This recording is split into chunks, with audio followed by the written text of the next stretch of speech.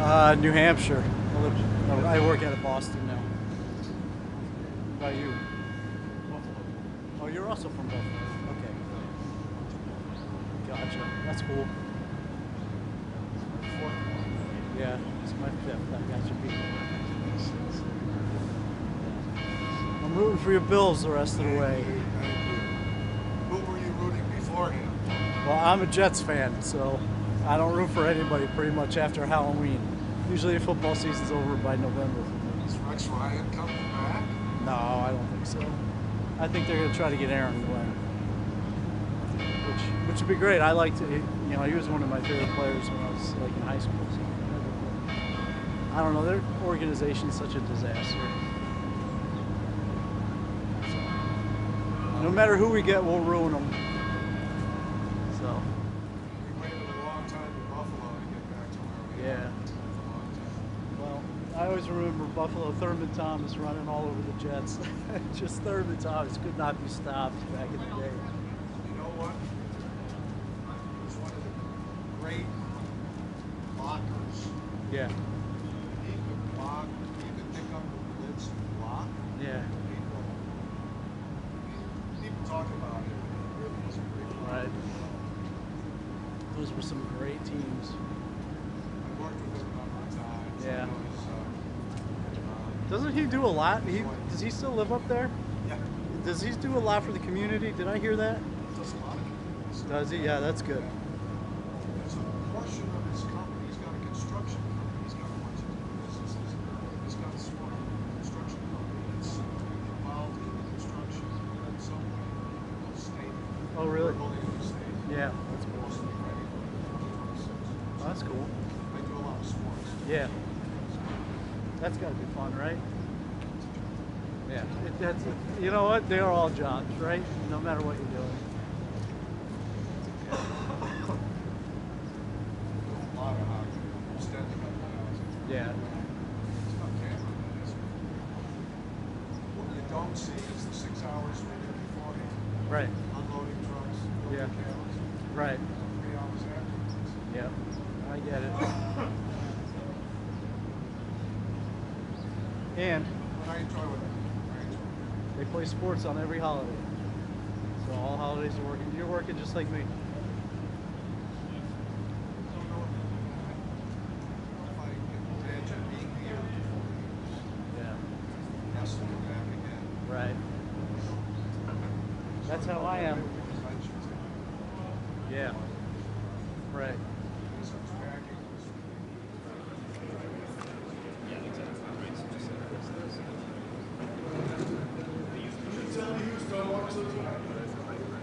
So for the reception, this will be the president and the first lady. And then when they do the 4 across, they'll step over. They should step over like this, but we'll see what they actually do. Correct, yep, sorry, yep. Dr. Biden for reception. Yep.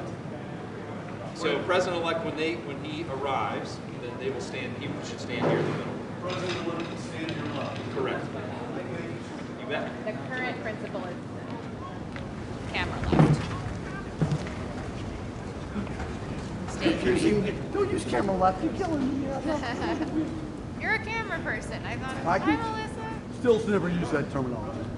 We'll Oh, do okay. that. Okay.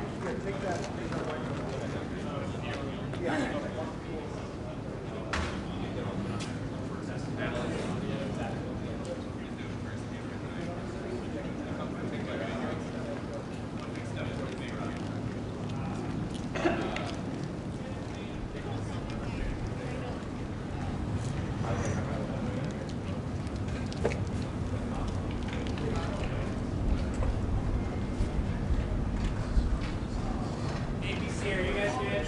AP. Yeah. No, ABC. You guys are all set? I just want to make sure. When do I need to? I'm gonna go deal with mine. I have to. Yeah, I mean, did you already bring yours? I'm lined it up.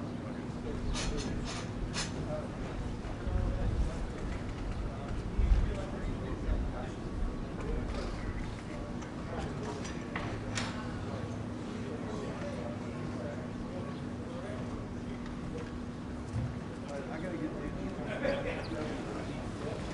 Melissa almost set my cameras Yeah. on the snow. Yeah. But, well, I need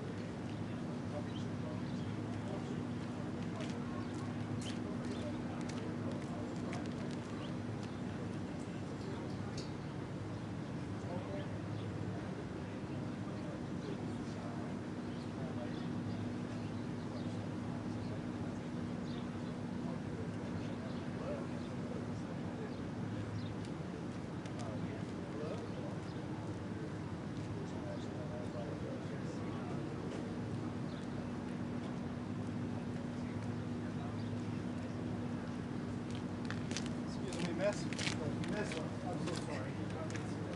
Oh, no, that's okay. All Thank good. you, sir.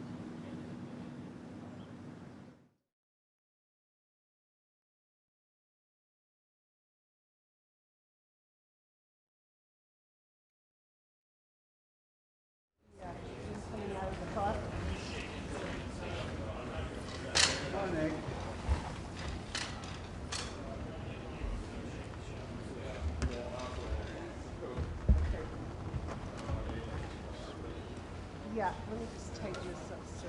This is the problem. Of course, I had to get it all set. It wasn't.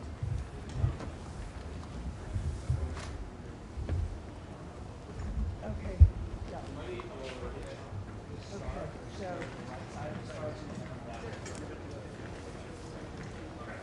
Well, now I have Nick in my shot, so, Chris is saying that works for yours. Chris is saying what? Trump me. okay. So, Church is saying, let's go. Just stand up. Okay. Thank you.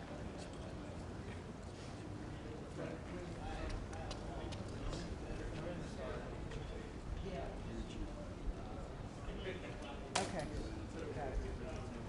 All right. Okay. Okay, wait. You're okay with that? Sorry, I just had to. Yeah, it's all good. I know, you were in the middle of something. Another one. We're back.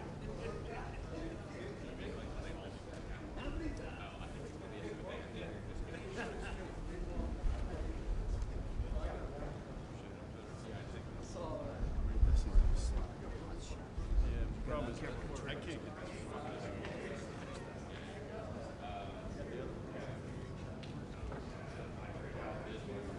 So that was a big problem.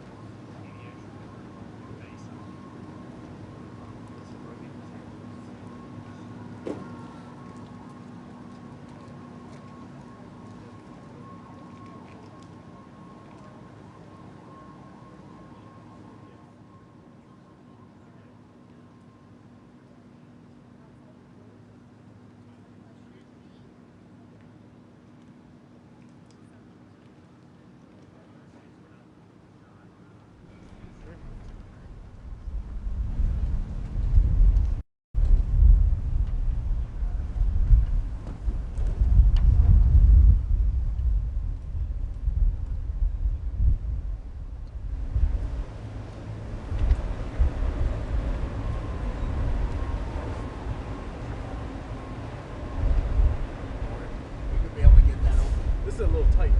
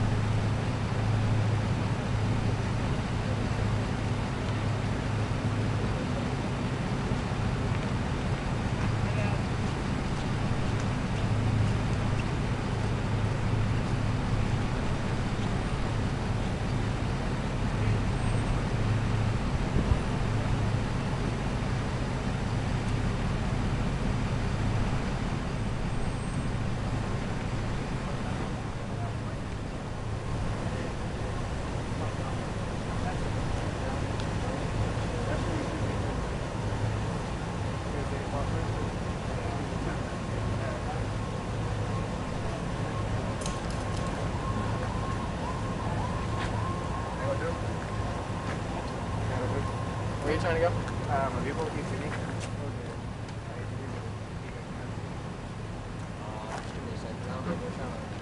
trying to get payments. Oh, well.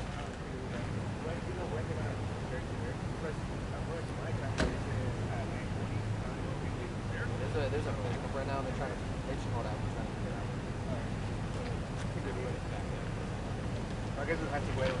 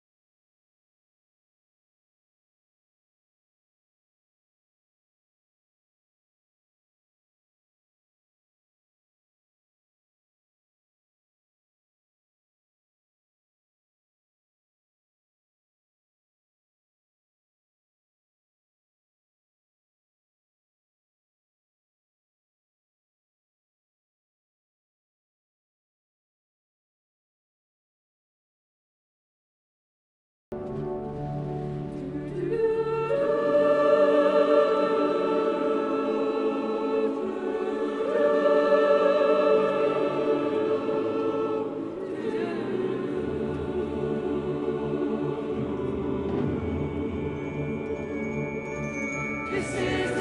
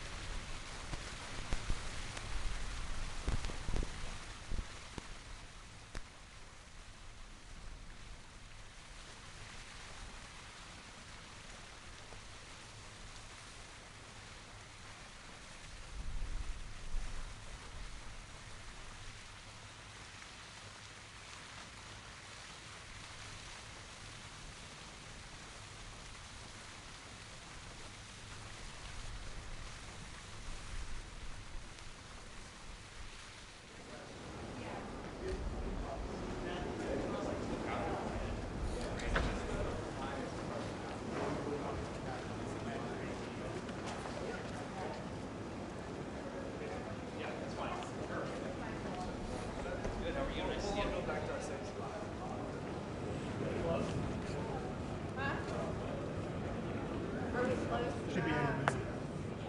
Should be any minute. Okay. Give or take, it'll be a little bit.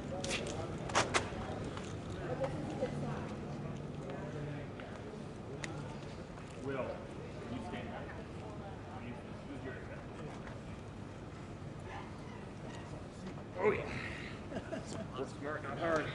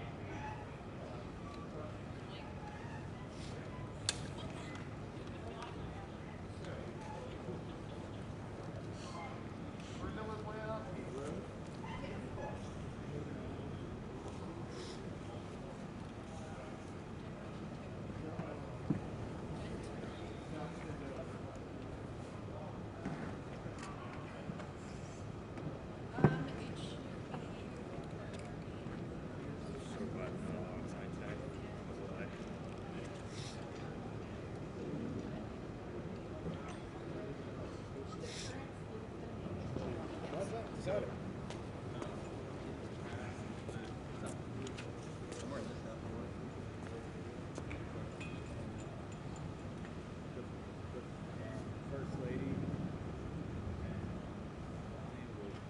will come out and go get down this ramp, and then the two of them will go together. But I don't know if they'll go after.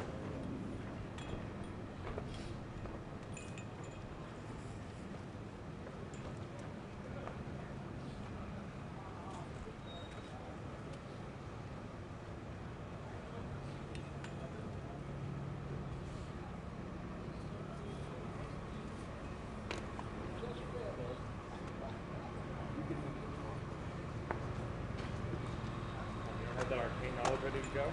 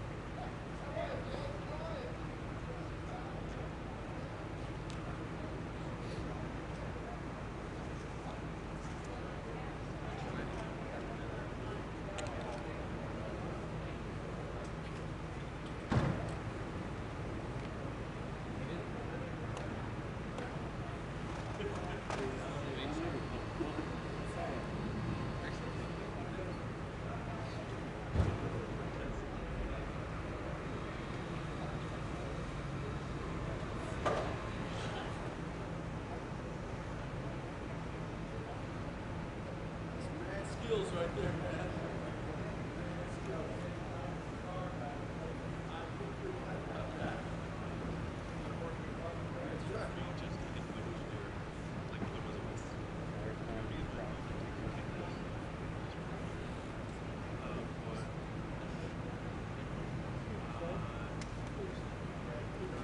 Party going to go separately, but they're going to go in the door into the windows right here. Yes. Spouses Spouses will go first. The second spouses will go Okay, first. so everybody will go in right here. Everybody's going to go, yeah, one car at a time. They'll fill up and leave. The next one comes up. Okay. Not yet.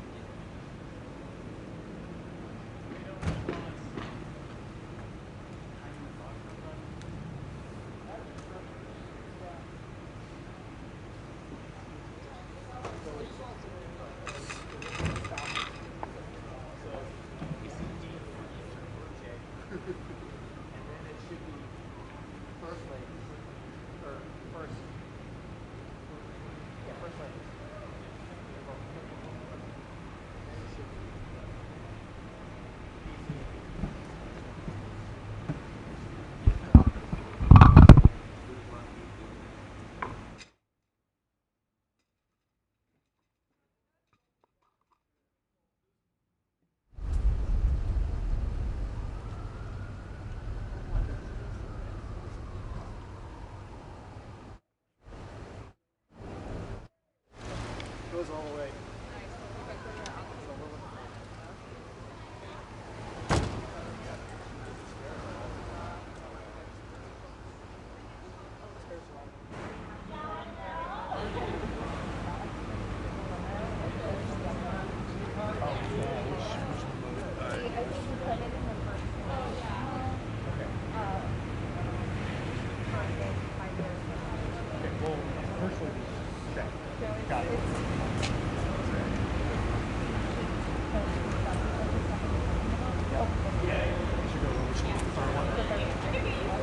That's where pioneers are.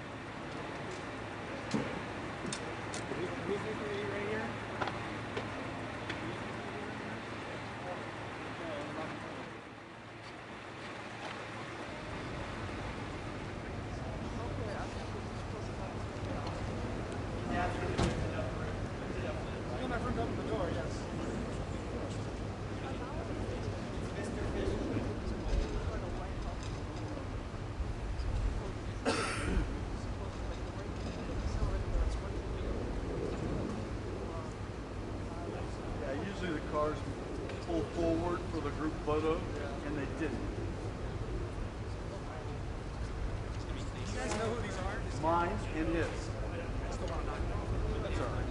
If you do, you can pick it up and just put it in the bushes. We'll take care of it. They're coming out, coming out.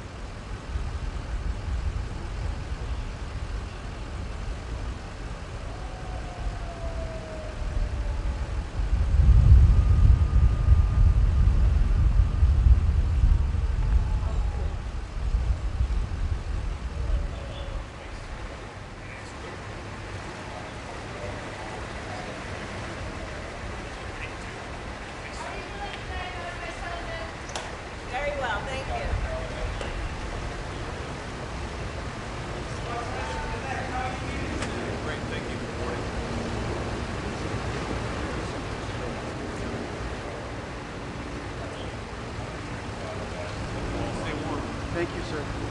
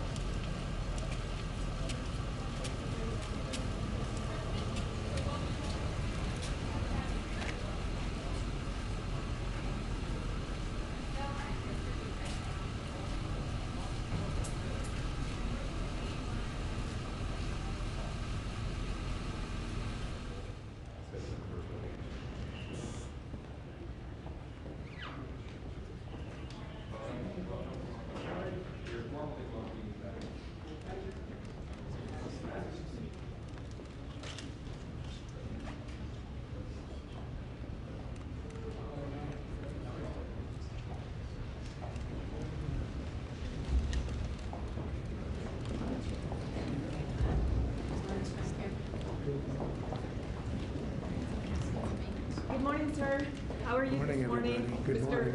Thank you. President Trump, how do you feel? President Biden? Well,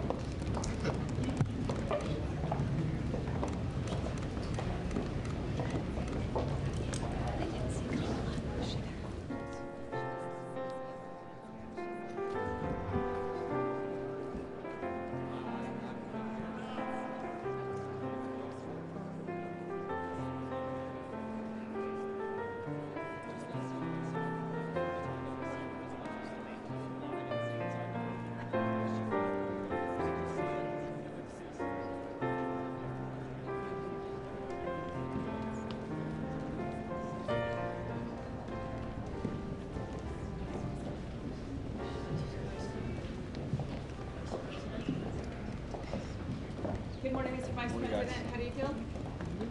Any comments, sir? Nope, nope.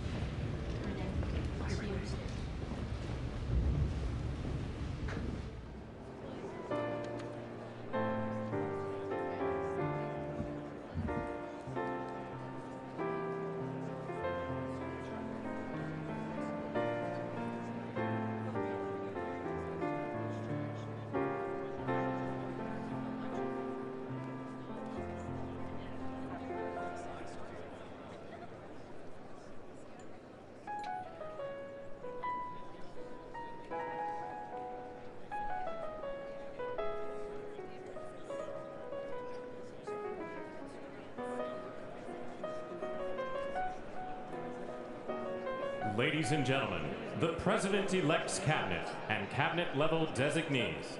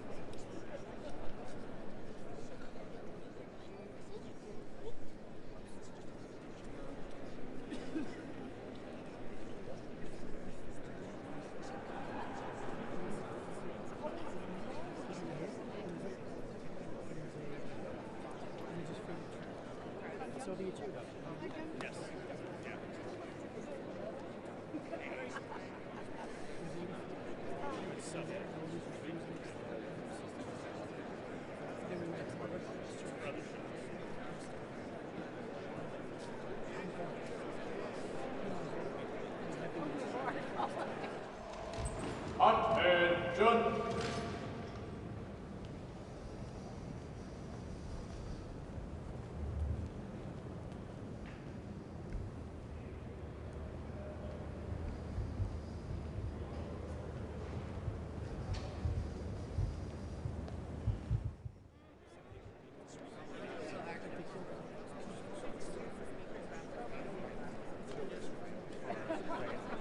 Just trying to catch her eye.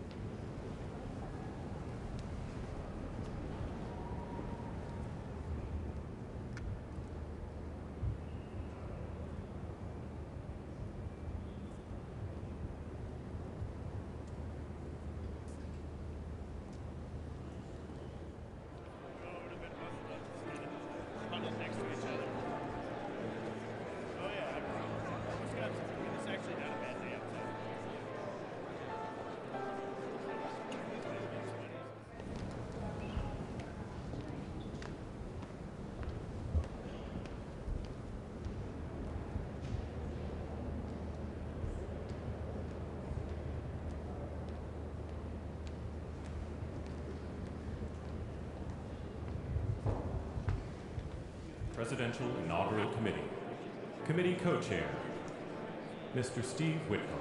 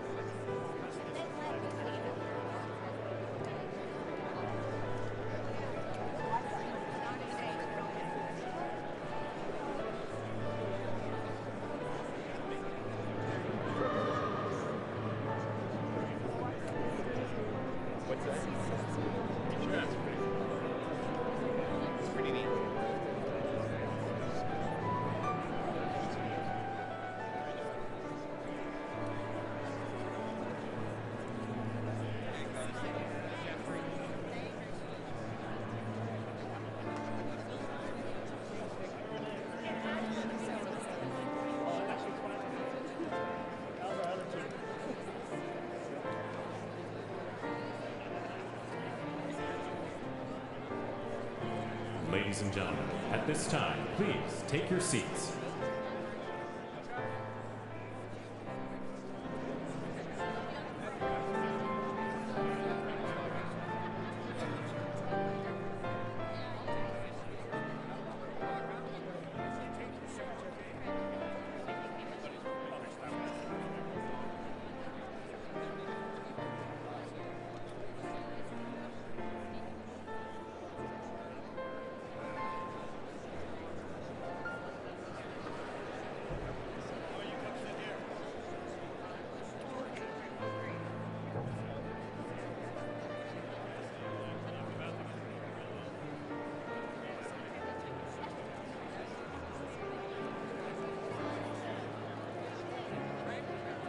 Ladies and gentlemen, at this time, please be seated.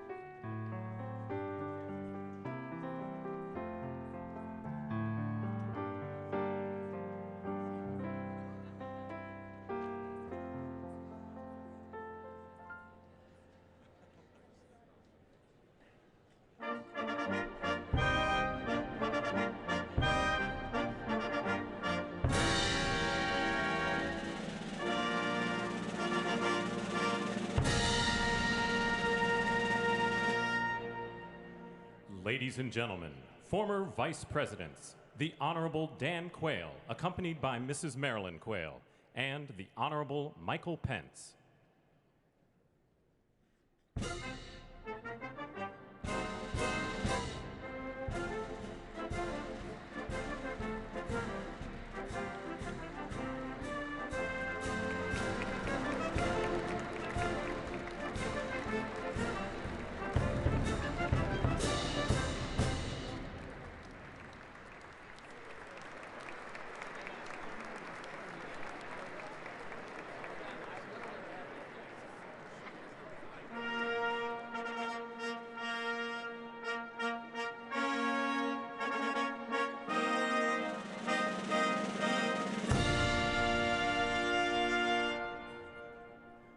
Ladies and gentlemen, the 42nd President of the United States, the Honorable William J. Clinton, accompanied by the Honorable Hillary Rodham Clinton.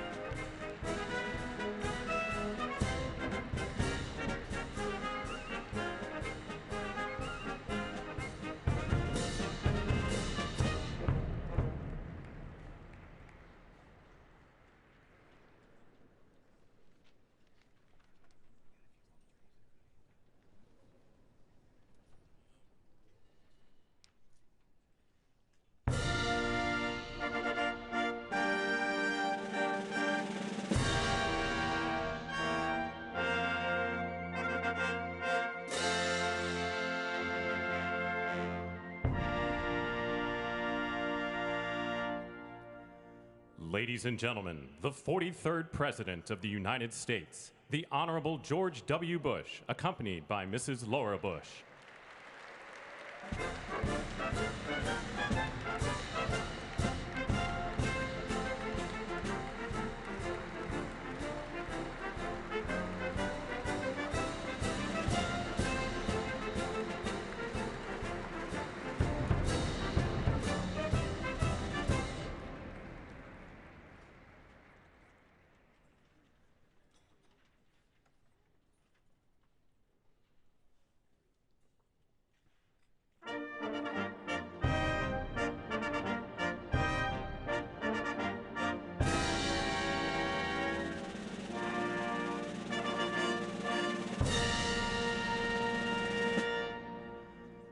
Ladies and gentlemen, the 44th President of the United States, the Honorable Barack H. Obama.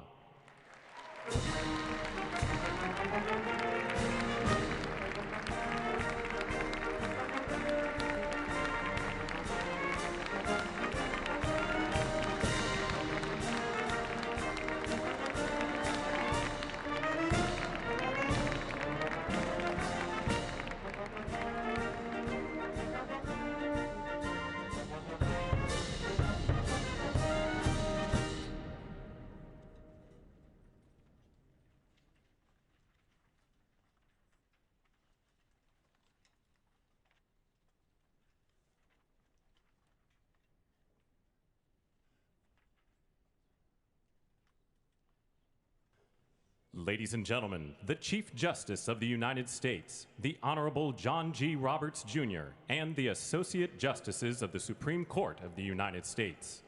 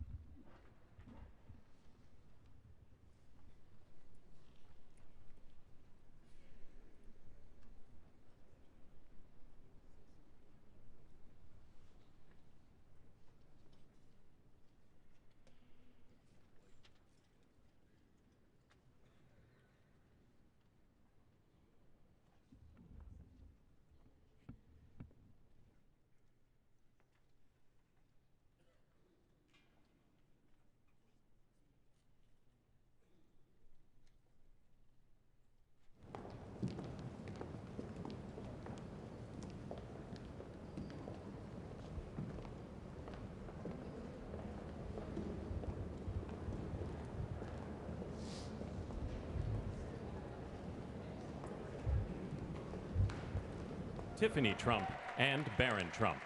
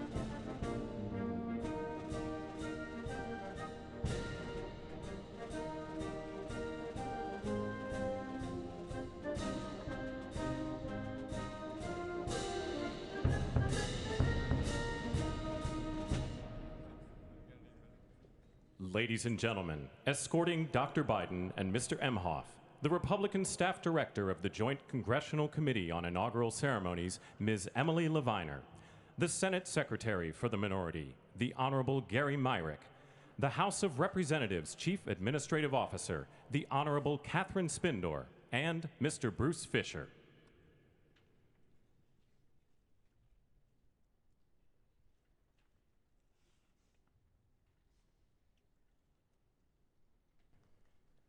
Ladies and gentlemen, Dr. Jill Biden and Mr. Douglas Emhoff.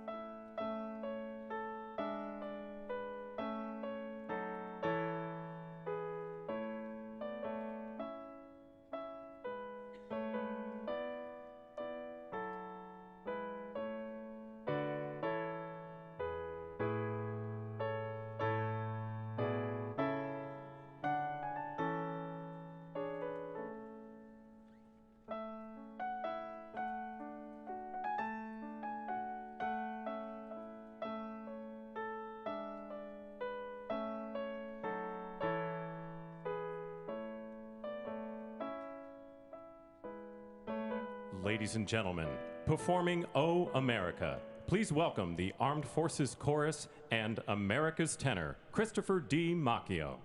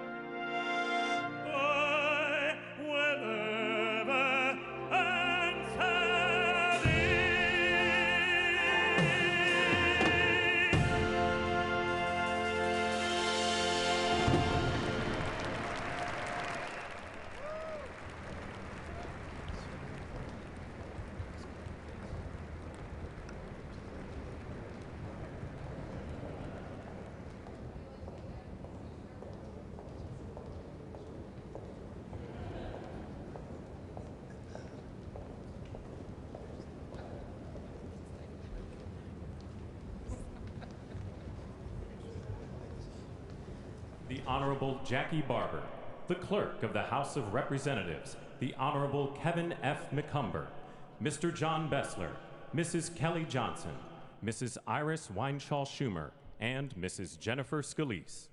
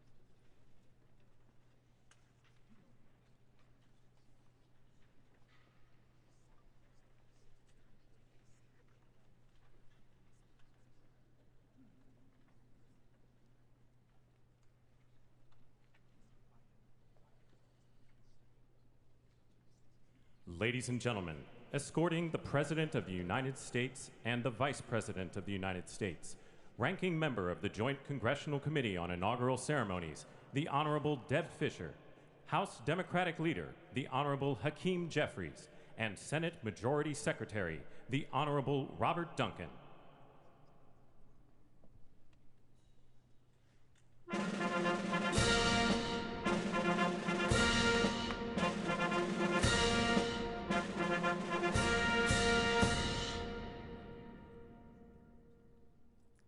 Ladies and gentlemen, the President of the United States, the Honorable Joseph R. Biden Jr., and Vice President of the United States, the Honorable Kamala Devi Harris.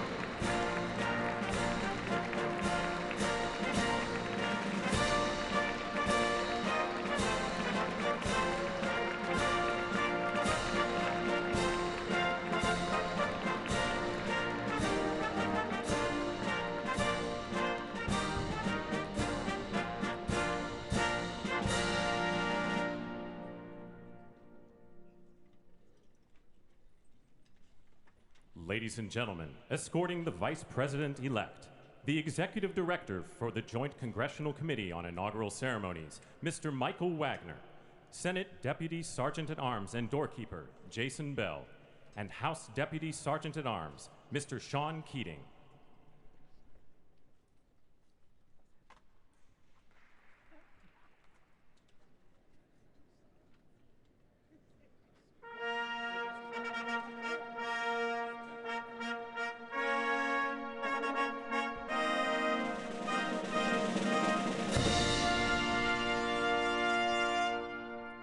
Ladies and gentlemen, the Vice President-elect of the United States, the Honorable J.D. Vance.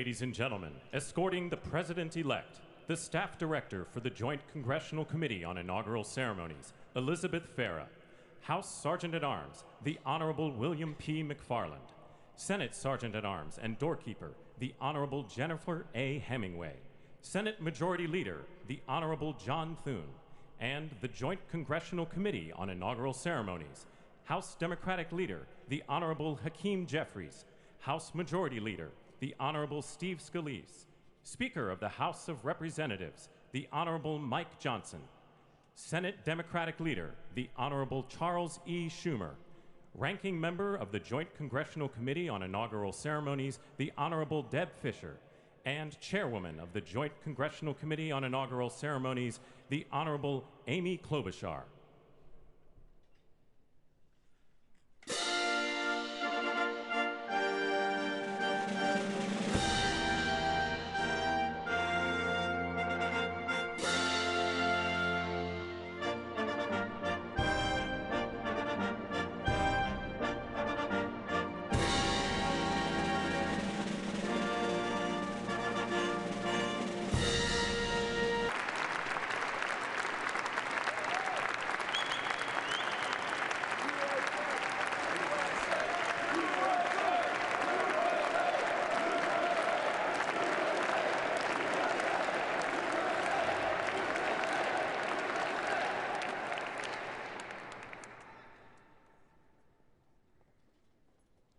Ladies and gentlemen, please be seated.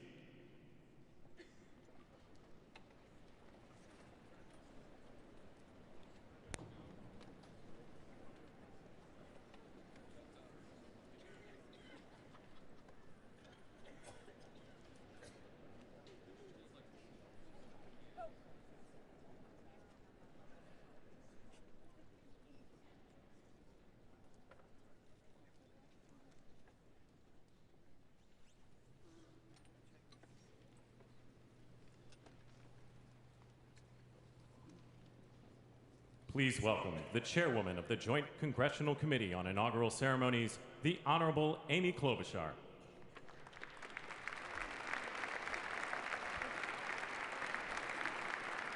Good morning, everyone. Welcome to the 60th presidential inauguration. Today, President-elect Trump and Vice President-elect Vance will take their oaths of office, and we will witness the peaceful transfer of power at the heart of our democracy.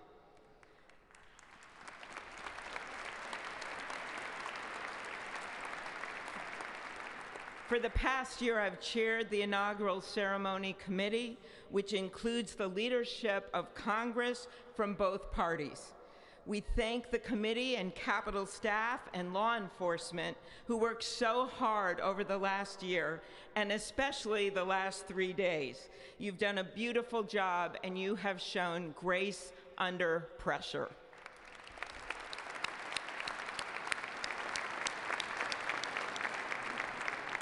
Our theme this year is our enduring democracy.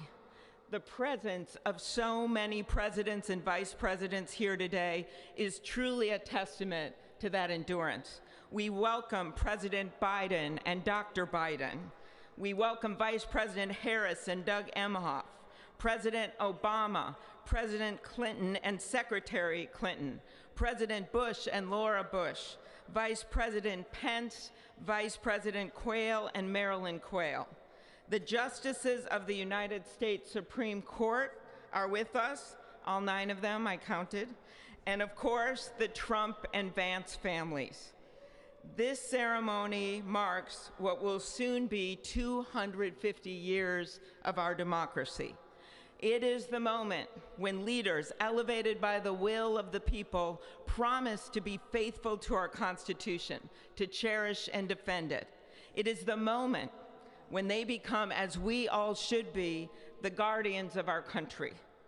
Through war and peace, through adversity and prosperity, we hold this inauguration every 4 years, and today it falls on Martin Luther King Day, a further reminder that we must strive to uphold the values enshrined in our Constitution, the freedoms, the liberties, and, as is inscribed on the entrance of the United States Supreme Court, equal justice under law.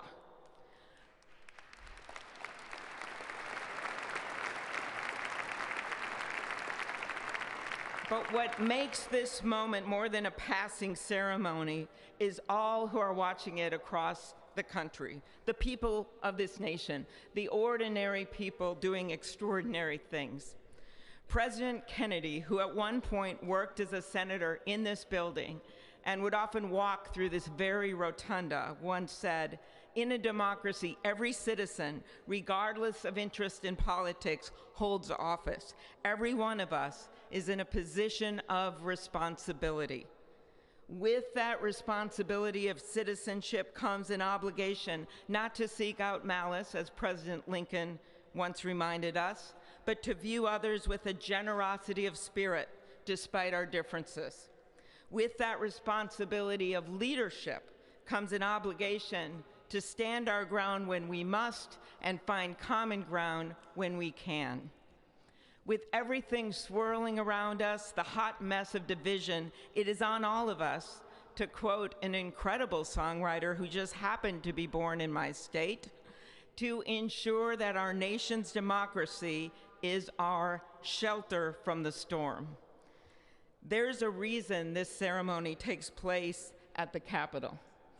In other countries, it might be in a presidential palace or a gilded executive office building. Here, it is traditionally held at the Capitol, the People's House. It is a fitting reminder of the system of checks and balances that is the very foundation of our government.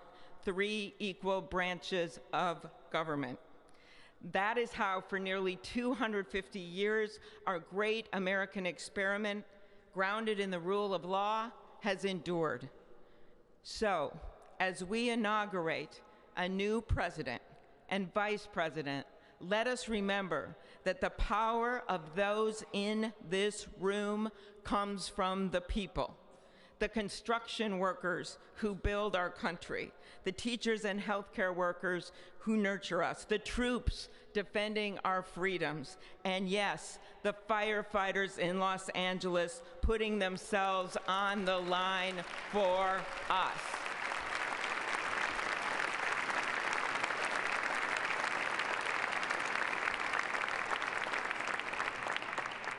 Our democracy's strength and grit must match theirs. May God bless our nation. Thank you.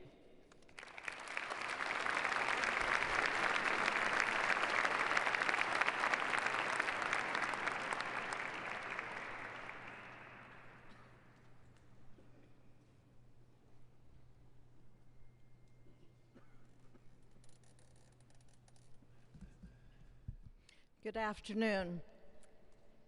Endurance through the years is the ultimate test. To persevere through time is the truest measure of an idea, an institution, and a nation. Our founders wrote the Constitution so that America could withstand all the twists and turns of time. They wrote it to guide us and to preserve forever our right of life, liberty, and the pursuit of happiness. But as much as the truths and principles enshrined in our Constitution remain the same, our democracy promises the American people the power to change, to chart their own destiny. That's the beauty. That is the importance of democracy. It allows the endurance, the permanence of a nation through change.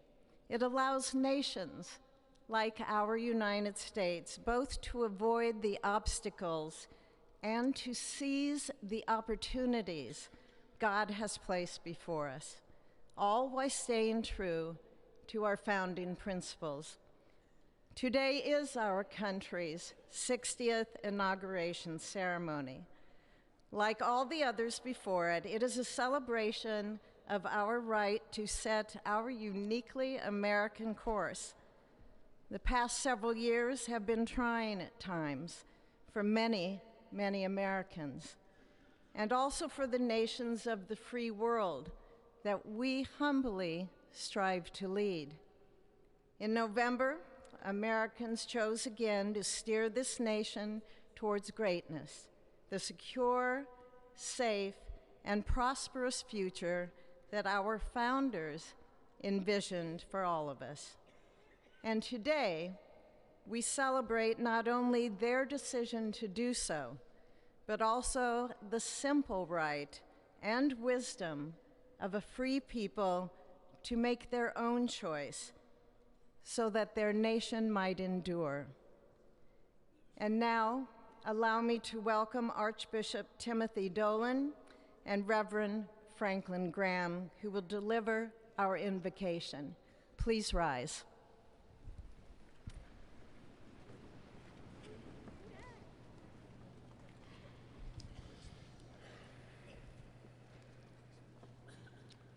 Be still and know that I am God, supreme among the nations, supreme on the earth. Let us pray. Remembering General George Washington on his knees at Valley Forge, recalling Abraham Lincoln at his second inaugural, with malice toward none, with charity for all, with firmness in the right as God gives us to see the right. Remembering General George Patton's instructions to his soldiers as they began the Battle of the Bulge 8 decades ago, pray. Pray when fighting, pray alone, pray with others, pray by night, pray by day. Observing the birthday of the Reverend Martin Luther King, who warned, without God, our efforts turn to ashes. We, blessed citizens of this one nation under God, humbled by our claim that in God we trust, gather indeed this Inauguration Day to pray for our President Donald J. Trump, his family, his advisors, his cabinet, his aspirations, his vice president, for the Lord's blessings upon Joseph Biden, for our men and women in uniform, for each other whose hopes are stoked this new year, this Inauguration Day. We cannot err in relying upon that prayer from the Bible, upon which our president will soon place his hand in oath, as we make our own the supplications of King Solomon for wisdom as he began his governance. God of our fathers, in your wisdom you set man to govern your creatures, to govern in holiness and justice, to render justice with integrity. Give our leader wisdom, for he is your servant, aware of his own weakness and brevity of life. If wisdom which comes not from you be not with him, he shall be held in no esteem. Send wisdom from heavens that she may be with him, that he may know your designs. Please, God, bless America. Please, mend her every flaw. You are the God in whom we trust, who lives and reigns forever and ever. Amen.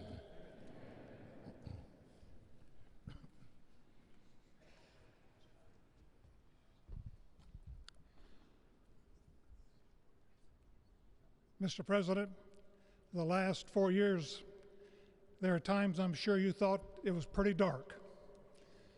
But look what God has done. We praise him and give him glory.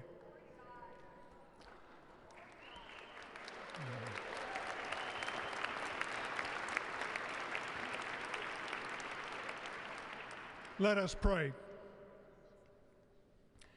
Our Father and our God, thou hast said, blessed is the nation whose God is the Lord. As the prophet Daniel prayed, blessed be the name of God forever and ever. For wisdom and might are his. He changes the times and the seasons. He removes kings. He raises up kings. He gives wisdom to the wise and knowledge to those who have understanding. Our Father, today, as President Donald J. Trump takes the oath of office once again, we come to say thank you, O Lord our God. Father, when Donald Trump's enemies thought he was down and out, you and you alone saved his life and raised him up with strength and power by your mighty hand. We pray for President Trump that you'll watch over, protect, guide, direct him. Give him your wisdom from your throne on high. We ask that you would bless him and that our nation would be blessed through him. We also ask that you would bless and protect Melania as First Lady. We thank you for the beauty, the warmth, and grace that she shows not only to this nation, but to the whole world. We thank you for Vice President-elect J.D. Vance and his wife Usha and their young family. May he be a strength to President Trump, to stand beside him, to hold up his arms like Aaron held up the arms of Moses in the midst of battle. The prophet Samuel reminded the people, it was you that brought them up from the land of Egypt. And he said, now stand still that I may reason with you before the Lord. So Father, we take this moment to stand still, to remember the great things that you have done for this nation. Thank you for the protection, the bounty, the freedoms that we so enjoy. We remember to keep our eyes fixed on you, and may our hearts be inclined to your voice. We know that America can never be great again if we turn our backs on you. We ask for your help, and we pray all of this in the name of the King of Kings, the Lord of Lords, your Son, my Savior, and our Redeemer, Jesus Christ. Amen. Ladies and gentlemen, please welcome Associate Justice Kavanaugh to administer the Vice Presidential Oath of Office.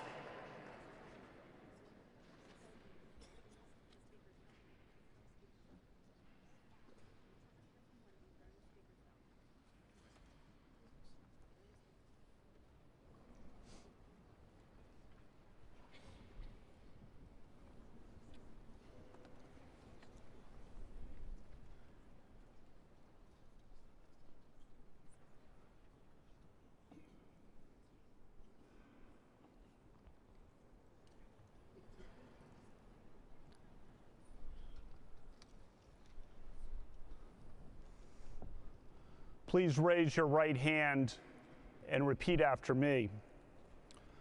I, James David Vance, do solemnly swear. I, James David Vance, do solemnly swear that I will support and defend the Constitution of the United States. that I will support and defend the Constitution of the United States Against all enemies, foreign and domestic. against all enemies, foreign and domestic. That I will bear true faith. That I will bear true faith and allegiance to the same. and allegiance to the same. That I take this obligation freely.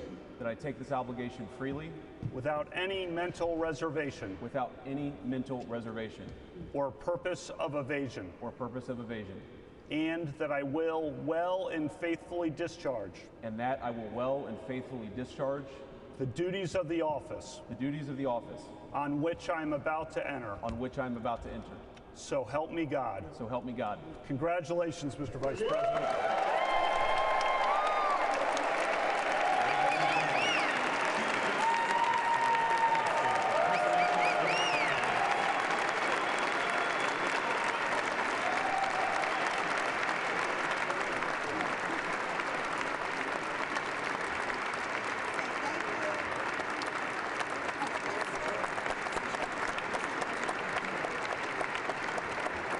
Ladies and gentlemen, please welcome Chief Justice Roberts to administer the Presidential Oath of Office.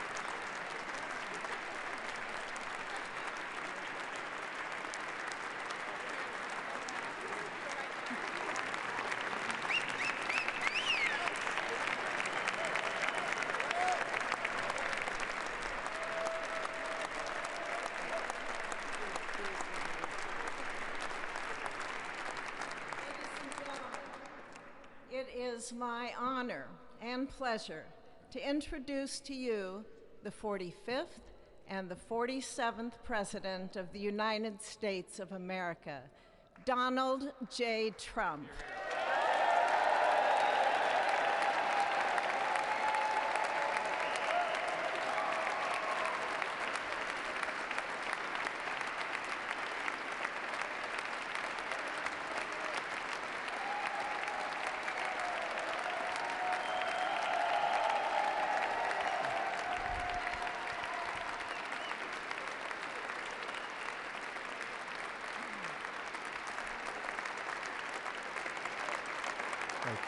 Thank you very much, everybody. Well, thank you very, very much.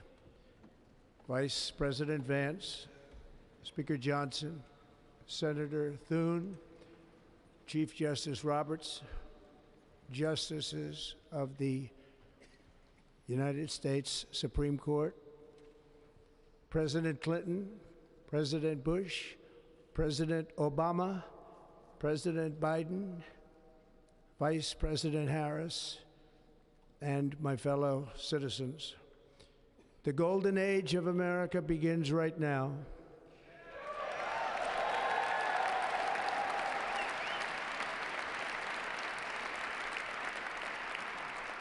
From this day forward, our country will flourish and be respected again all over the world. We will be the envy of every nation, and we will not allow ourselves to be taken advantage of any longer. During every single day of the Trump administration, I will very simply put America first.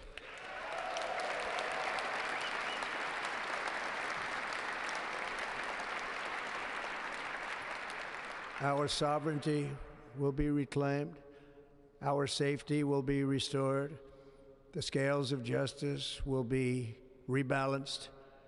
The vicious, violent, and unfair weaponization of the Justice Department and our government will end.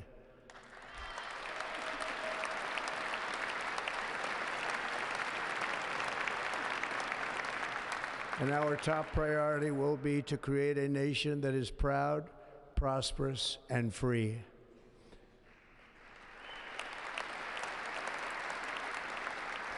America will soon be greater, stronger, and far more exceptional than ever before. I return to the presidency confident and optimistic that we are at the start of a thrilling new era of national success. A tide of change is sweeping the country, sunlight is pouring over the entire world, and America has the chance to seize this opportunity like never before. But first, we must be honest about the challenges we face. While they are plentiful, they will be annihilated by this great momentum that the world is now witnessing in the United States of America. As we gather today, our government confronts a crisis of trust. For many years, a radical and corrupt establishment has extracted power and wealth from our citizens while the pillars of our society lay broken and seemingly in complete disrepair. We now have a government that cannot manage even a simple crisis at home, while at the same time stumbling into a continuing catalog of catastrophic events abroad. It fails to protect our magnificent, law-abiding American citizens, but provides sanctuary and protection for dangerous criminals, many from prisons and mental institutions that have illegally entered our country from all over the world. We have a government that has given unlimited funding to the defense of foreign borders, but refuses to defend American borders or, more importantly, its own people. Our country can no longer deliver basic services in times of emergency, as recently shown by the wonderful people of North Carolina, been treated so badly.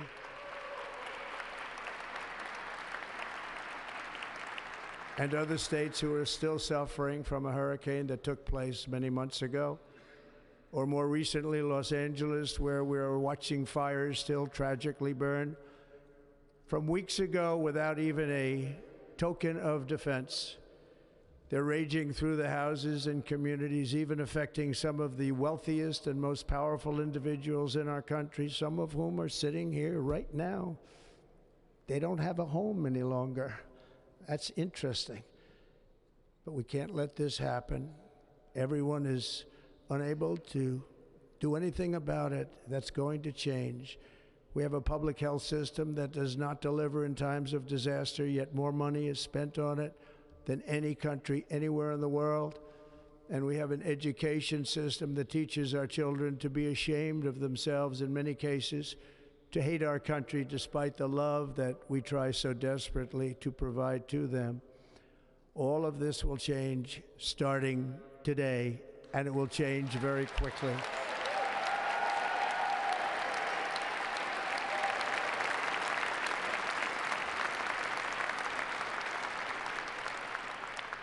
My recent election is a mandate to completely and totally reverse a horrible betrayal and all of these many betrayals that have taken place, and to give the people back their faith, their wealth, their democracy, and indeed their freedom. From this moment on, America's decline is over.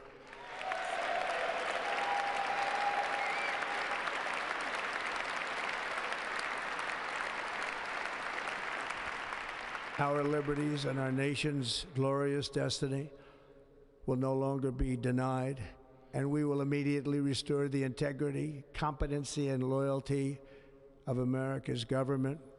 Over the past 8 years, I have been tested and challenged more than any president in our 250-year history, and I've learned a lot along the way.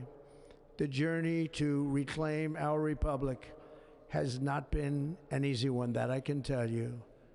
Those who wish to stop our cause have tried to take my freedom and indeed to take my life. Just a few months ago in a beautiful Pennsylvania field, an assassin's bullet ripped through my ear. But I felt then, and believe even more so now, that my life was saved for a reason. I was saved by God to make America great again.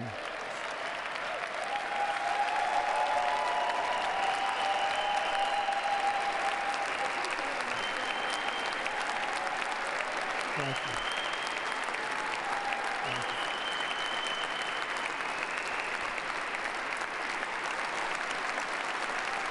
Thank you very much.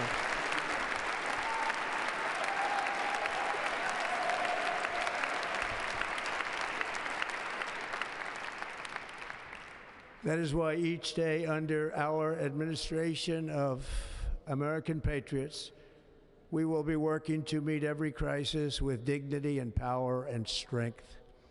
We will move with purpose and speed to bring back hope, prosperity, safety, and peace for citizens of every race, religion, color, and creed.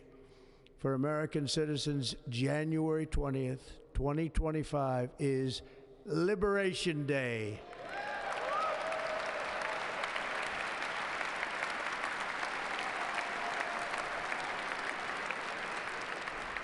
It is my hope that our recent presidential election will be remembered as the greatest and most consequential election in the history of our country. As our victory showed, the entire nation is rapidly unifying behind our agenda with dramatic increases in support from virtually every element of our society, young and old, men and women, African Americans, Hispanic Americans, Asian Americans, urban, suburban, rural, and very importantly, we had a powerful win in all 7 swing states, and the popular vote, we won by millions of people. To the Black and Hispanic communities, I want to thank you for the tremendous outpouring of love and trust that you have shown me with your vote. We set records, and I will not forget it. I've heard your voices in the campaign, and I look forward to working with you in the years to come. Today is Martin Luther King Day, and his honor, this will be a great honor, but in his honor we will strive together to make his dream a reality. We will make his dream come true.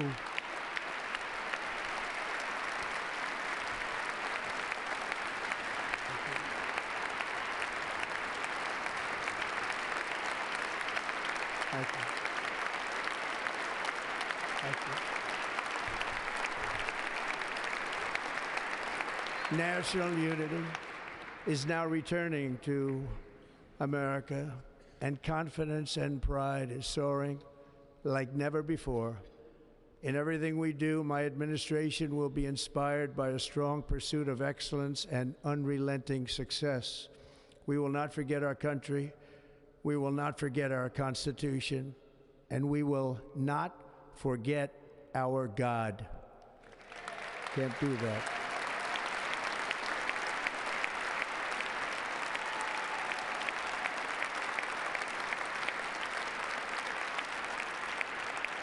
Today, I will sign a series of historic executive orders. With these actions, we will begin the complete restoration of America and the revolution of common sense. It's all about common sense. First, I will declare a national emergency at our southern border.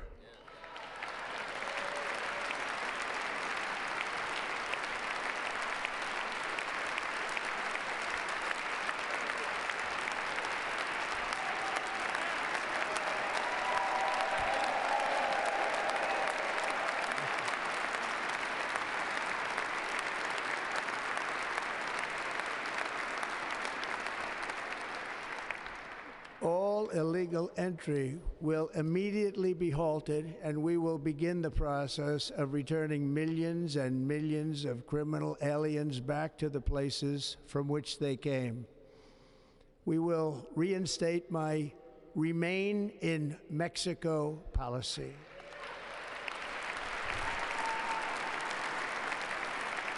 I will end the practice of catch and release. And I will send troops to the southern border to repel the disastrous invasion of our country.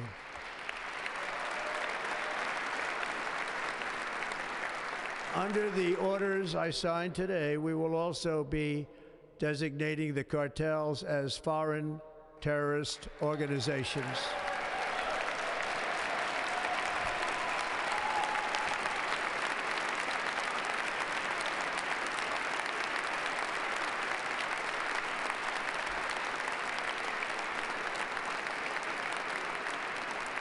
And by invoking the Alien Enemies Act of 1798, I will direct our government to use the full and immense power of federal and state law enforcement to eliminate the presence of all foreign gangs and criminal networks, bringing devastating crime to U.S. soil, including our cities and inner cities.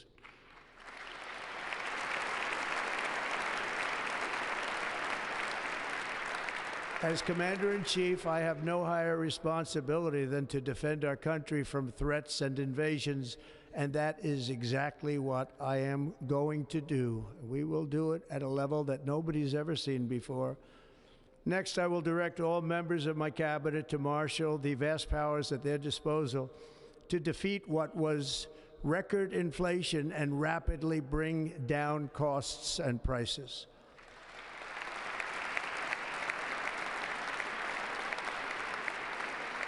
The inflation crisis was caused by massive overspending and escalating energy prices, and that is why today I will also declare a national energy emergency. We will drill, baby, drill.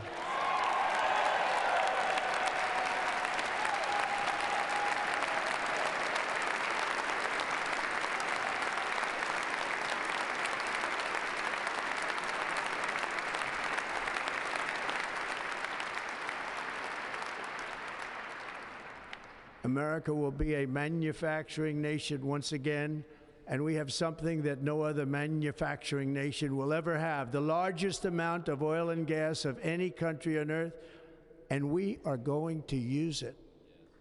We're going to use it. We will bring prices down, fill our strategic reserves up again, right to the top, and export American energy all over the world. We will be a rich nation again, and it is that liquid gold under our feet that will help to do it. With my actions today, we will end the Green New Deal and we will revoke the electric vehicle mandate, saving our auto industry and keeping my sacred pledge to our great American auto workers.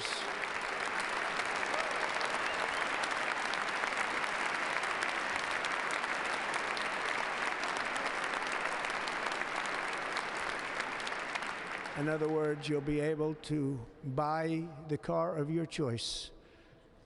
We will build automobiles in America again at a rate that nobody could have dreamt possible just a few years ago. And thank you to the auto workers of our nation for your inspiring vote of confidence. We did tremendously with their vote. I will immediately begin the overhaul of our trade system to protect American workers and families. Instead of taxing our citizens to enrich other countries, we will tariff and tax foreign countries to enrich our citizens.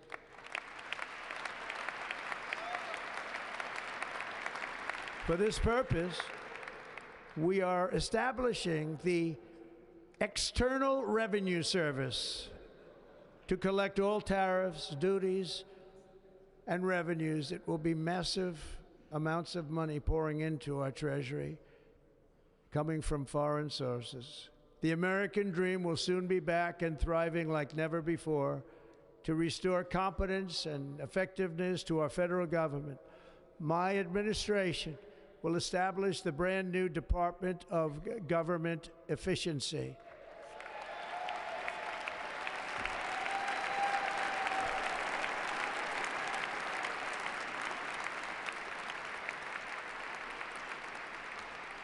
After years and years of illegal and unconstitutional federal efforts to restrict free expression, I will also sign an executive order to immediately stop all government censorship and bring back free speech to America.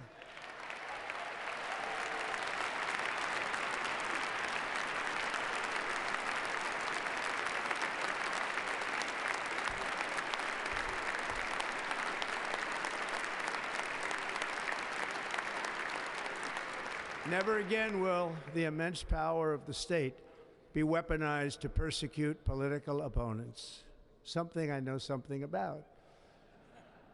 We will not allow that to happen. It will not happen again. Under my leadership, we will restore fair, equal, and impartial justice under the constitutional rule of law.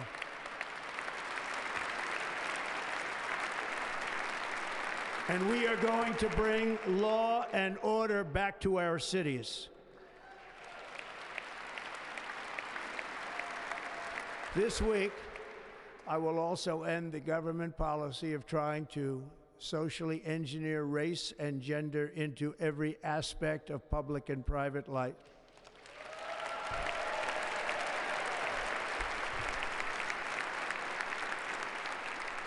We will forge a society that is colorblind and merit-based.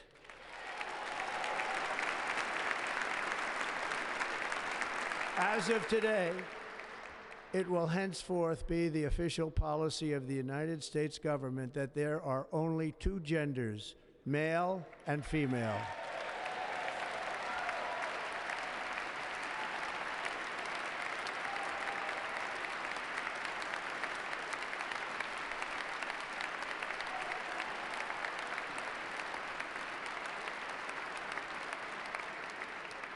This week, I will reinstate any service members who were unjustly expelled from our military for objecting to the COVID vaccine mandate with full back pay.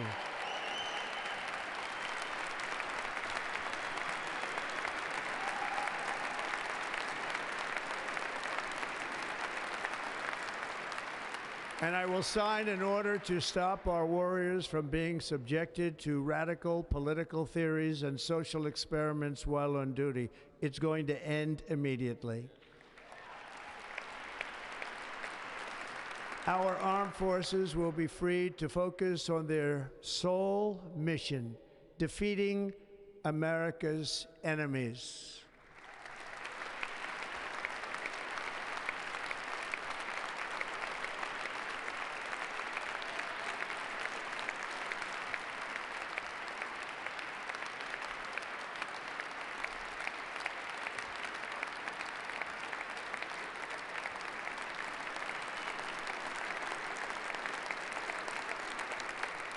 Like in 2017, we will again build the strongest military the world has ever seen. We will measure our success not only by the battles we win, but also by the wars that we end, and perhaps most importantly, the wars we never get into.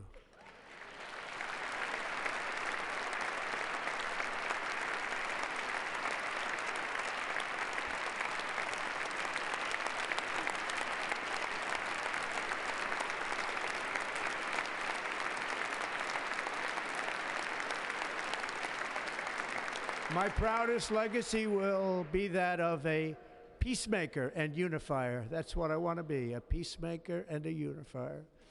I'm pleased to say that as of yesterday, one day before I assumed office, the hostages in the Middle East are coming back home to their families.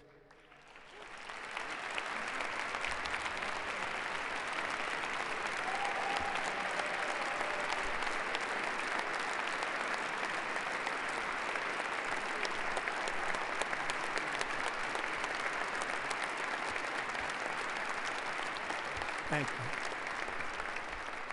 America will reclaim its rightful place as the greatest, most powerful, most respected nation on earth, inspiring the awe and admiration of the entire world. A short time from now, we are going to be changing the name of the Gulf of Mexico to the Gulf of America, and we will restore the name of a great president, William McKinley, to Mount McKinley, where it should be and where it belongs.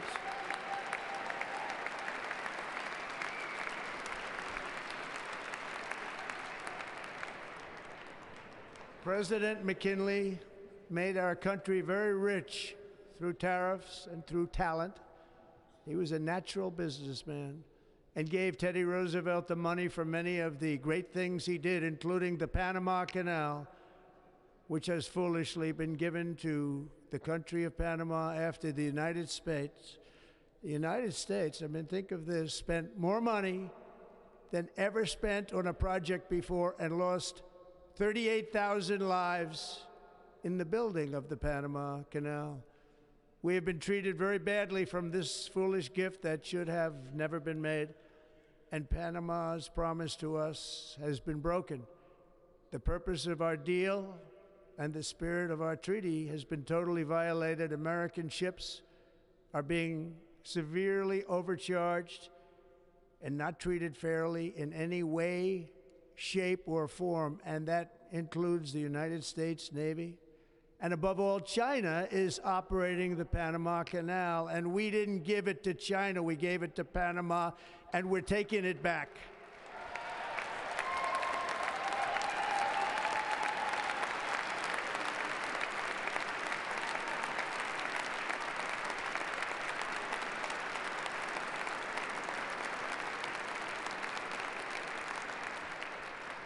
Above all, my message to Americans today is that it is time for us to once again act with courage, vigor, and the vitality of history's greatest civilization. So as we liberate our nation, we will lead it to new heights of victory and success. We will not be deterred. Together we will end the chronic disease epidemic and keep our children safe, healthy, and disease-free. The United States will once again consider itself a growing nation, one that increases our wealth, expands our territory, builds our cities, raises our expectations, and carries our flag into new and beautiful horizons.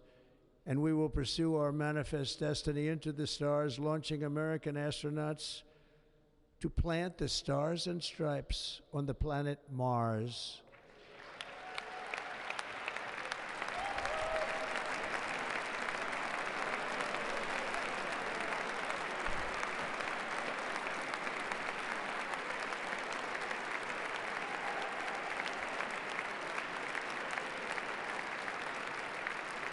Ambition is the lifeblood of a great nation, and right now our nation is more ambitious than any other. There's no nation like our nation. Americans are explorers, builders, innovators, entrepreneurs, and pioneers. The spirit of the frontier is written into our hearts. The call of the next great adventure resounds from within our souls. Our American ancestors turned a small group of colonies on the edge of a vast continent into a mighty republic of the most extraordinary citizens on earth. No one comes close. Americans pushed thousands of miles through a rugged land of untamed wilderness.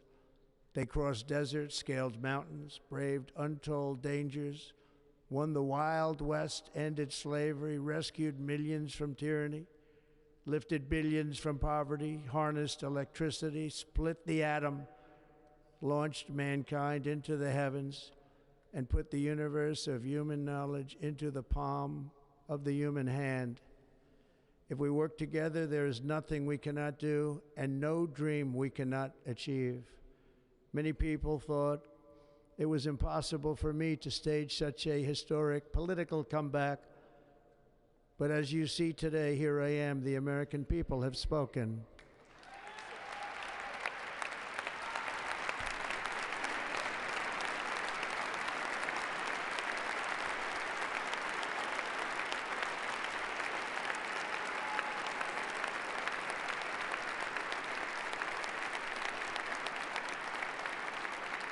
I stand before you now as proof that you should never believe that something is impossible to do. In America, the impossible is what we do best.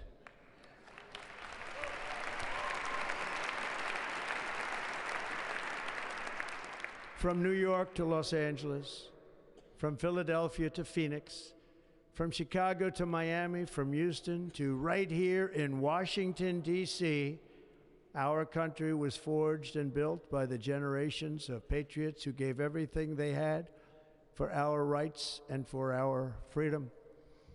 They were farmers and soldiers, cowboys and factory workers, steel workers and coal miners, police officers and pioneers who pushed onward, marched forward, and let no obstacle defeat their spirit or their pride.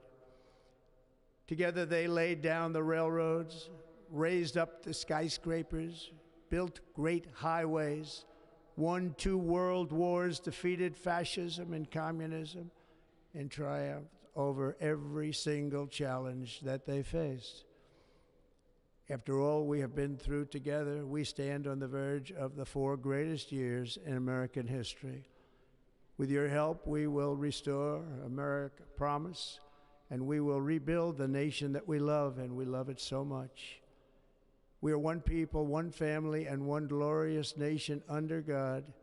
So to every parent who dreams for their child, and every child who dreams for their future, I am with you, I will fight for you, and I will win for you. We're going to win like never before.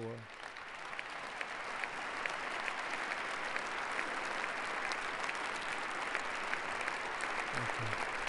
Thank you.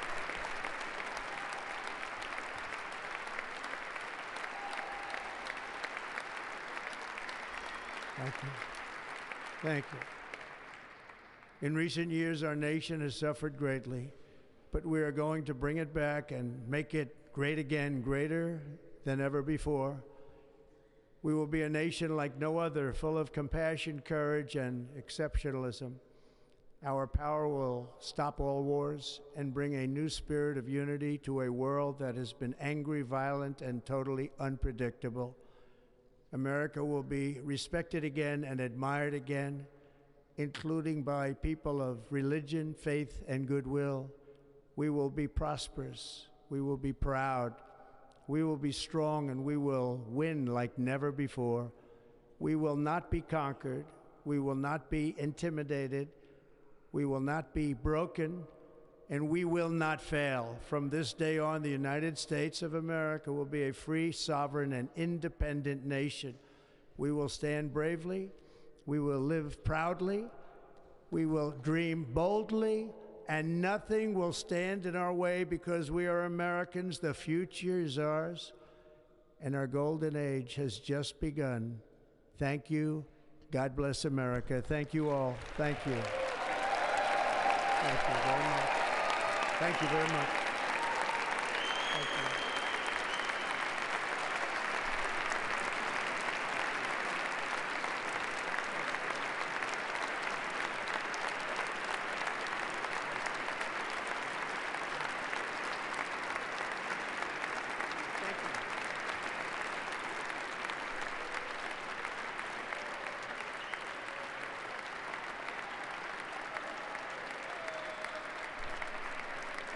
Ladies and gentlemen, performing America the Beautiful, please welcome the Armed Forces Chorus and Carrie Underwood.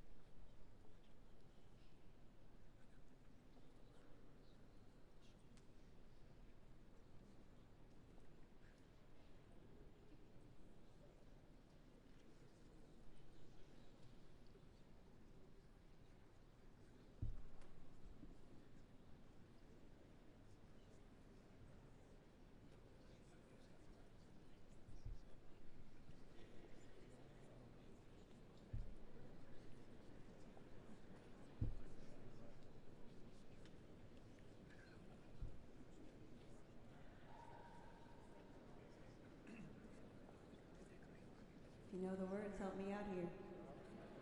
Oh, beautiful for spacious skies, for amber waves of grain, for purple mountain majesties above the fruited plain. America, America, God shed His grace on thee and crown thy good with brotherhood from sea to shining sea.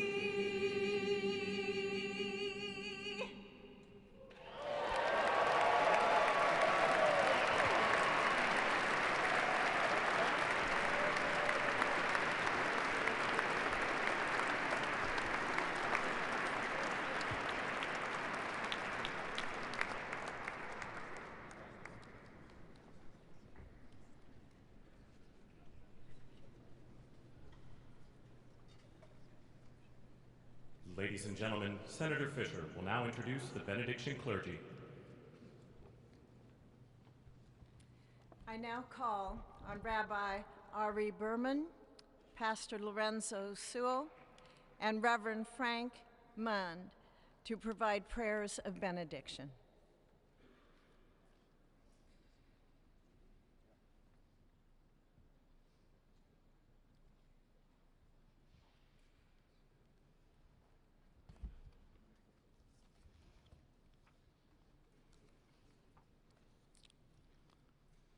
Let us pray. Almighty God, your prophet Jeremiah walked the streets of Jerusalem and blessed its inhabitants with the Hebrew words, Baruch HaGever Asher Yiftach BaHashem. Blessed is the one who trusts in God. Thousands of years later, this great nation, which adopted these words as its motto, "In God we trust," stands at a moment of historic opportunity. Americans are searching for meaning. Our merciful Father, help us rise to meet this moment. Bless President Donald J. Trump and Vice President J.D. Vance with the strength and courage to choose the right and the good. Unite us around our foundational biblical values of life and liberty, of service and sacrifice, and especially of faith and morality, which George Washington called the indispensable supports of American prosperity. Guide our schools and college campuses, which have been experiencing such unrest, to inspire the next generation to pair progress with purpose, knowledge with wisdom, and truth with virtue. Hear the cry of the hostages, both American and Israeli, whose pain our president so acutely feels. We are so thankful for the 3 young women who yesterday returned home, and pray that the next 4 years brings peace to Israel and throughout the Middle East. Almighty God, grant all Americans the opportunity to realize our shared dream of a life filled with peace and plenty, health and happiness, compassion and contribution. Stir within us the confidence to rise to this moment. For while we trust in God, God's trust is in us, the American people. America is called to greatness, to be a beacon of light and a mover of history. May our nation merit the fulfillment of Jeremiah's blessing, that like a tree planted by water, we shall not cease to bear fruit. May all of humanity experience your love and your blessing. May it be thy will, and let us say, Amen. Let us pray for our 47th president. Heavenly Father, we're so grateful that you gave our 45th and now our 47th president a millimeter miracle. We are grateful that you are the one that have called him for such a time as this, that America would begin to dream again. We pray that we would fulfill the true meaning of our creed, that we hold these truths to be self-evident, that all men are created equal. We pray that you use our president, that we will live in a nation where we will not be judged by the color of our skin, but by the content of our character. Heavenly Father, in the name of Jesus, we are so grateful today that you will use our 47th president so we would sing with new meaning, my country, 'tis of thee.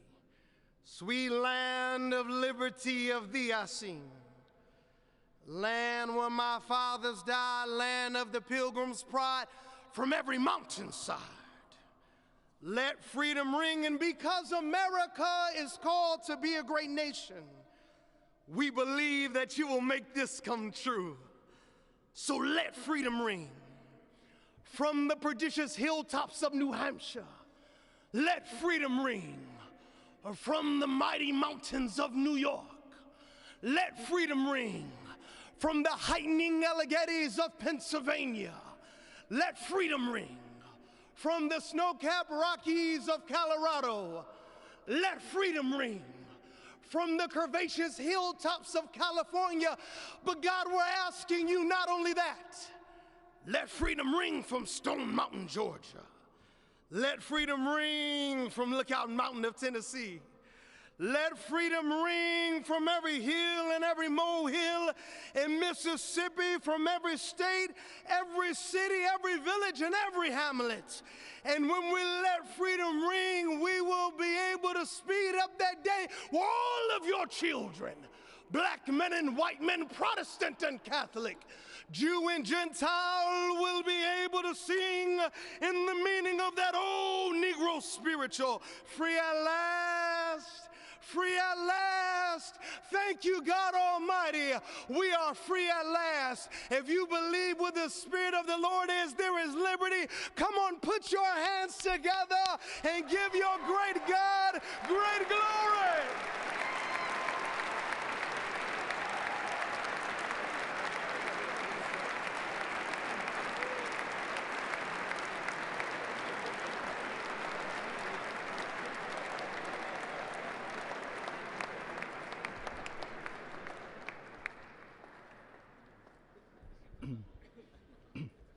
Almighty and eternal God, we gather here today in reverence, joined in our shared hopes and dreams for our beloved nation. In this sacred moment of the inauguration of President Donald J. Trump and Vice President J.D. Vance, we turn our hearts to you, seeking your divine assistance and abundant blessings upon this pivotal moment in history. We come before you with profound gratitude for the many gifts you have bestowed upon our land. Thank you for the freedoms we cherish, for the strength of our communities, and for the resilience of our spirit. As our President and Vice President embrace their newly appointed roles, we humbly implore that your everlasting love and wisdom will envelop them. Grant them the clarity of mind to navigate the challenges that lie ahead, and the compassion to serve all citizens with fairness and integrity. May their hearts be filled with a giving spirit and sincere understanding for those whom they represent. May they be beacons of hope in times of uncertainty and prophetic voices in defending the dignity of all created life. We pray for a spirit of collaboration to flourish in our government and across our nation, fostering an environment where dialogue and heartfelt listening will prevail over division or discord. May each decision made by our President and Vice President reflect the values of justice and peace. As we embark on this new chapter, we also seek your comfort, O God, for those who feel lost or disheartened. In this time of transition, may your light shine upon them, reaffirming their belief in a brighter tomorrow. May we all strive to lift one another, supporting our fellow citizens with kindness and empathy, recognizing that together we can overcome any adversity. Grant us the strength to endure, the courage to face our fears, and the clarity to see the light that remains, even when clouds of uncertainty may gather. Inspire our new leaders to be champions for the vulnerable and advocates for those whose voices are often silenced. May they pursue policies that promote the well-being of all, seeking to build bridges that will foster unity and belonging. As we stand witness to this inauguration, we hold fast to our faith in the goodness of each of us and the possibility of change. We trust that with your guidance, O God, our nation can move forward to a future filled with promise, prosperity, and understanding. And finally, we lift our hearts in gratitude for the beloved parents of President Trump. Without Mary and Fred Trump, this day would never be the miracle that has just begun. From their place in heaven, may they shield their son from all harm by their loving protection, and give him the strength to guide our nation along the path that will make America great again. Let us go forth now with these words of President Trump's emblazoned on our hearts. As long as we have pride in our beliefs, courage in our convictions, and faith in our God, then we will not fail. We stand tall, we stand proud, because we are Americans, and Americans kneel to God, and to God alone. Amen. Ladies and gentlemen, please remain standing for our national anthem.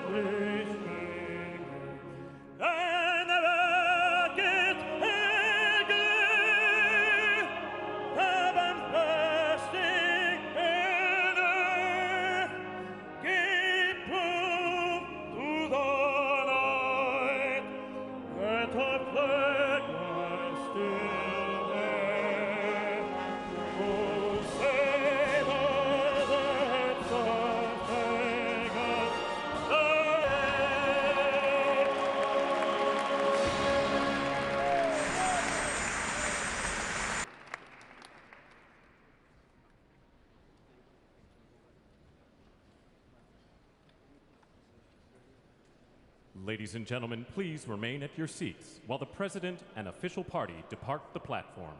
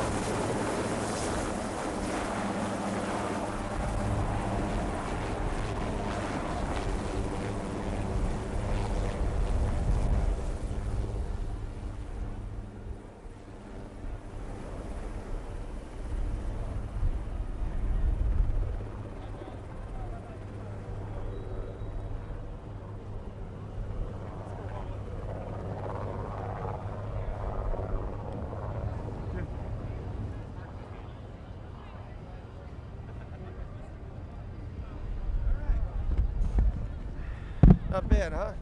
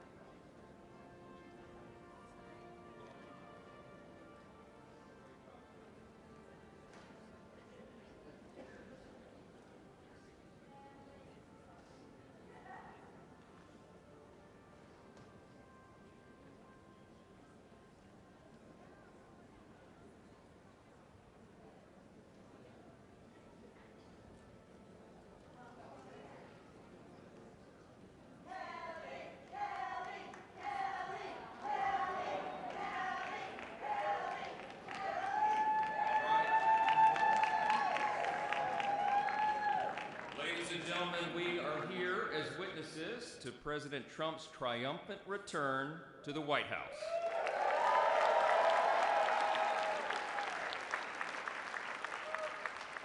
Right now, already this morning, you can feel it around the country. We certainly felt it here in the city. America is coming together and roaring back again, and it begins today, as the President just told us. I know we'd all rather be gathered together on the National Mall with hundreds of thousands of our closest friends, but our disappointment is well overcome with our excitement for the future that we feel today. We have the chance to make the next 4 years the most consequential period in our nation's history. And as Speaker of the House, it is my great pleasure, my great honor, to introduce to you the man who will lead us to this new golden age, the decisive winner of the Electoral College and the popular vote, the 45th and the 47th and the greatest president of our lifetimes, Donald J. Trump.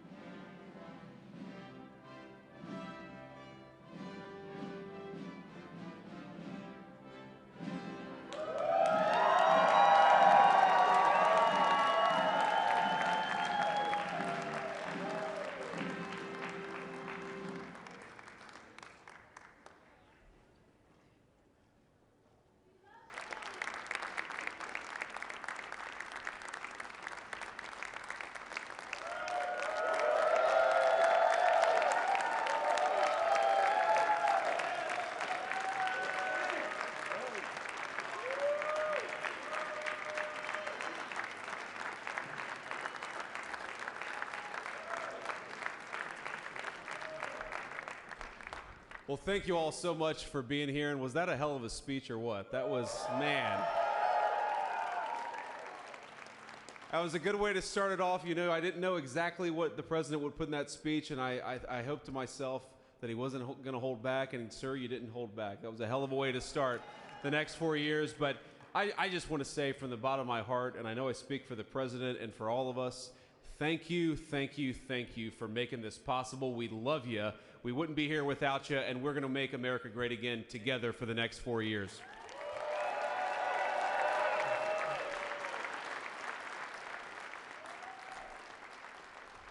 And the last thing I'll say is, you know, having stood outside for about 5 minutes to wave goodbye to the Bidens, thank God we moved that thing indoors because it was a beautiful ceremony and it was cold as hell outside. So, sir, the 45th and 47th President of the United States, Donald J. Trump.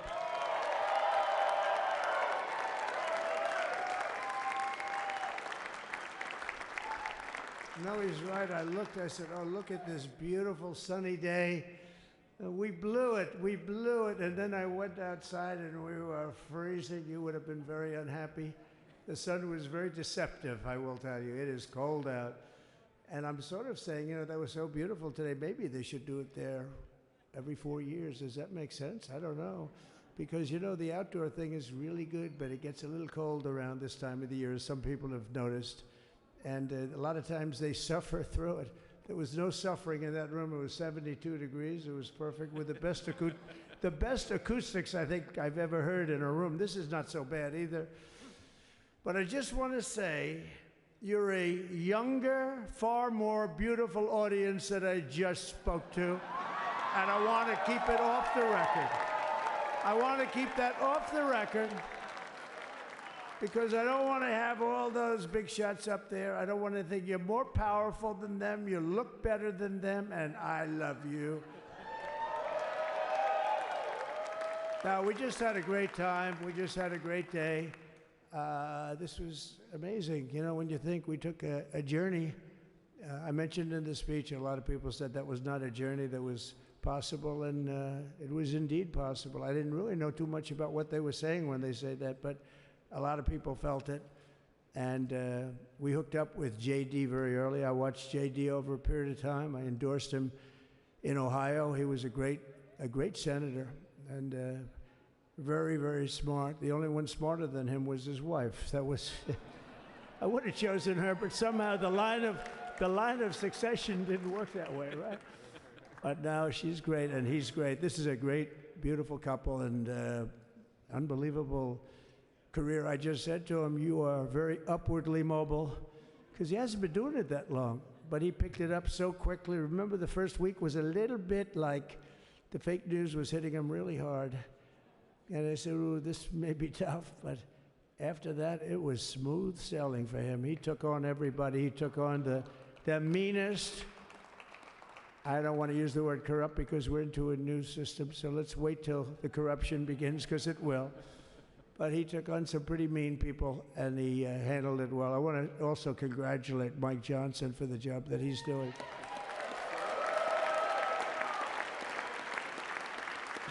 Steve, we gave him a majority of almost nothing, and then I said to make it tougher on him, let me take 2 or 3 of the people, right?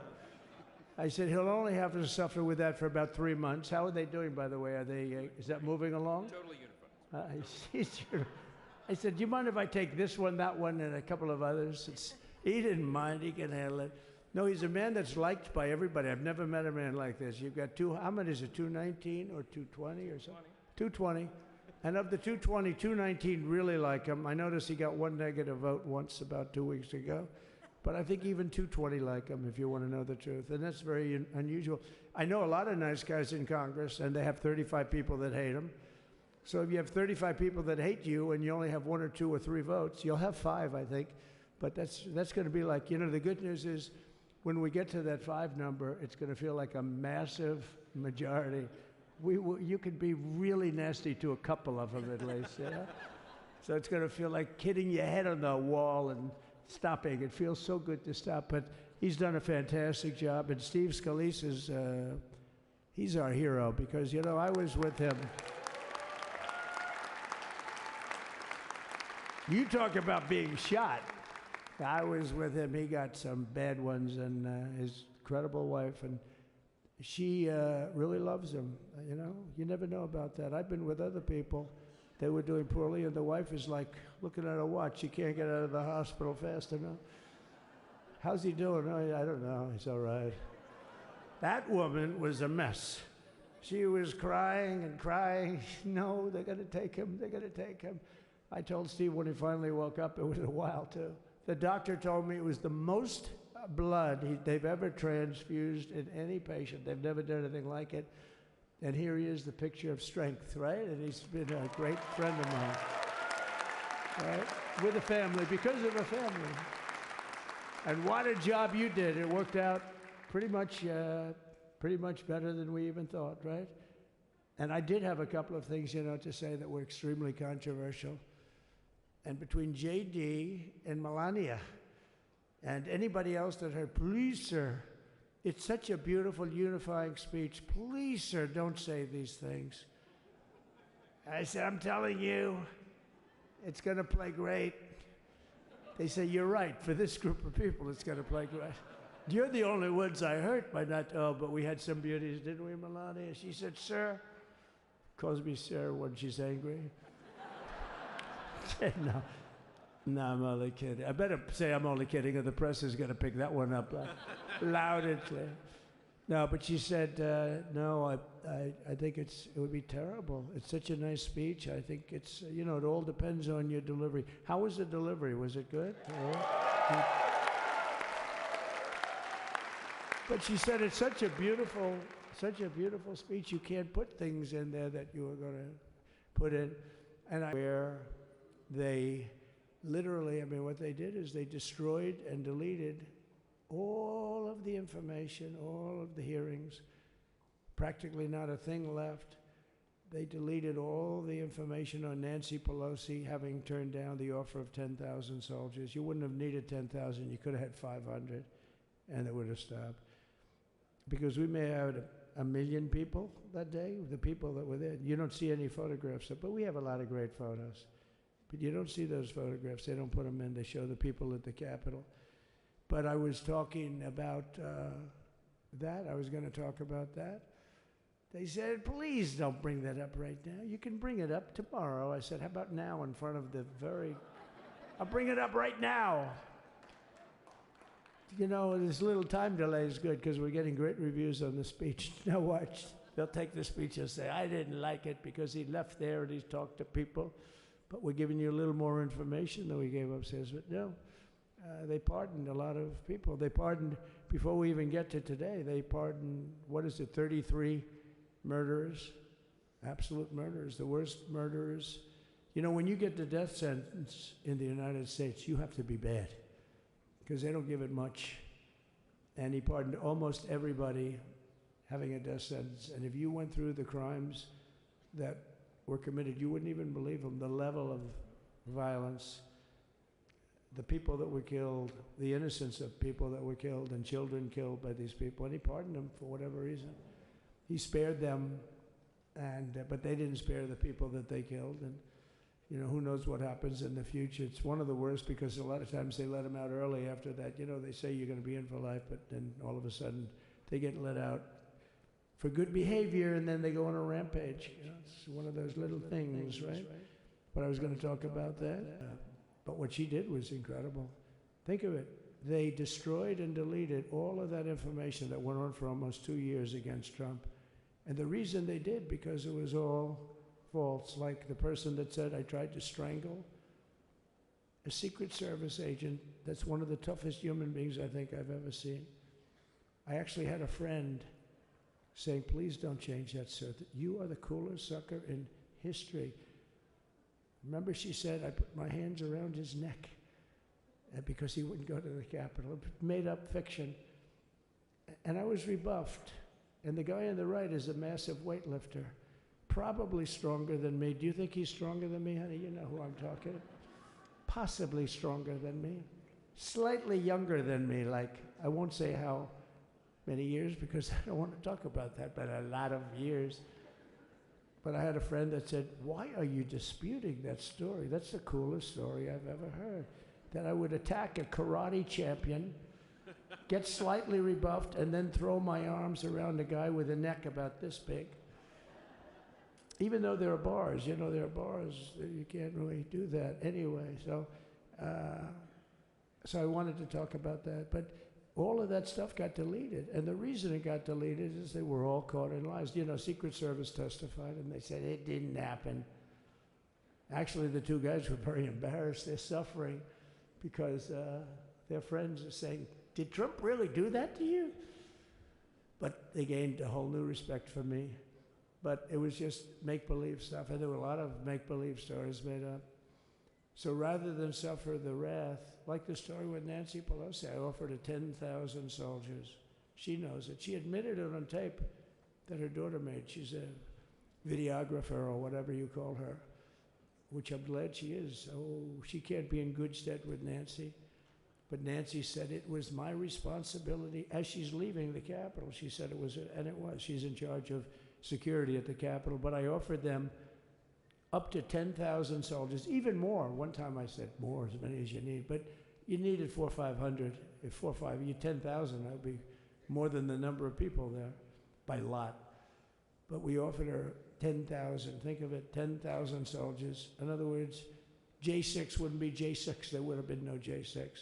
But she rebuffed them. She didn't like it. No, she didn't like it. Maybe she wanted that to happen. But she's guilty as hell.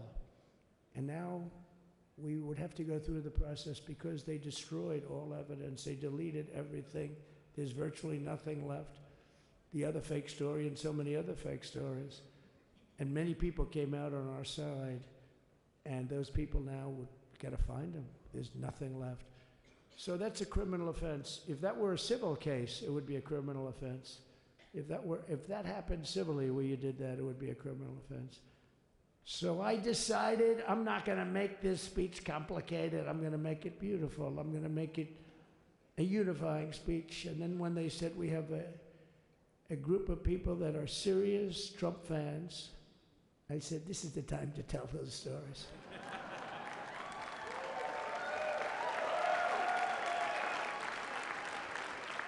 He knows. So anyway, but seriously, I'd like to, I think it was a tremendous success. I think we're very lucky we put it inside because it is really cold. We just went to the helicopter out of respect. It's something that's taken place for a long time. I guess it's as old as helicopters. You used to get into a stagecoach, now you get into a helicopter. Times change. But it's pretty old custom.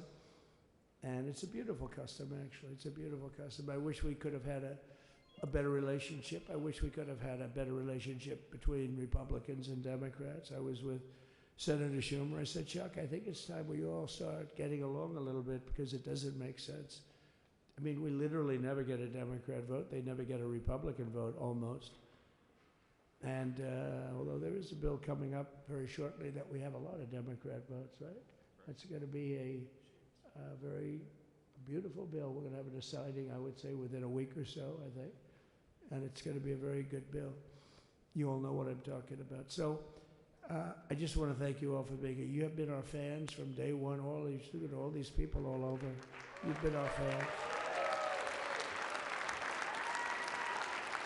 This has been there's never been anything like it. There's never been anything like it. This has been a movement like no movement ever in history for probably any country, let alone this country. You know, if somebody's running for president, and if they go out and they announce they're going to Arizona, they're going to Nevada, they're going to someplace, if you have 200 or 300 people, that would be standard. Ronald Reagan would go out. I mean, outside of the last couple of days where people get a little excited, but even then you have a couple of thousand people. But if you're going to go someplace, any place, any one of the swing states, any one of the other states, I mean, how about the non-swing states? We won Alabama by 48 points. We won Tennessee by massive numbers. Wyoming, we won by numbers that are, nobody's ever seen numbers like that. And, you know, places like California, we did great, but when they send out like 38 million ballots, nobody knows where the hell they're sending them, and then they come pouring back, the whole thing. You know, they passed a law in California that if you work in an election bureau and if you so much as ask for a voter ID, if you say, sir, ma'am, could I please look at your voter ID? They have the right to put you in jail. You're a criminal. Can you believe that? There's only one reason that happens. They want to cheat. So they had it where voter ID wasn't accepted. But now if you even ask for it, this is seriously a bill that was just signed, passed in their legislature, and it was signed. And I think when we get things cleaned up and we get back to a little bit of normalcy, I'm going to ask the speaker to really get involved, because I think we would have won the state of California, because, you know, if you look at my numbers with Hispanic, we're at 56%. And we won the Texas border that had never been won. As the governor said, he's doing a good job, the governor, by the way, of Texas. But as the governor said, it hasn't, oh, did I get lucky? Did I get lucky? Supposing I said, you know, he's not here, but the governor of Texas has done a terrible job. Wow, look at you. You mean we couldn't get you up in the front row? I tell you. Supposing I said, JD, the governor of Texas, he's not doing his job. You heard what I said. See, I didn't know you were there. I said he's doing a great job. He's doing a phenomenal job. But now you're going to have a partner that's going to work with you, because you didn't have, not only didn't he have a partner, he had people selling the wall, right? We have a fence structure that we worked on, the governor worked on with me. And I didn't love it, to be honest with you. I wanted a nice precast concrete, you know, 40, 50 feet high, like a beautiful, could have been a T-shape, Y-shape. I love construction. I wanted that sucker to go up maybe 50, 60 feet. It would have looked beautiful, a nice Y shape. And they said, the problem is, sir, they climbed that like a rabbit. I said, what do you mean? No way. And they brought some of these guys out. They climbed it like... And the other thing is you hit it with acid and the thing will disintegrate. You know, they have things for concrete. So they needed very hardened steel, very special steel. And then they needed 7,000-pound concrete inside that steel, inside that steel. And then they have a rebar that's the toughest steel made. Very hard to cut. So this is why very little is cut. I mean, it's right. And then they put a anti-climb panel on top. I hated it. I said, it's so unattractive. And I said, why would that work? I don't believe it works. And I went to watch the Border Patrol, gave a display. We had actually 2 sets of climbers. The guys that climb up walls with drugs on their back, I mean, they got like 60, 70 pounds of drug, and they go as fast as you can walk. They go bip, bip, bip. Or we have Mount Everest type climbers. And honestly, the drug guys were much better. I couldn't believe it. The drug guys blew them away, right? But it's true, the anti-climb panel, they couldn't get around it. They just couldn't. When you didn't have it. So sometimes you sacrifice beauty for efficiency. And we did. So we built this wall, and we built over 500 miles of wall. That's why we had such good numbers. The famous chart that came down, very thankfully, the chart that came down on my right, Governor, had I not looked over there, I'm not speaking right now. You might be speaking here. You want to know the truth? You, JD, you've got a lot of great people in this party, but I got very lucky, but we had the best numbers we've ever had. But I bought, you know what happens is when you fill it up, it's like water. You fill it up. Now we have 571 miles of wall. And they would always say, you know, when we renovated a wall, so there'd be like a piece of plywood sitting there for 60 years, or a 2x4 sitting for 60 years on the ground and rotting. Because, you know, and they'll say, you didn't build a new wall. Here we're building 50 feet up in the air, 30 feet sections, 50-foot sections, all steel, all concrete, all everything. And all, by the way, they don't even want me to say this, but what the hell, doesn't take that long time. They were all wired for all of the equipment. We put wires in everything so they can easily wire for all the different types of equipment. And if there's a doubt, we have to wire. Whenever we just look, you just find the wires all over the place up top, so we can just hook it up. We don't have to have wires on the outside, which wouldn't do too well, right? So anyway, so we built an extra 200 miles of wall, And the governor wanted to buy it. He tried to buy it, and they wouldn't sell it to him. He wanted to put it up himself. Could have been done in 3 to 4 weeks, 200 more miles, because when you do it now, they just keep going further out, further out, further out, getting around. So we did an extra 200 miles, and it was all bought. And they announced that they're not going to put it up. And that's when I realized they wanted open borders, and that's when I realized that people are going to come pouring through the wall like nobody's ever seen before, but you've seen it. A lot of you are here because of that. I made it my #1 issue. They all said inflation was the #1 issue. I said I disagree. I think people coming into our country from prisons and from mental institutions is a bigger issue for the people that I know. And I made it my #1. I talked about inflation too, but you know, how many times can you say that an apple has doubled in cost? I'd say it, and I'd hit it hard, but then I go back to the fact that we don't want criminals coming into our country. We don't want the jails of every country in the world virtually being deposited into the United States. And that man had to suffer with it. And he did an unbelievable job. I'll tell you, he was a very popular governor, but now he's like an unbeatable governor because of your border policies. He was fantastic. And he really was. So. Governor Abbott is he's a great man, great leader. And but it did make him very more. Did you do it? You didn't do that for politics. You did it because you wanted to do the right thing. But I'll tell you, it sure as hell worked for politics too. It's self-preservation. That's right. But no, because the people are demanding it. The people of Texas are demanding it. The people are demanding it all over. So anyway, so we built it, and they wouldn't let us use it. They wouldn't let the governor use it, and other governors, they wouldn't let him use it. But he was the leader of the pack and did a great job. And then we heard about a month ago that not only wouldn't they let us use it, they were selling it, they were going to sell it for 5 cents on the dollar. Now, 5 cents on the dollar then, but today it would cost more than twice as much to build because we bought it like 6 years ago. And it was just sitting on the ground, and that does not do well for the whole thing. But it was just sitting on the ground, and I heard about it, and I called the governor, and I called a lot of people, your attorney general. And here's the story. They were going to buy it, and these are great business people. They were going to buy it for 5 cents on the dollar or less, and they were calling us up, we'll sell it to you for 200 cents on the dollar. In other words, it will cost you twice as much, so it's 200 cents on the dollar. I said, can somebody explain that to a judge? I mean, how corrupt is that?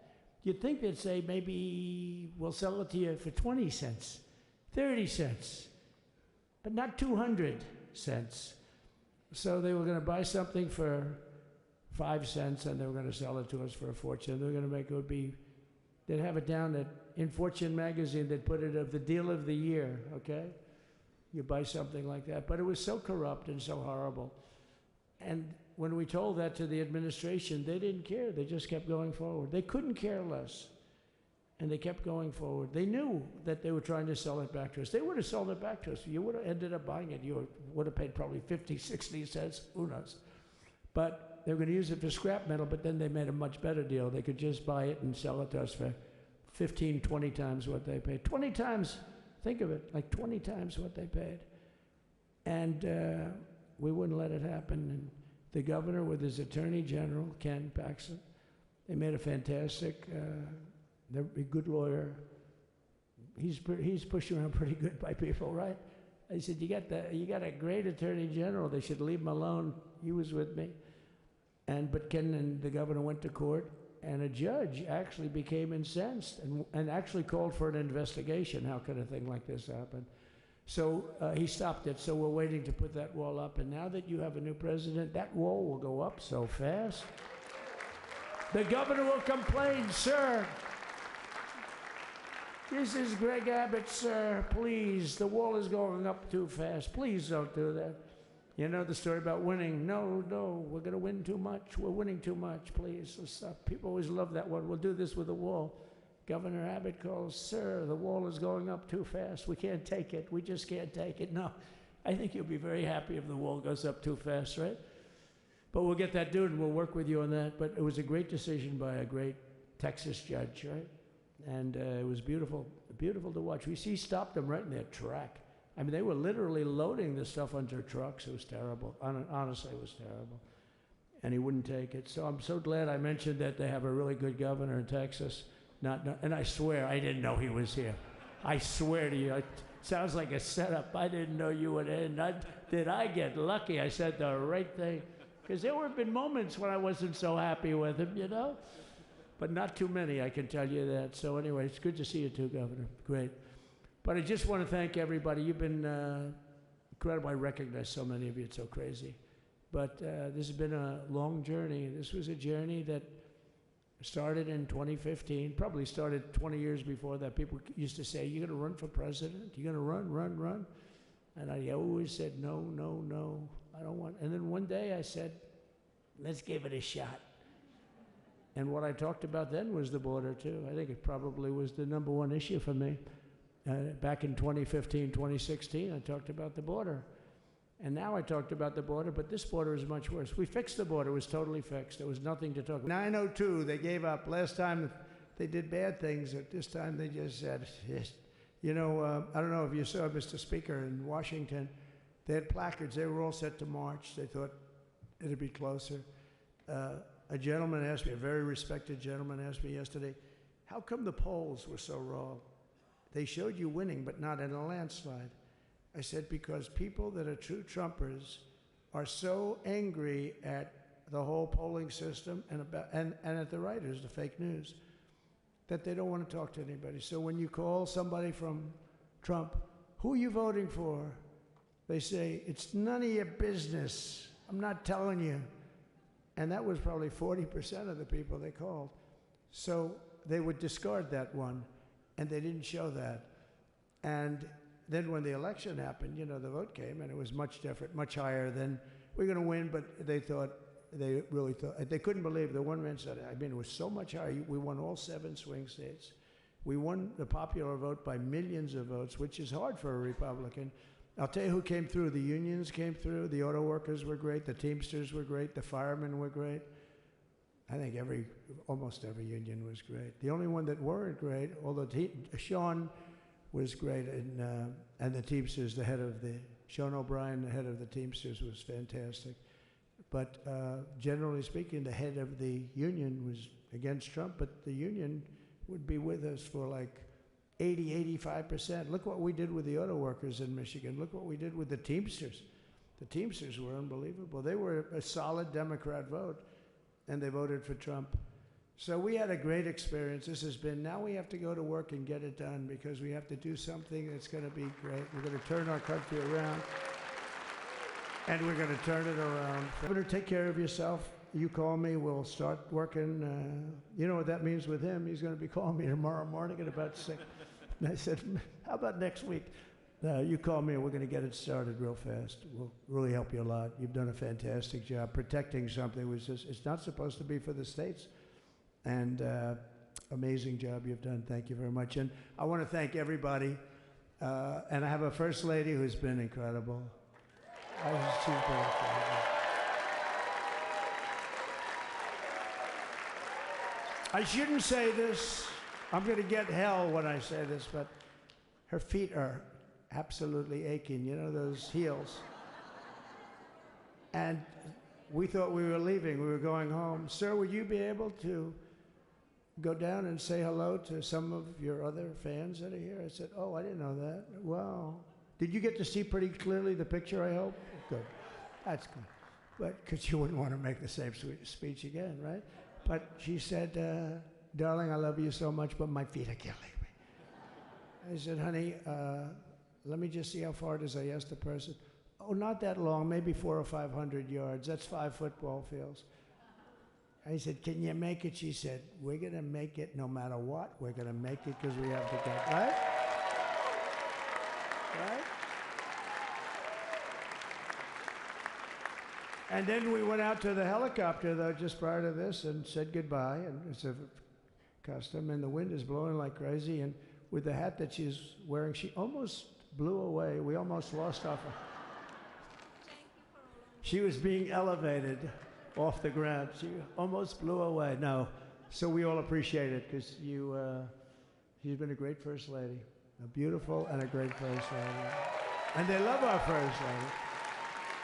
You know, JD, whenever I make a speech, I see hundreds of times, we love our First Lady, we love, and they do, and they should, she's great.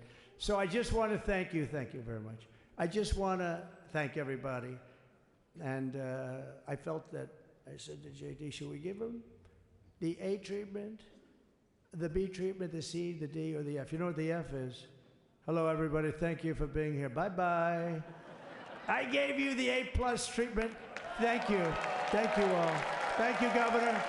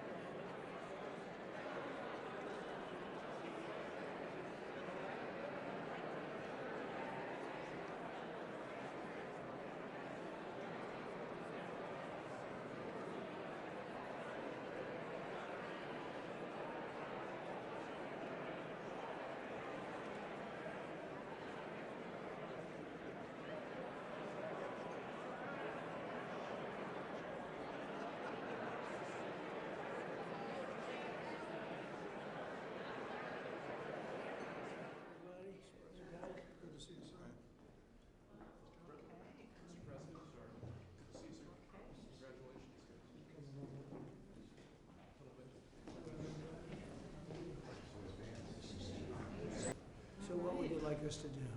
Sign your orders here. Official documents. Okay, I assume they're going to be happy with these documents? Yeah, they're you might not be here. It's the next step.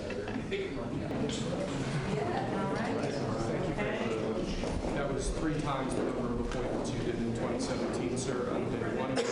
Plenty more coming. Just getting started. A lot of good work to do. So where are we going to stop there? It's good counsel. Should try to look at your documents. So that's when they get green.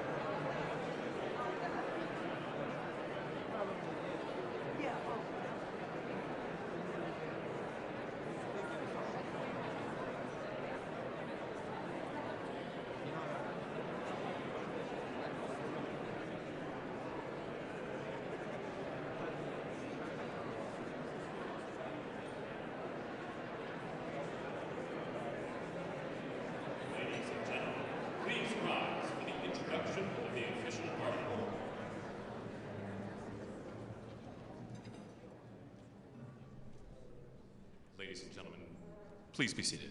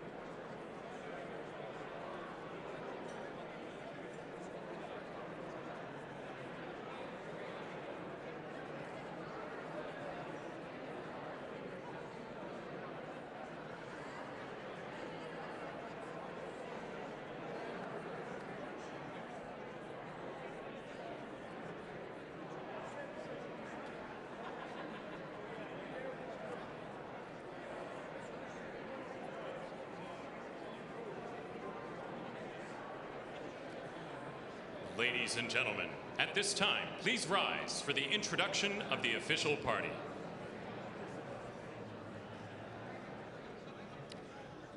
Please welcome members of the Joint Congressional Committee on Inaugural Ceremonies, the Speaker of the House, the Honorable Mike Johnson, accompanied by Mrs. Johnson, Senate Democratic Leader, the Honorable Charles Schumer, accompanied by Mrs. Weinshaw Schumer, House Majority Leader, the Honorable Steve Scalise, accompanied by Mrs. Scalise, and House Democratic Leader, the Honorable Hakeem Jeffries.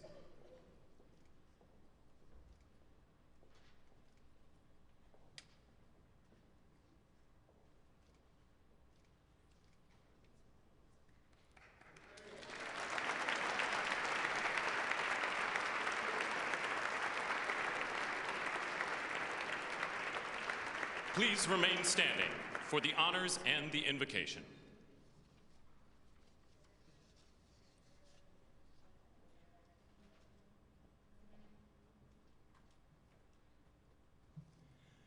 Ladies and gentlemen, escorting the Vice President of the United States, ranking member of the Joint Congressional Committee on Inaugural Ceremonies, the Honorable Deb Fisher and Mr. Fisher.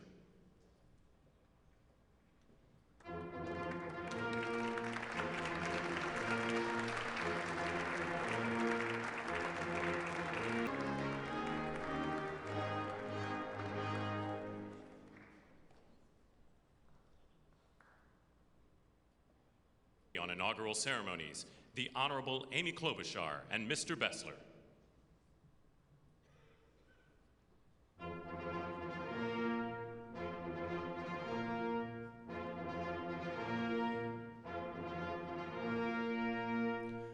Ladies and gentlemen, the President of the United States, the Honorable Donald John Trump and Mrs. Trump.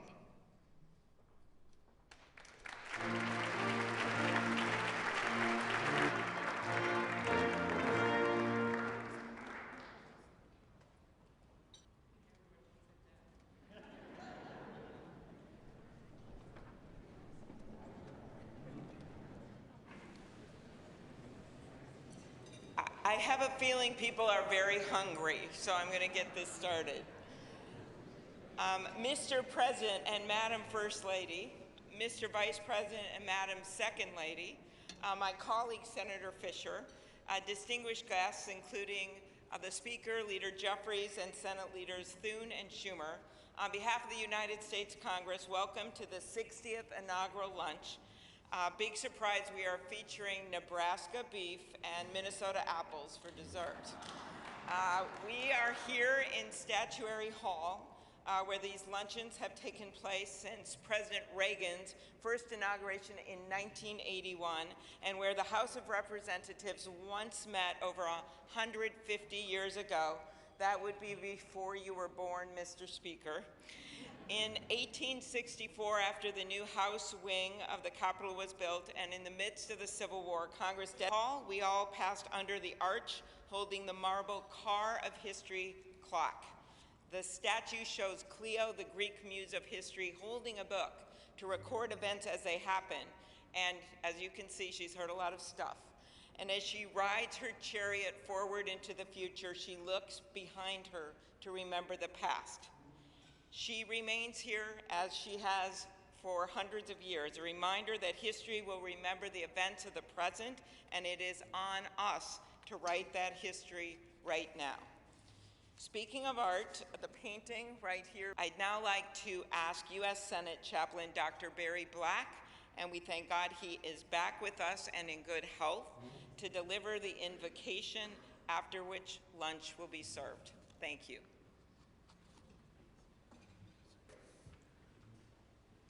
King of kings and Lord of lords, whose kingdom is above all earthly kingdoms, and who judges all lesser sovereignties, look with favor upon President Donald John Trump and Vice President James David Vance.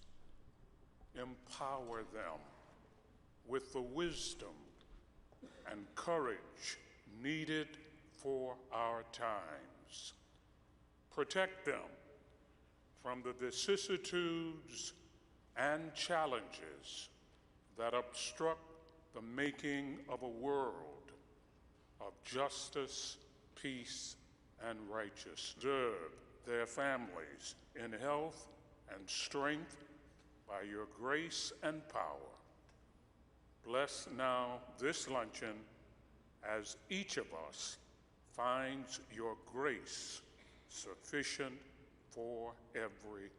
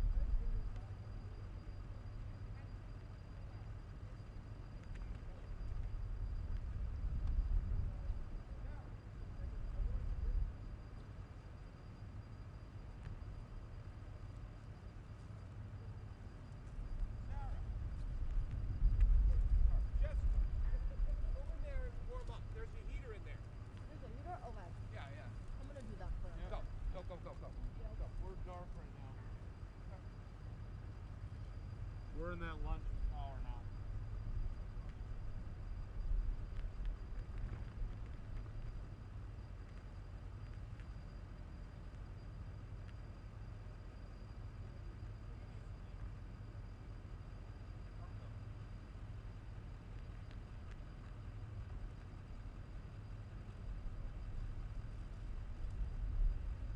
All right. Supposedly have 30 minutes.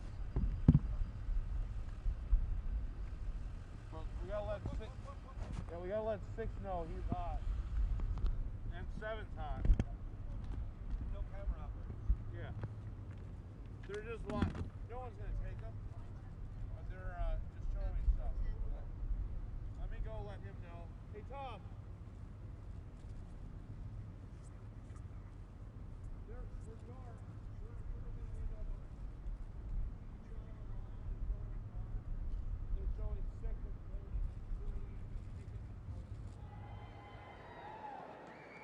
Good afternoon on the greatest inauguration day ever.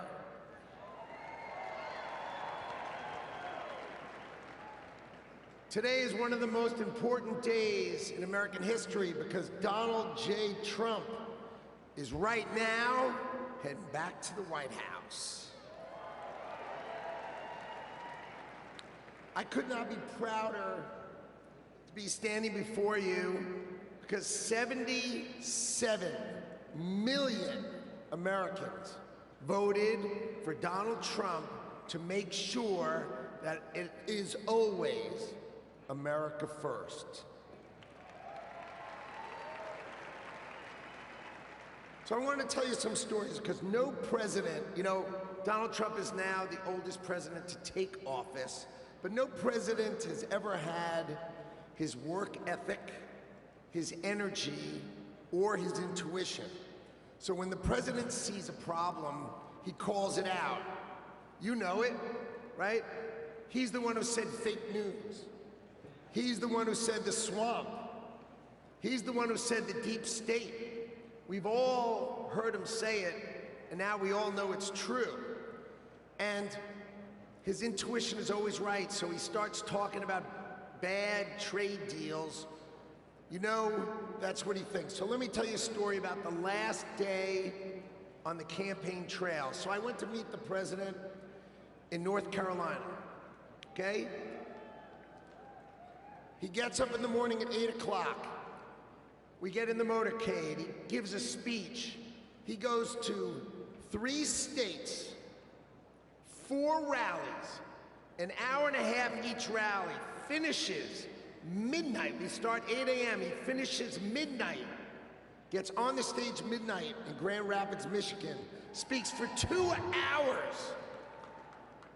2 hours, never takes a nap. And when he's on the stage, he's never taken a sip of water.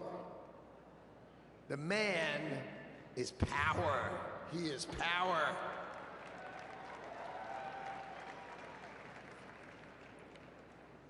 See, no other president will let the administration do it. He's going to help us fix America.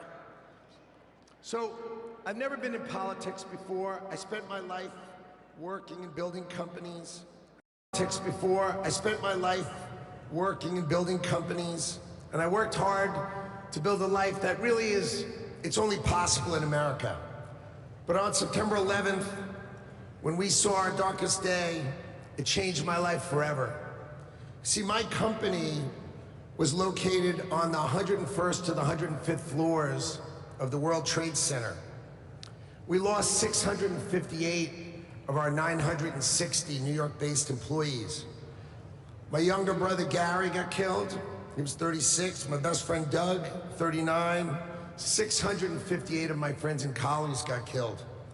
So 9/11 could have broken us, but we Americans, we're strong. We don't break. So we all, my employees and I, we dedicated ourselves to rebuilding the company so we could take care of the 658 families that we lost.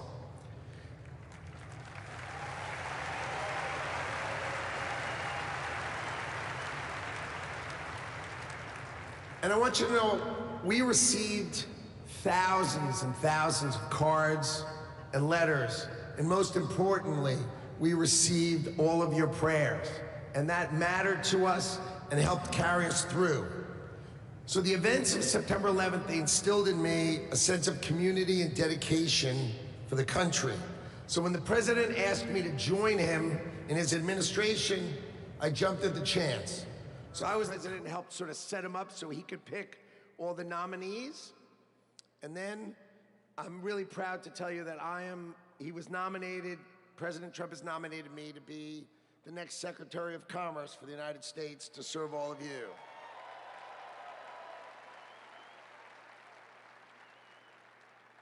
So let's talk about commerce.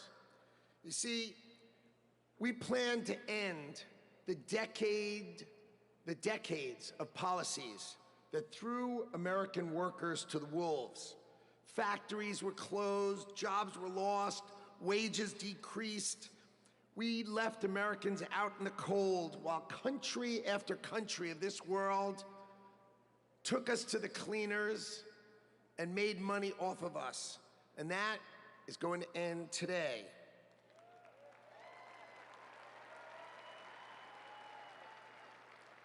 At the start of the 20th century, America was the richest country on earth, and we defended our workers from unfair trade policies with tariffs. And we only made money. We had no income tax. All we did is charge other countries and foreign companies, if they wanted to sell to America, you had to pay for entry.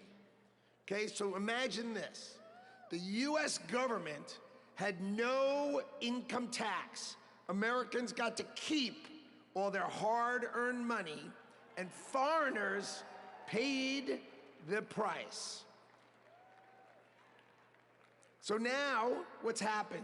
We have the Internal Revenue Service. That means charge us internally. Now imagine politicians who can't even balance their own checkbook, taking our money, and what do they do every year?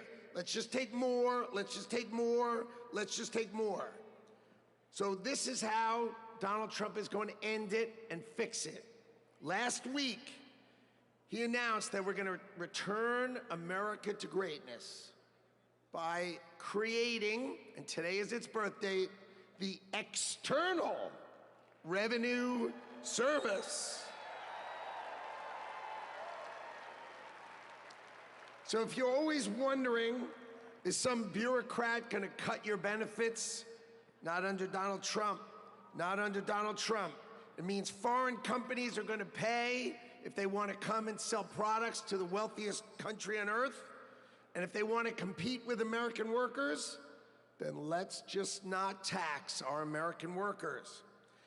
It means creating level playing fields, and it means that America will be great by reducing the taxes that we pay and driving the ones that they pay.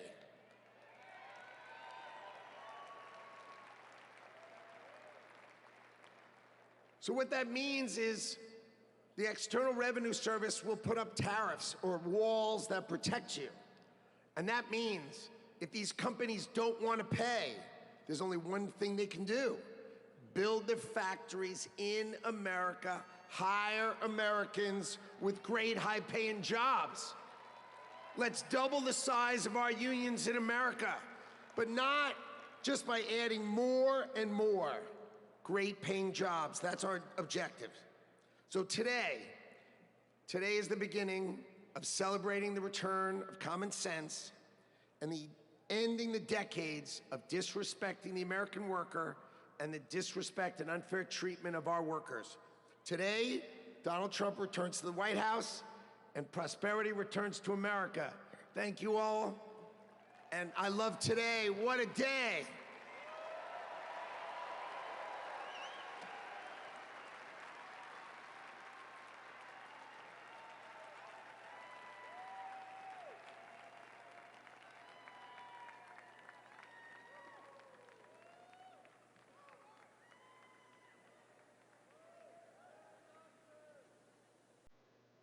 Ladies and gentlemen, please welcome to the stage Governor Glenn Youngkin.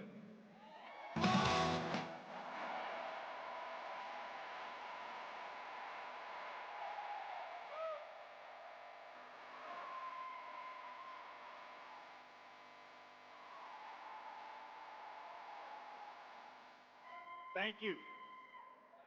Well, come on now, can't you feel it? The American spirit is alive and well.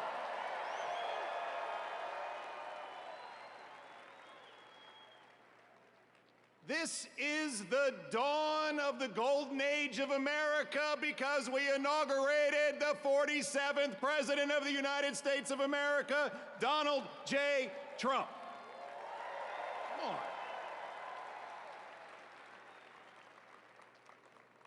What a day to be in Washington, D.C. You know, I live right across the river in Virginia. And by the way, in Virginia, we know that taxes have to be low, jobs have to be plentiful, and it's your money, not the government's. But we also know that in Virginia and in America, freedom is not free. We know that our military heroes and their families sacrifice everything. We know that law enforcement stands in the breach. We must back the blue, and I want everybody here to give a rounding applause for the 25,000 military and police officers keeping us all safe today in Washington, D.C.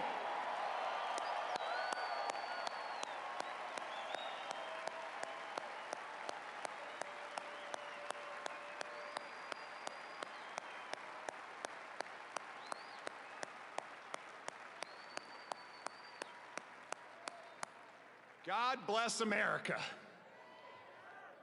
My friends, we are standing here on the dawn of a new age, and we are seeing the sun set.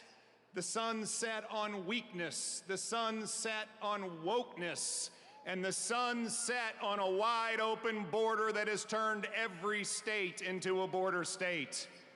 We are seeing the dawn of a prosperous America, the dawn of a secure and safe America, and the dawn of a world that sees peace because we have a strong America.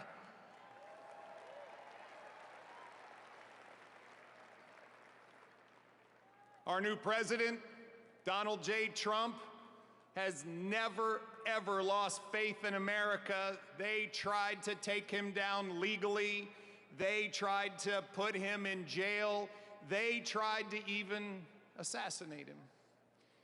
And he never gave up on America, and America, we will never give up on him.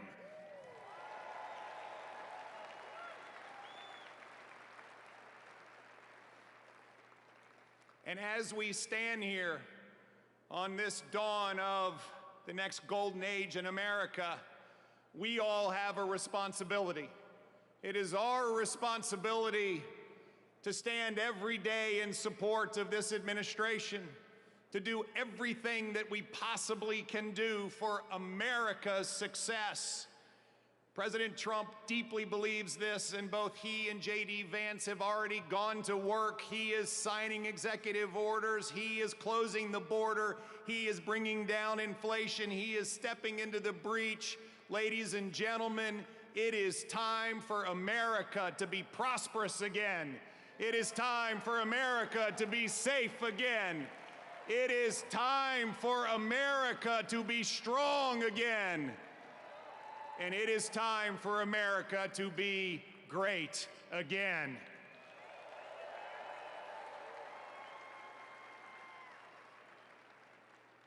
I hail from the great Commonwealth of Virginia, and we know a few great Americans in our history, from George Washington to Thomas Jefferson to James Madison to Patrick Henry, who echoed, "Give me liberty," or "Give me death." My friends, those words that Thomas Jefferson penned, which are the greatest words, at least in this hemisphere, ever written, that we hold these truths to be self-evident, that all men are created equal and we are endowed by our Creator with certain unalienable rights, and among them are life, liberty, and the pursuit of happiness. Well, ladies and gentlemen, we stand here on the dawn of a new age where life, liberty, and the pursuit of happiness are available to every American. And we must stand together as we collectively say, God bless America, and God bless Donald J. Trump and J.D. Vance. Thank you all very much. God bless you.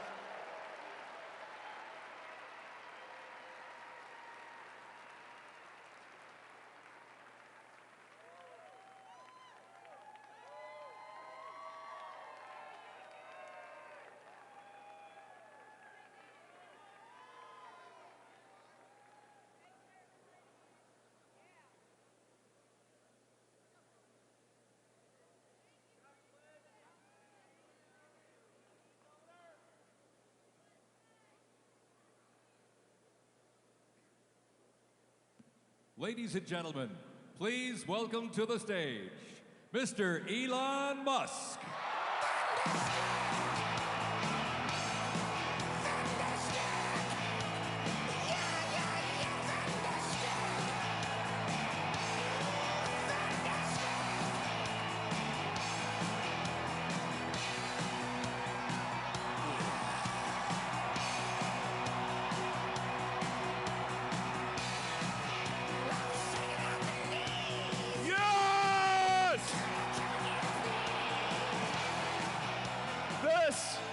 This is what victory feels like. Yeah! And this was no ordinary victory. This was a fork in the road of human civilization. Okay. You know, there are elections that come and go. Some elections are, you know, important, some are not. But this one, this one really mattered. And I just want to say thank you for making it happen. Thank you.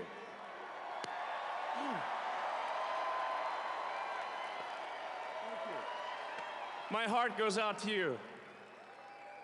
It is thanks to you that the future of civilization is assured. Thanks to you.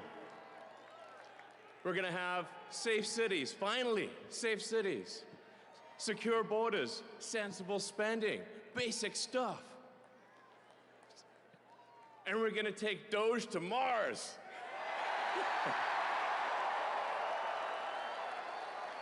I mean, can you imagine how awesome it will be to have American astronauts plant the flag on another planet for the first time? Bam! Bam! Yeah! How inspiring would that be? You know, there's always problems in life. You know, there's this problem, solve that problem.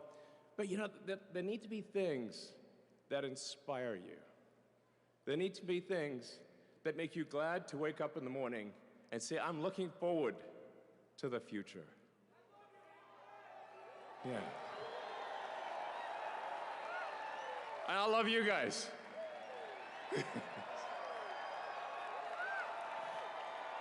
So,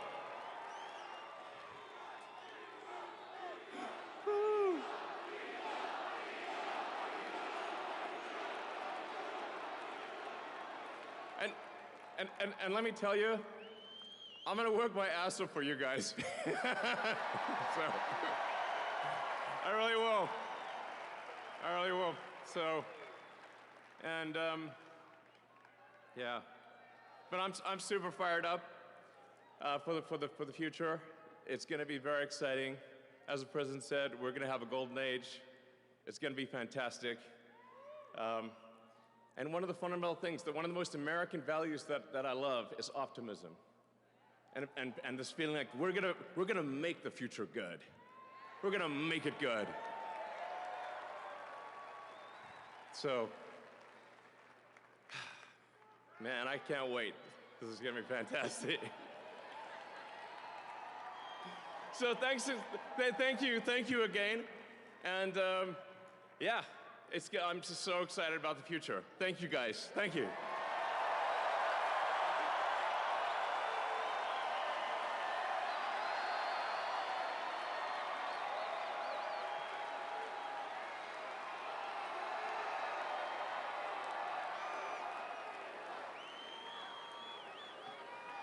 Ladies and gentlemen, please welcome to the stage, Kash Patel.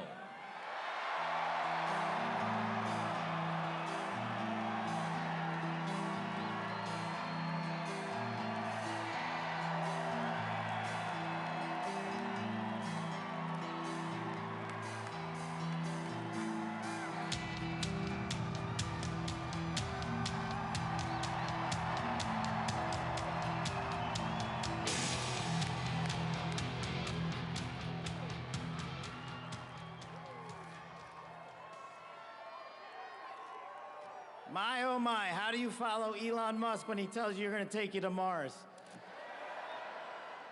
I'll tell you how. He and I share something deeply. We love the American dream. And we have been given a gift by God today to usher in a new dynasty because we just inaugurated Donald J. Trump as our 47th president. And we just inaugurated J.D. Vance as our Vice President of the United States.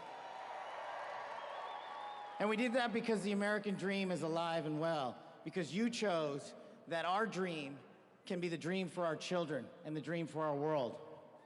And we are at a crossroads here in America, but our future is bright because you had the courage to stand for your convictions. So I'm humbled here to talk to you about why I love the American dream. My story's pretty simple, it's unique, and some of you share in it. My parents were born and raised in East Africa. My father in the 1970s fled a genocidal dictatorship in Uganda, where he saw 300,000 of his countrymen murdered, where he saw what lawlessness would do if it was allowed to break through the system of constitutional justice. He fled, like so many others. He married my mother. They moved here. They waited in line. They stood in line because the American dream was worth standing in line for.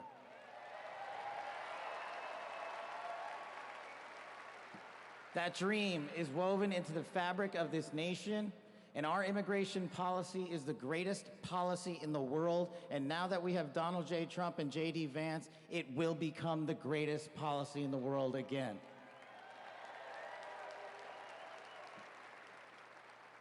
But dreams and hopes aren't enough, my friends. We got to get to work. And we got to accept the realities that too many of you know from your communities. President Trump launched in his first term priorities of national security, law enforcement, economy, and global diplomacy. But now we have to retread some of that. And I'd just like to go over a few of the things that our community has been living under these last few years. In the last calendar year alone, we had 100,000 drug overdoses. In the last calendar year alone, we had over 100,000 rapes. In the last calendar year alone, we had 17,000 homicides. That is unacceptable in 2025 in the United States of America. That is why we need constitutional law and order. When I read the statistic that for the age group of 18 to 45, the #1 cause of death is CCP fentanyl. We are not prioritized to go after the threats that face this country, and most of all, that face our future generations. But thank God, we will be starting right now.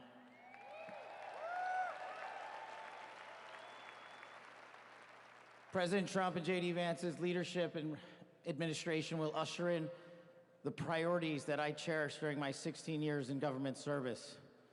That we will always, always honor the men and women who wear the cloth of our nation and stand on that wall and tell you nothing's getting by them tonight. And so to them, thank you.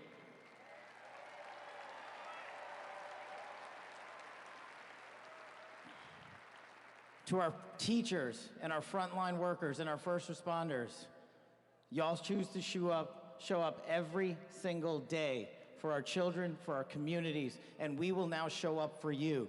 Thank you for keeping us safe.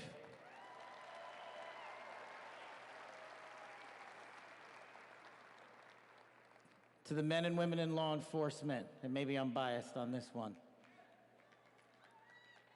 Our police officers, our sheriffs, our federal agents are some of the greatest warriors that God has ever created. And we will put them first because they have our backs, and now we will have your backs.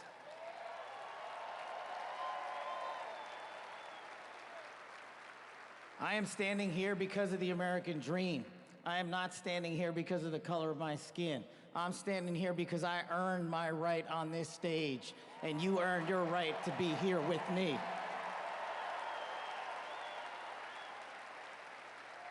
And I promise you this, with every fiber of my being, that our law enforcement, that our teachers, that our first responders, that our veterans, that our men and women in uniform who dare to serve this country and put themselves below the rest of our needs will be reprioritized to the top of the heap because they are standing on that wall, and we will not let that light go dark on them.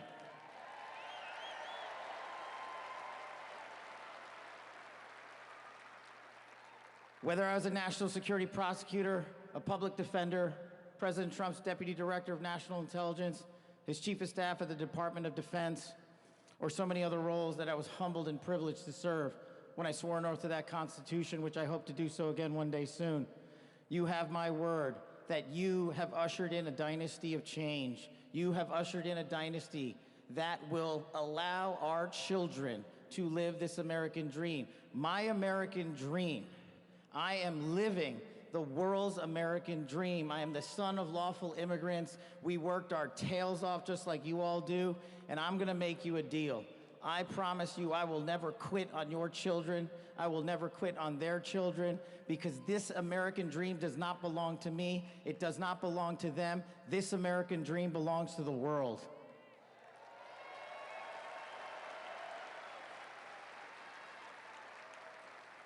So in closing, I just want to tell you this. It's pretty cool to be speaking in Capital One Arena right before the boss.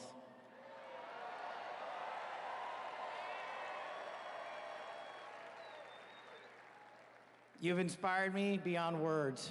Your love, your devotion, your commitment to our country, everywhere I go, shows us that we are not only the beacon of hope, but we are the land of constitutional justice. We are the land under Donald J. Trump and J.D. Vance, where we are going to end the two-tier system of justice. We are going to remove the weaponization of the intelligence community for political purposes. And we are going to put the men and women of America first.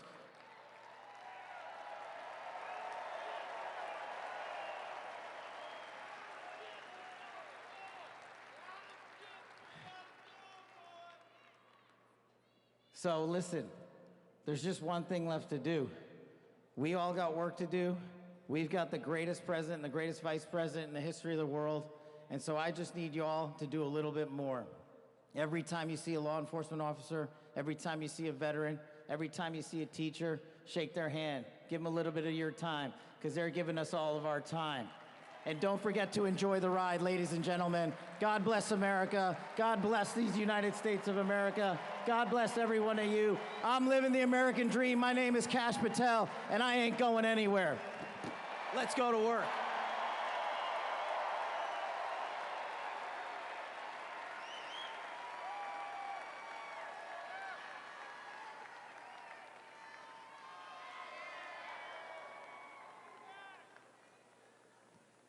Ladies and gentlemen, please welcome to the stage, Dan Scavino.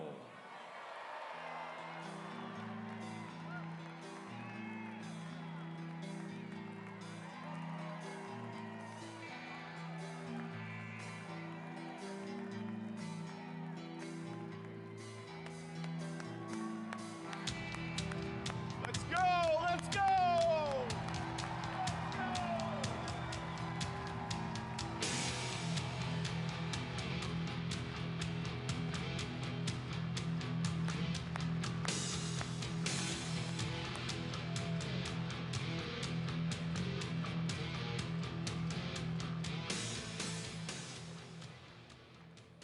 Hello, Patriots. How's everybody doing this evening? We're back!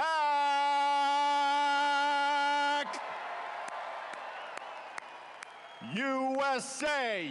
USA! USA! USA! USA!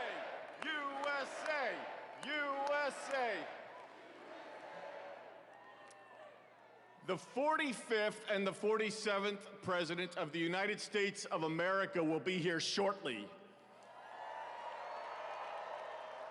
He's down at the Capitol. He'll be in a little while. He'll be here. They asked me to come out and say a few words and say hello to you great American patriots that came from all over the country. Thank you for being here today.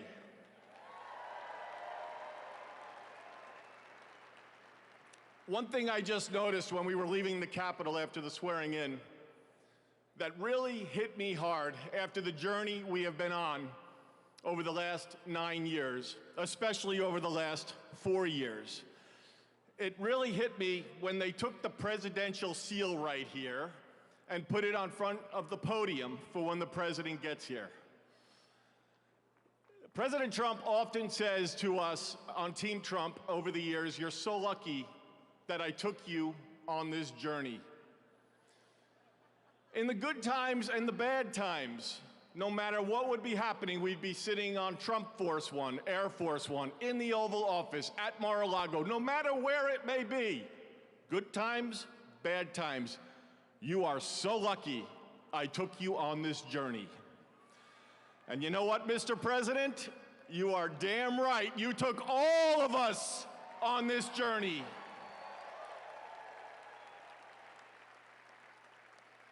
There's been a lot of stops along the way from 2016 when we started back in 2015 with a small campaign team flying around the country, doing rallies, small team, 6, 7, maybe 8 people.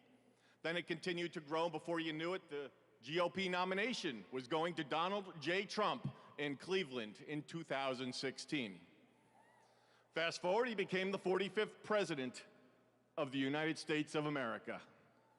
He had a great 4-year term, and you know what's been great? The last 4 years have not been great in many senses, but he's back in office right now, and I'm just absolutely so pumped up for what this president is going to do. He loves each and every one of you in this arena.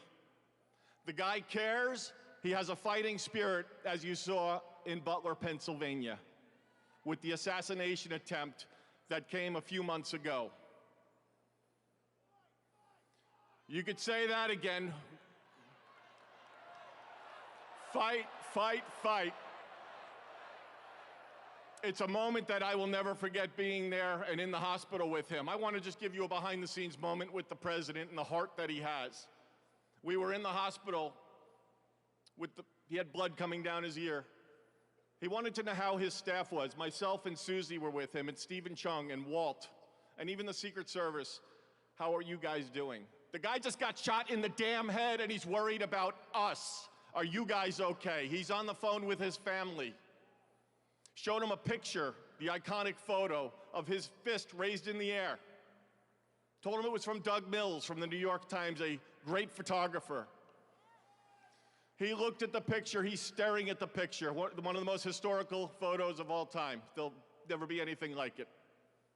He said, "Call Doug and see if he's doing okay." That's the attitude he had in that hospital.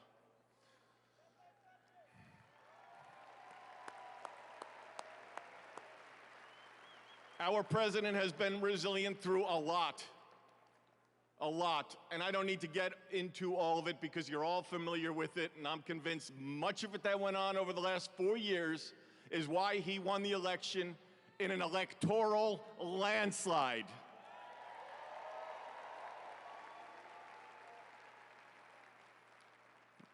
In Butler, Pennsylvania, when he got up and he raised that fist and he shouted, "Fight." He will do that for every one of you, for the United States of America. He will always put America first, without question. He loves what he does. He's got a great administration and a great team behind him. What a journey. McDonald's, drive-through window, garbage trucks showing up at a rally, and him on the plane putting on his orange vest.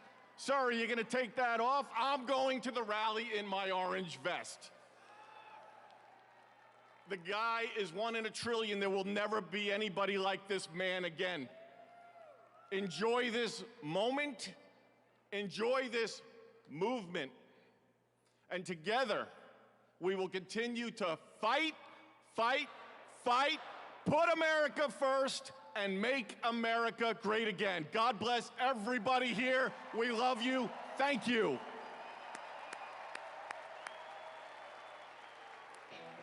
Josie's on a vacation far away. Come around and talk it over. So many things that I wanna say. You know I like my girls a little bit older. I just wanna use your love tonight. I don't wanna lose your love tonight. I ain't got many friends left to talk to. Nowhere to run when I'm in trouble. You know I'd do anything for you. Stay the night but keep it undercover. I just wanna use your love tonight. I don't wanna lose your love tonight.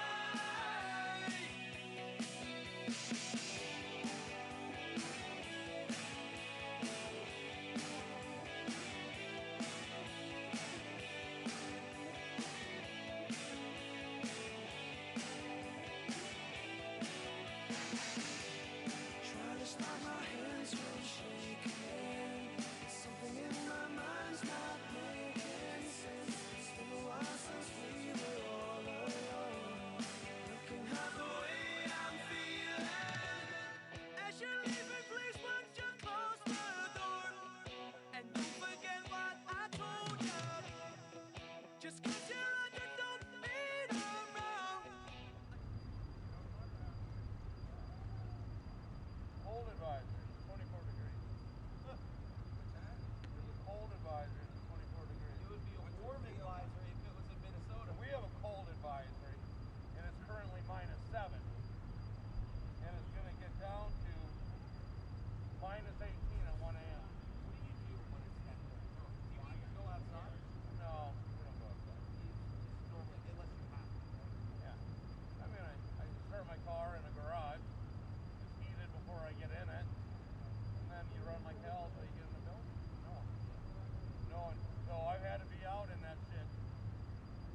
But it's been pretty brutal. So. We had some Viking games on TCF Bank. Was doing it while the tank was built. That was fucking cool.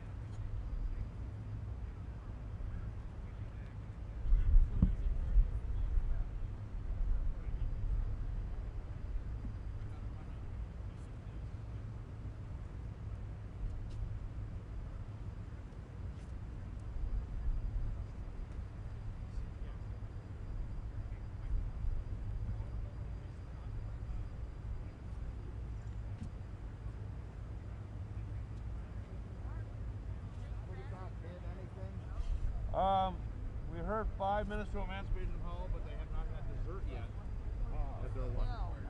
Somebody get out the cheesecake. Come on, serve it up.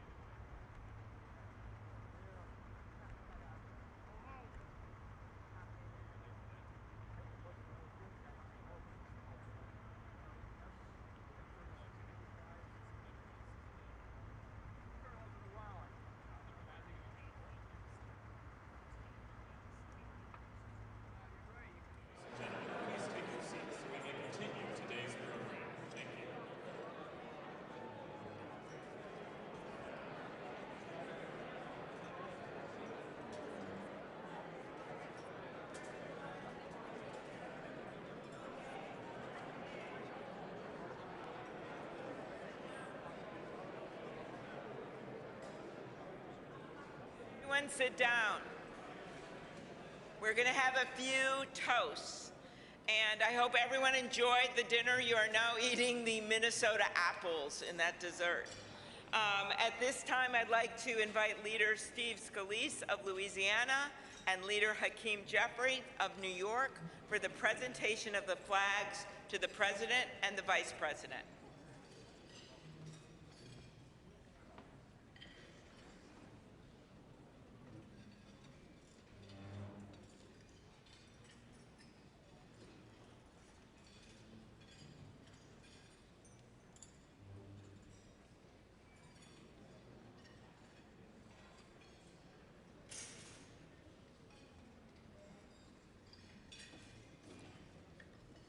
Mr. President, Madam First Lady, Mr. Vice President, Madam Second Lady, what a wonderful occasion. We all come here to celebrate what is a great tradition in the United States, and that is the peaceful transfer of power. And when President Trump spoke over in the beautiful rotunda, wonderful that it was indoors, Mr. President, because I don't think the crowd would have wanted to be in the 20s or below. But one of the things President Trump said that I thought was the most touching, he said, in America, the impossible is what we do best. And I think that epitomizes the spirit when you think about this room, this statuary hall, and you look at some of the statues. Thomas Edison, he did the impossible. Elon Musk, I'm not sure if Elon's still here. Elon does some of those things himself. But you look at somebody like Rosa Parks, and she did something that many would have said couldn't be done with just a simple gesture of saying, I'm not going to sit in the back of the bus. And so the impossible is what we do in America. And President Trump said something else. He said, our golden age has just begun. America's ready for another golden age. Mr. President, we present to you these flags that were flown over the United States Capitol at full mast in honor of being sworn in as President of the United States.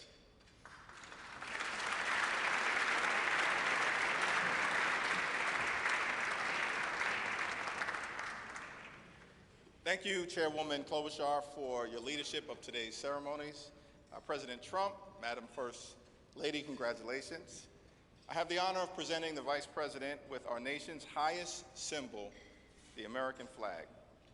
As a United States Marine, the Vice President put on the uniform to protect and serve America. Like so many men and women before him in our nation's history. Old Glory was adopted in wartime by the Second Continental Congress in 1777. A full 12 years before the office of the Vice Presidency was even created, or the House of Representatives convened for the first time. The resolution said that the flag would be 13 stars, white in a blue field, representing a new constellation, out of many, one. Some 250 years later, from Appalachia to Anacostia, Middletown to Mar-a-Lago, the Bayou to Brooklyn, we remain one nation under God. To Vice President Vance, Usha, and family, may God bless and watch over you as you begin this journey. On behalf of the Congress, we present one of the flags that flew above the Capitol today to the 50th Vice President of the United States of America, James David Vance, and wish you Godspeed.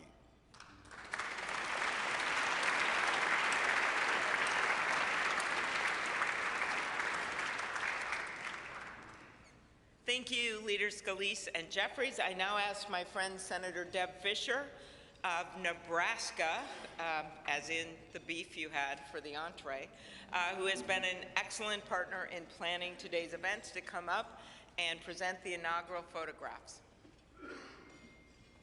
Well, my thanks to Chair Klobuchar for putting together and putting together again in the last 2 days the 60th inaugural ceremony here at the United States Capitol. Amy did a wonderful job along with all of the committee, all of our staffs, in order for this to come together and be a very memorable experience. It is a tradition that the committee give our new President and First Lady, our Vice President, and Mrs. Vance the official photographs taken at the swearing-in ceremony. And so it is such an honor to be able to have those presented to you. I hope you will display them with pride, with honor, and with a humbleness that I know you will carry with you every single day that you serve the people of this country. May God bless you all.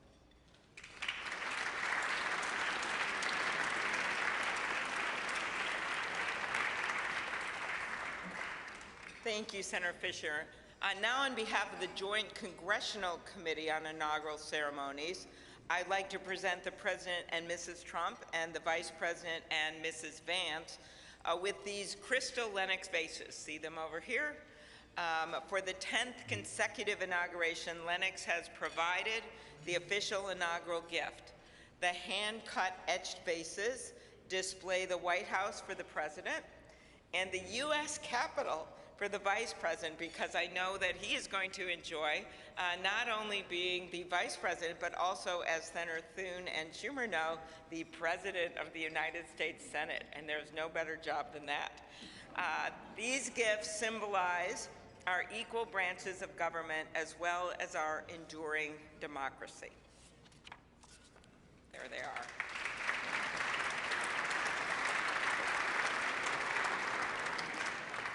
I will now invite Speaker of the House, Mike Johnson of Louisiana, to give the toast to the Vice President.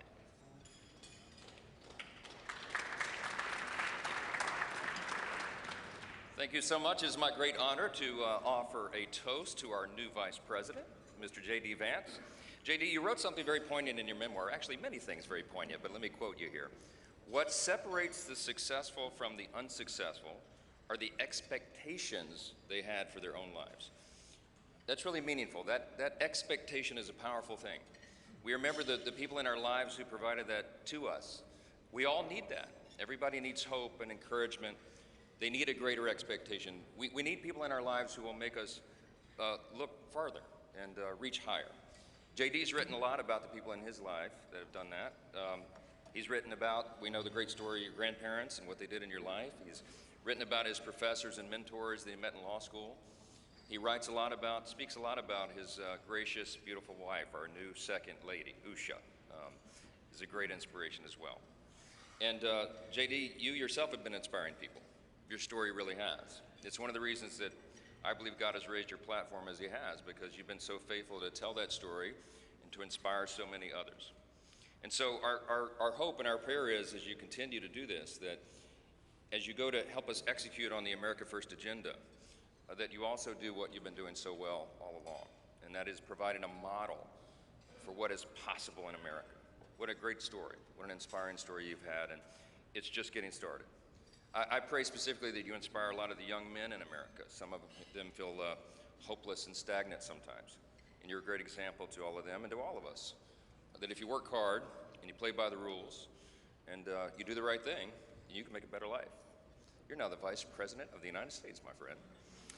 So everyone, will you please join me in raising a glass to our own mentors, the people who inspired all of us, to the possibilities of our own future, to these great new horizons. What a perfect choice this was for the painting, the artwork today, and to the great example of our new Vice President, Mr. J.D. Vance.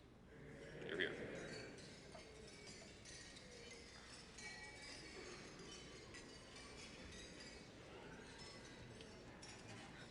Thank you, Speaker Johnson and Vice President Vance. I will now invite my senator next door in the state of South Dakota, Senate Majority Leader John Thune, to give the toast for the President.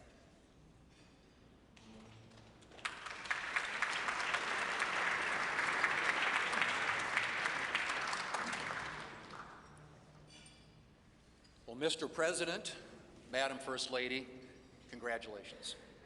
It is an honor for all of us to be able to be here today with you on this historic day as we celebrate your inauguration. Mr. President, one of the most important influences in my life when I was getting started in politics was Ronald Reagan. His philosophy of limited government, his belief in peace through strength, the strength of his convictions, were all things that appealed to me. But I was also drawn by his optimism and by his belief in America. And Mr. President, those are qualities that I see in you. One of the things that resonated throughout your campaign was the unshakable belief in our country and in her citizens. You remind us of everything that's possible in America. I'm looking forward to working with you over the next 4 years to build up our great country. It says in the scriptures that if you ask for wisdom, it will be given to you and given to you generously. And so I pray, and our prayer is, that God will richly bless you in the years ahead and grant you not only strength, but wisdom. And ladies and gentlemen, I ask you to join me in raising a glass to the President of the United States, President Donald Trump. Hear, hear.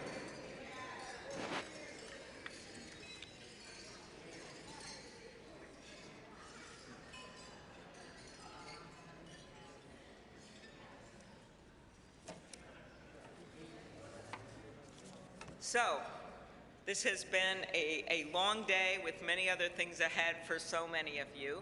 But I want to thank you for attending the 60th inaugural ceremonies.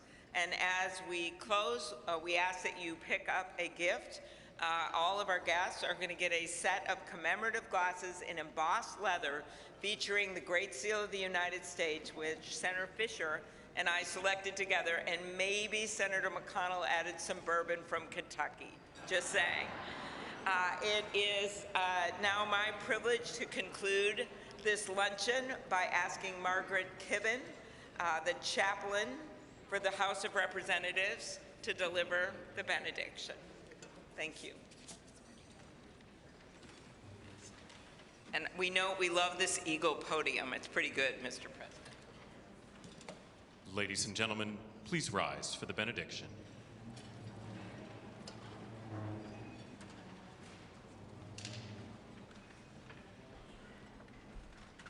Would you pray with me? Holy and merciful God, having witnessed another successful moment in the experiment that you have entrusted into the hands of the American people, we pray your blessing on our 47th President of these United States, Donald J. Trump, and Vice President James D. Vance. Ensure that this mantle of singular responsibility that you have laid upon our President's shoulders remains secure in your will and safeguarded in your keeping. Uphold him as he preserves, protects, and defends the Constitution to the best of his abilities, relying on your divine help. God of power and might, grace and mercy, grant that your spirit of counsel has access to the President's heart to search it, to his mind to examine it, to his will to test it, that his faithfulness would bear witness to your truth. Surround him with angels and advisors who will serve as your agents to guide and guard him. Caution and encourage him to remain upright and blameless in your sight. Buckle the belt of truth around his waist. Place the breastplate of righteousness over his heart. Fit his feet with readiness, that your gospel of wisdom and justice will shine forth throughout President Trump's administration. We offer this prayer to the one whose voice we follow, to guide all that we do and all that we hope for. Amen. Ladies and gentlemen, please be seated. Please remain at your seats as President Trump, Vice President Vance, the Joint Congressional Committee on Inaugural Ceremonies, and the official party depart National Statuary Hall.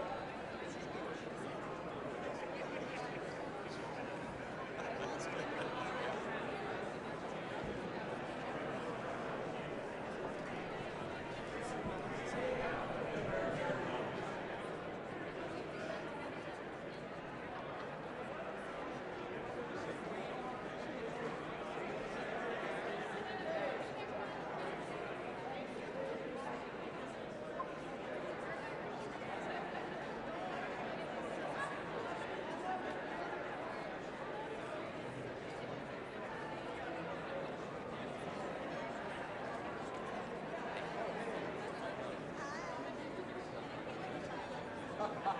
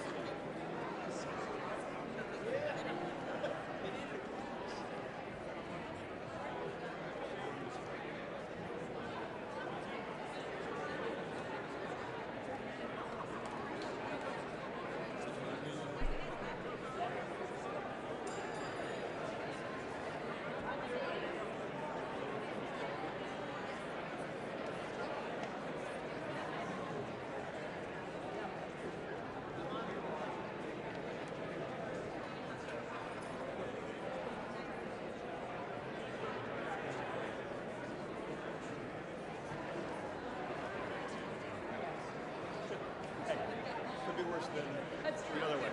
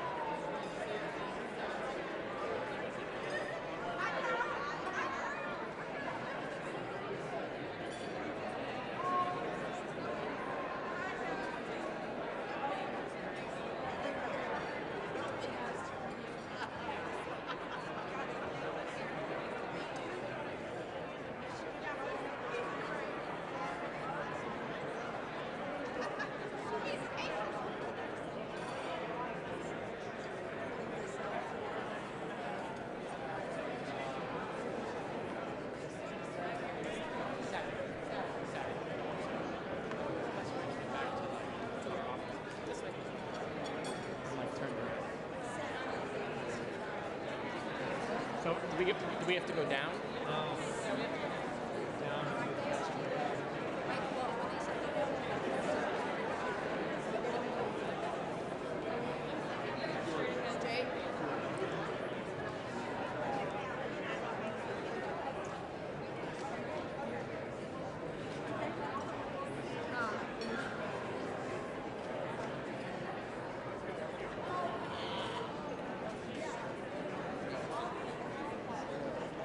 Just a little step to the governor's mansion, and then 1600 Pennsylvania.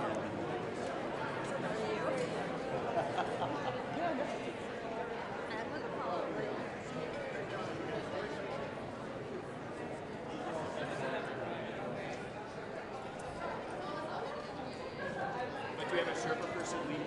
I'm looking for her. Yeah, with my guy too. Hey, Linda?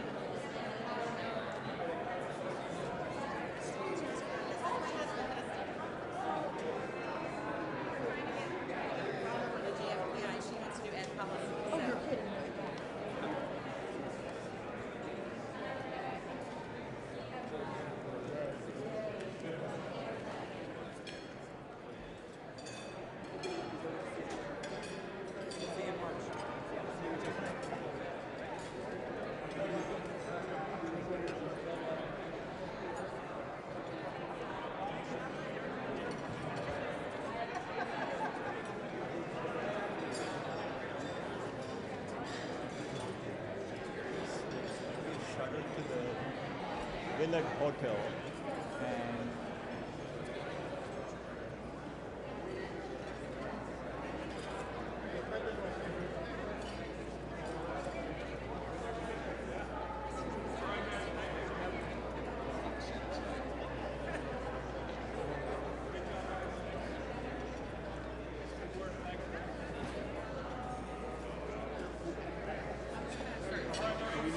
Yeah.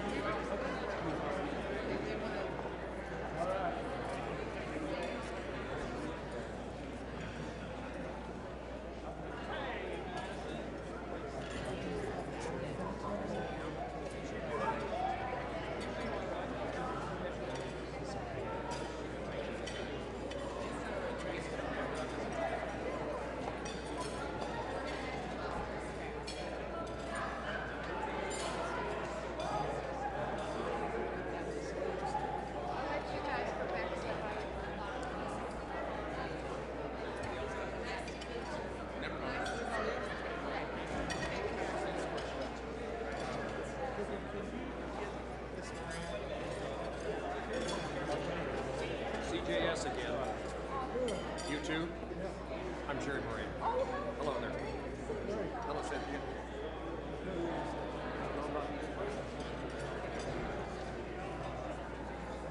Same spot.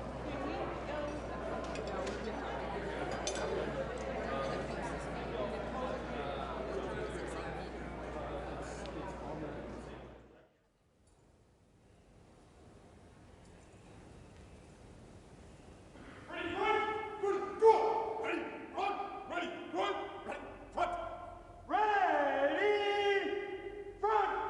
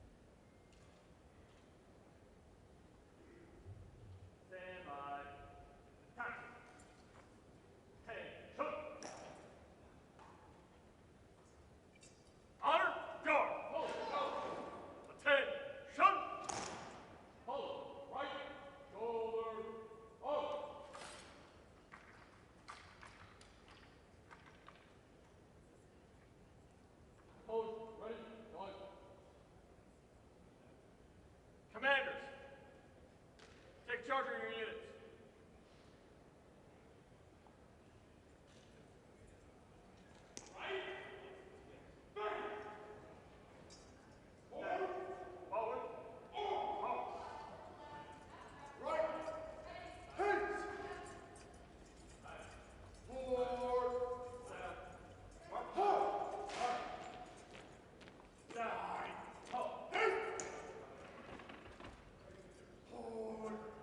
Oh!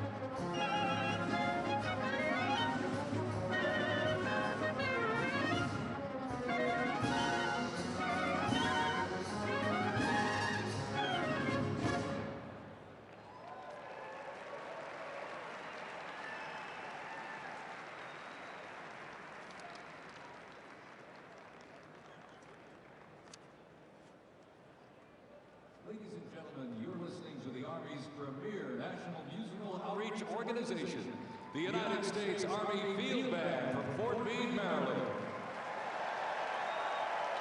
They are led by Commander and Conductor Lieutenant Colonel Domingo S. Robinson. The U.S. Army Field Band develops positive connections on behalf of the Army, the Department of Defense, and the United States through live music, multimedia performances, television productions, and emergent technologies, traveling thousands of miles annually across our nation and around the world, and appearing regularly on major television and streaming events. The Field Band proudly honors our soldiers and veterans while strengthening ties with communities worldwide.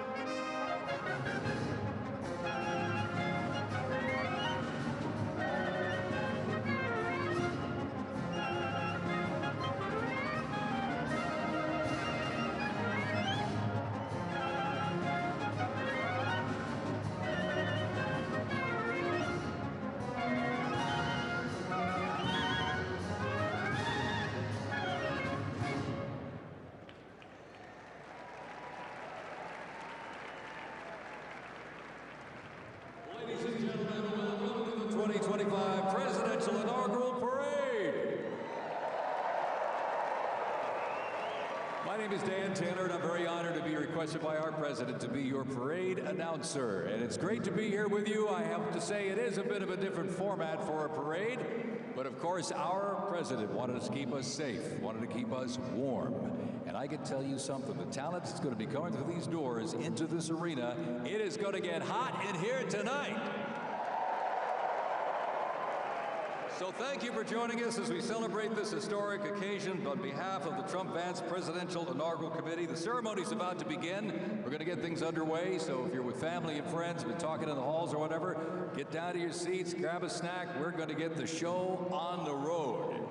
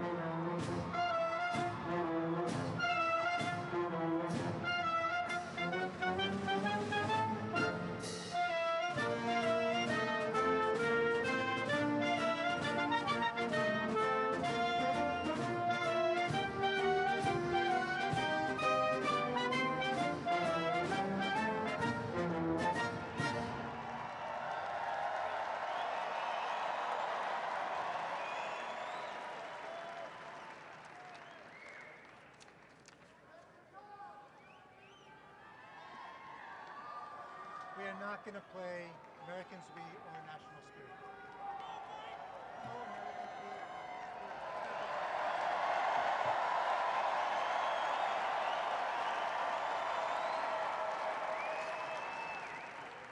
Next up, the Herald will play Honors.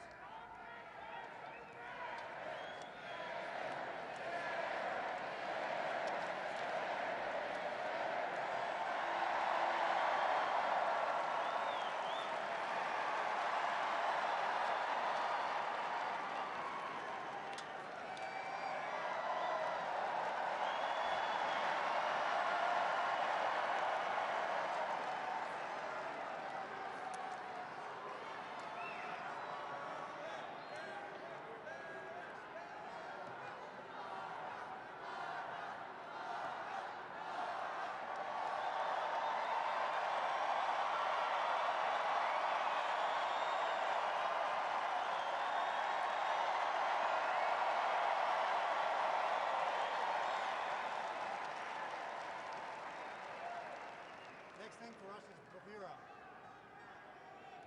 Next thing for us is bravura.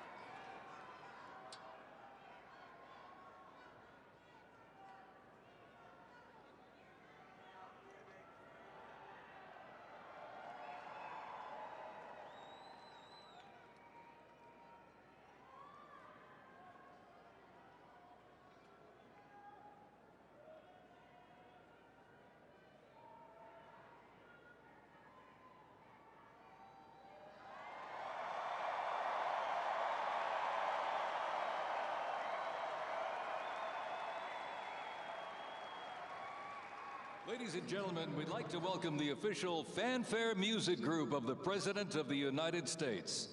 Under the direction of Major Aaron Morris, the U.S. Army Band Herald Trumpets performing their fanfare that's actually written for the 47th President of the United States.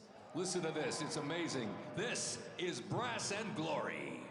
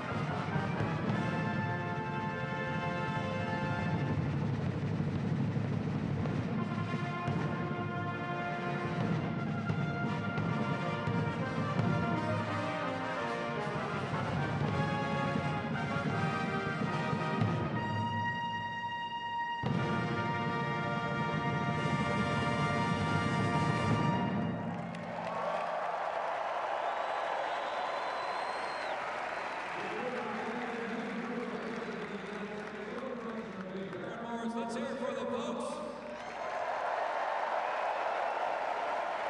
Brass and Glory.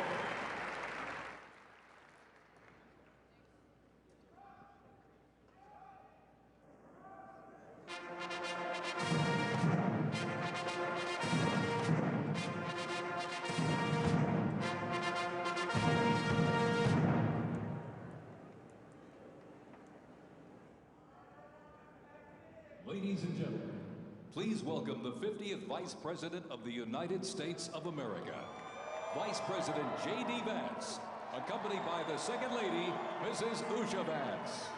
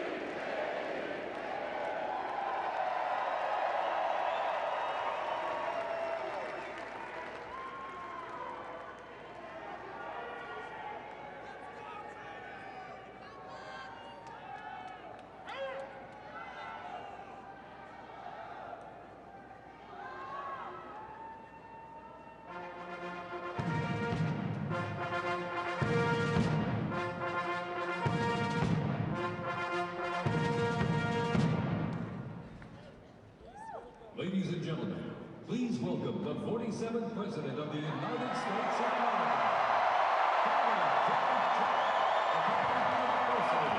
Miss Melania.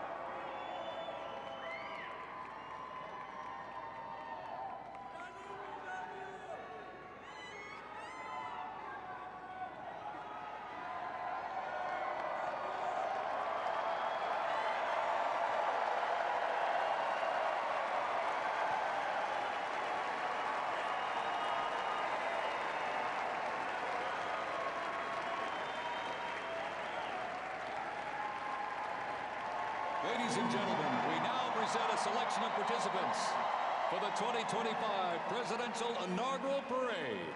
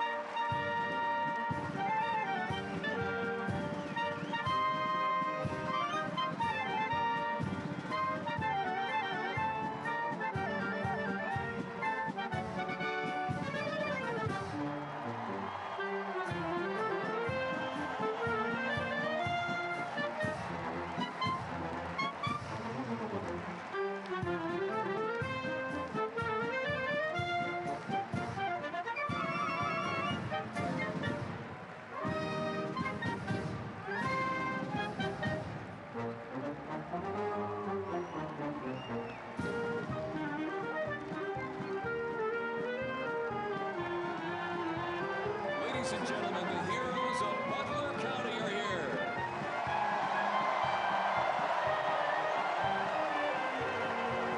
And they are here to pay homage to the life, selfless community service, and sacrifice of Corey Comparatori. Mr. Comparatori, a 10-year U.S. Army Reserve veteran and past fire chief to the Buffalo Township Volunteer Fire Company, who died during the assassination attempt on the life of President Trump in Butler, Pennsylvania, July 13th, 2024. Their formation consists of Pennsylvania State Police, local police, county sheriffs, emergency services unit, EMS, 911 radio dispatch, and hospital personnel, who all heroically stepped into action during the horrific attack. They are also paying tribute to the courageous service of first responders nationwide.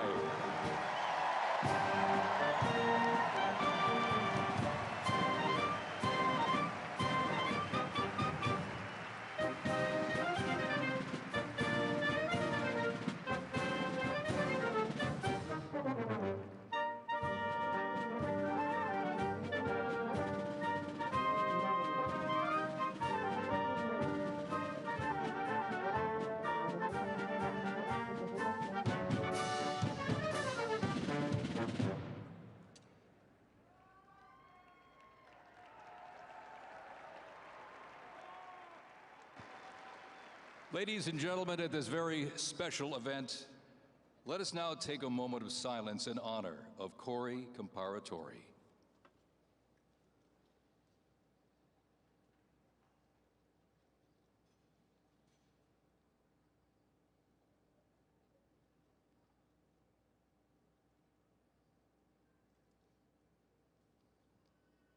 Thank you very much, ladies and gentlemen.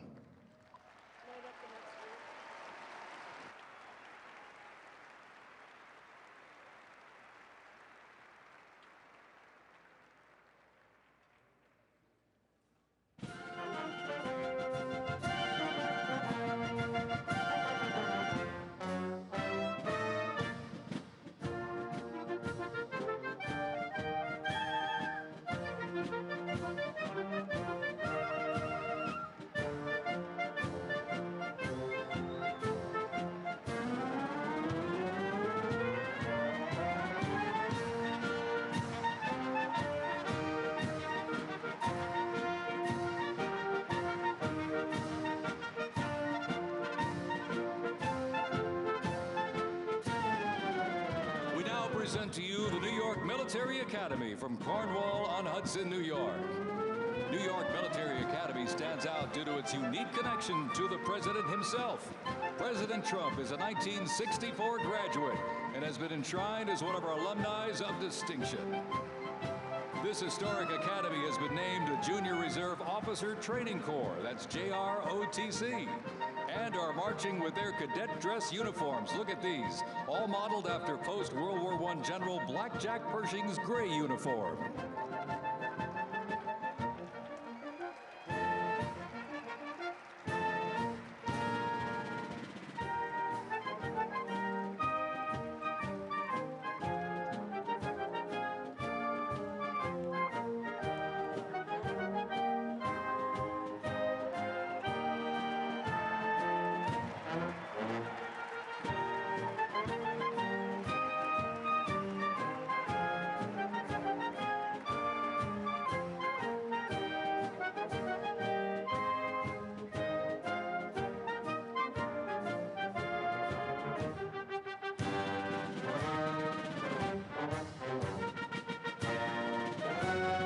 Introducing the Palm Beach Police and Fire Honor Guard unit, representing the town of Palm Beach, Florida.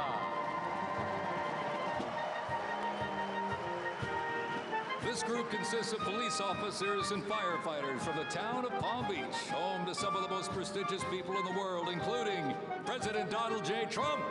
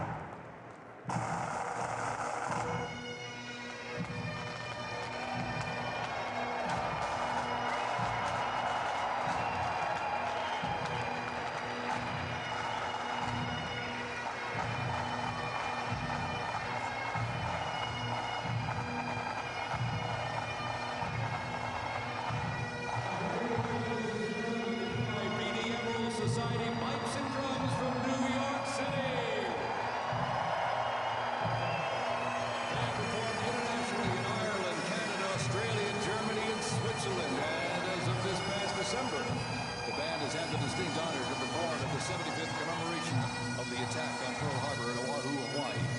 The band is also played for hospitalized children, military veterans, as well as the 1980 and 2005 presidential inaugural parades, and His Holiness Pope John Paul II.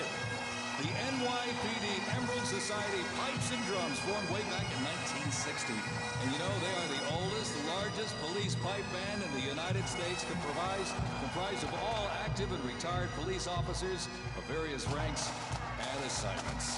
Listen to those bagpipes. Let's hear it for it, folks.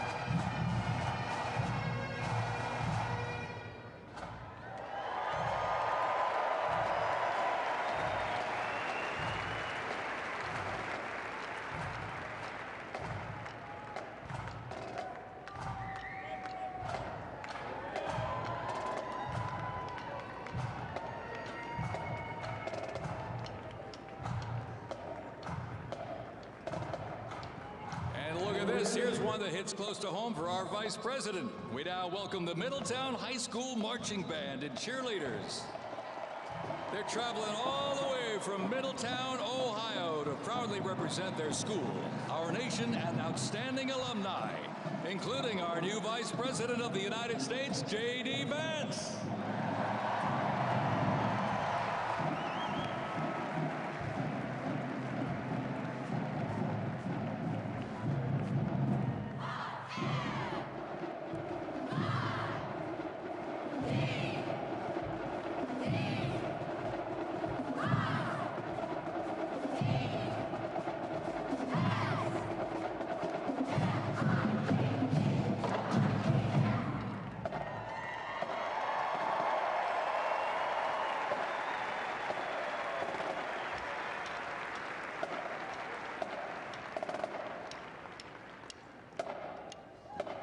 The band has performed in countless parades, community and sporting events, as well as competitions. They have also always qualified for the Ohio Music Educators Association state finals for 23 years straight. How about that?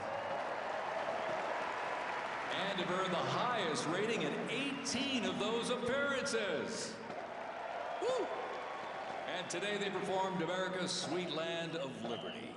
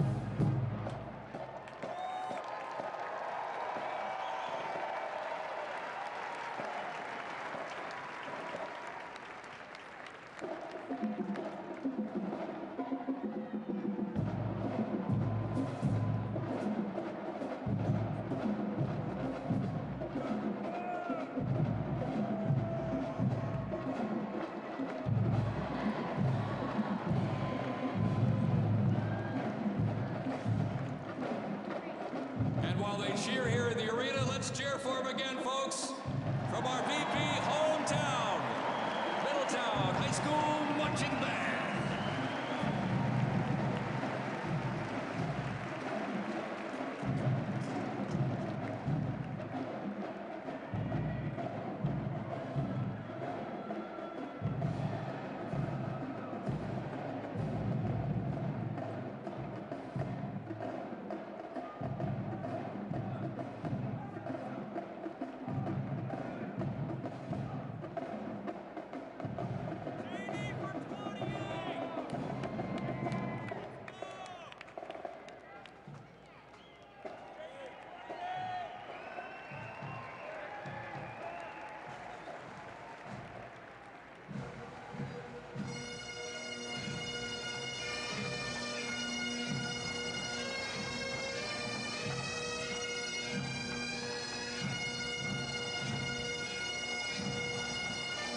Ladies and gentlemen, entering the arena right now, traveling from Boca Raton, Florida, the Florida Firefighters Pipes and Drums. And they are well seasoned when it comes to civic events. They've played and participated in parades, memorials, and other ceremonial events across both the United States and Europe. Today, they are wearing their most notable uniforms. What a great photo opportunity. Consisting of the Glengarry headgear and kilts.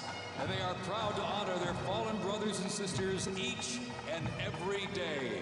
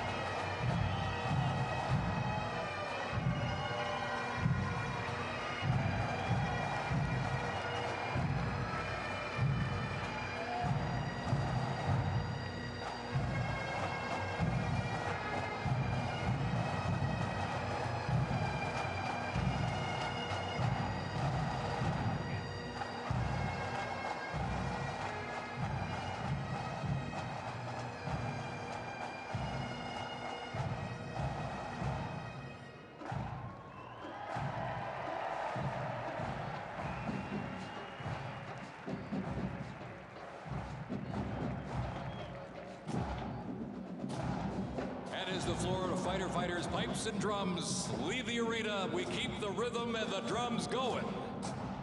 Please welcome the Stewart's Creek High School Marching Band. Traveling all the way from Smyrna, Tennessee, they are proud to represent the Volunteer State in the 2025 Presidential Inaugural Parade.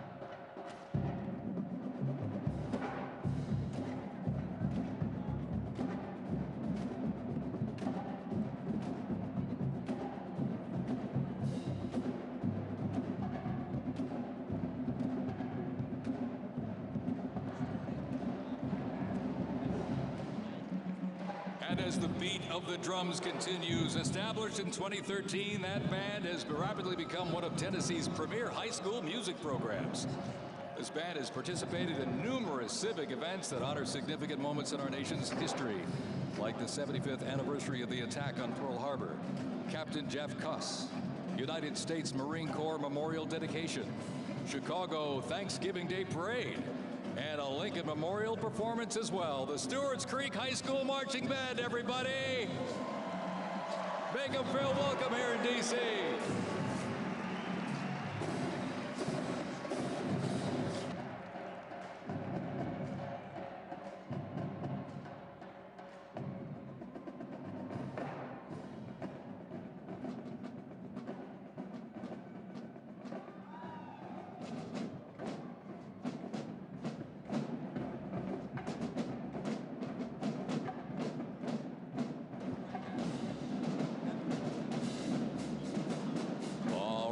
Ladies and gentlemen, now welcoming the Mississippi Valley State University Band.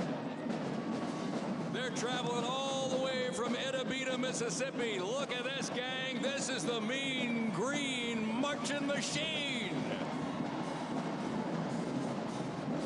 They are proud to represent historically black colleges and universities at the 60th Presidential Inauguration.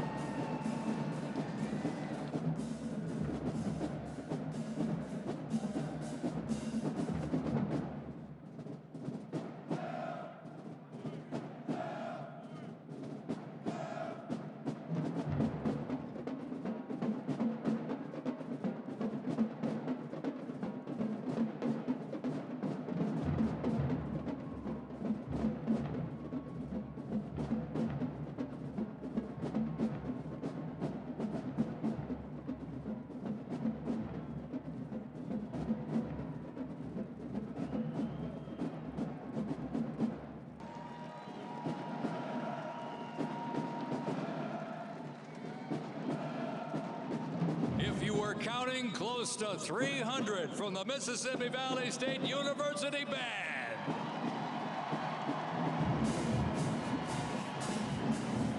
You know, since its founding, the band has consistently played a significant role at their university and across the United States. They have performed for athletic events, Mardi Gras parades, Rose Bowl parades, and many, many more. The Mississippi Valley State University Band takes great pride in presenting culturally diverse presentations for students, faculty, and the surrounding Mississippi communities. Take a look at that brass out there. Woo! That's just part of the big green marching machine. The Mean Green Marching Machine from Itabena, Mississippi, ladies and gentlemen.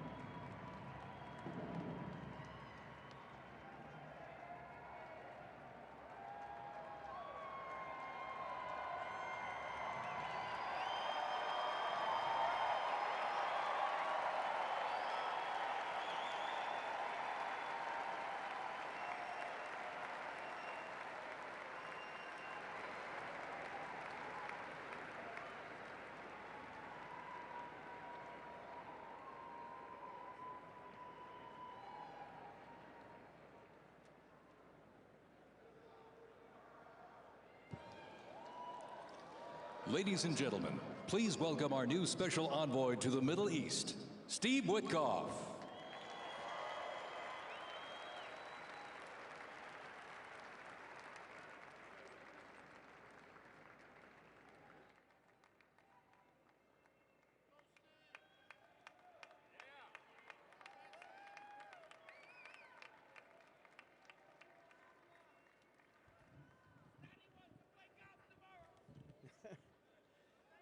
Good evening, everybody. I was appointed by President Trump to be the special envoy for peace in the Middle East.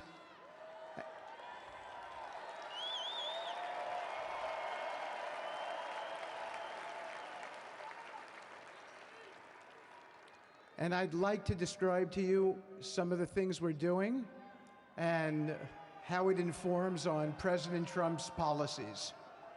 First of all, it is an honor to stand before you today as I reflect on the enormity of the role that President Trump has tasked me with. I am constantly reminded of the privilege it is to serve under the leadership of my boss, President Donald J. Trump.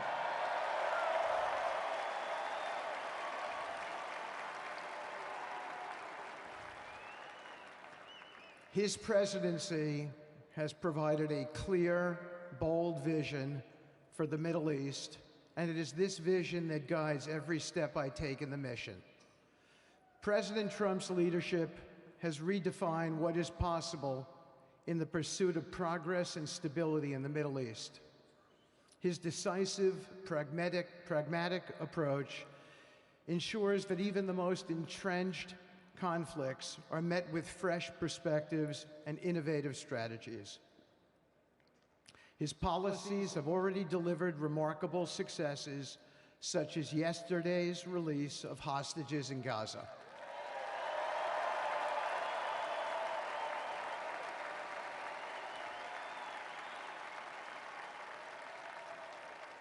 Thank you.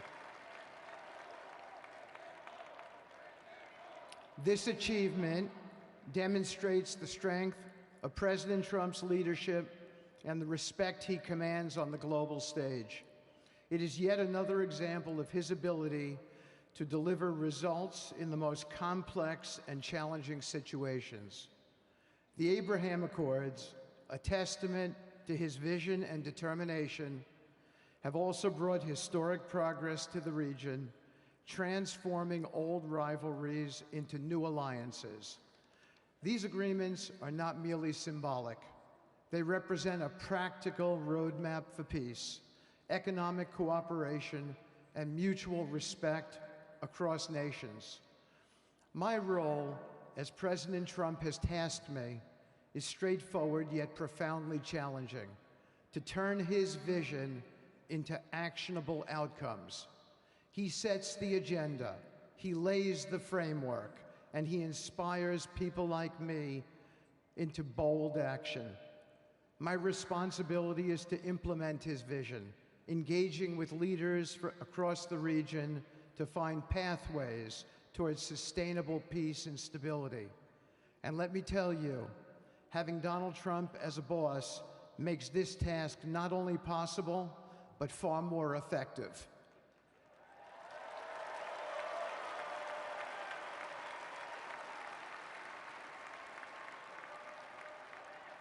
President Trump's reputation as a leader who delivers results resonates far beyond Washington. Leaders in the Middle East know he means what he says. His ability to cut through bureaucratic gridlock and focus on tangible results is the game changer. It allows me to approach delicate negotiations with the confidence that the full weight of the United States is behind me. The principles President Trump has laid out for our approach to the Middle East and foreign policy in general are fourfold, and they are clear. 1, respect for sovereignty.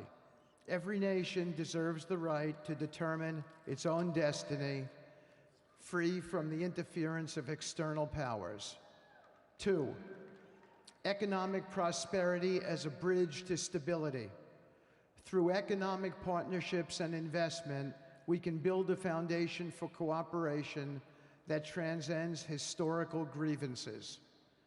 3, courageous diplomacy. Real progress requires difficult conversations and bold decisions, and it is through these that trust is built and maintained.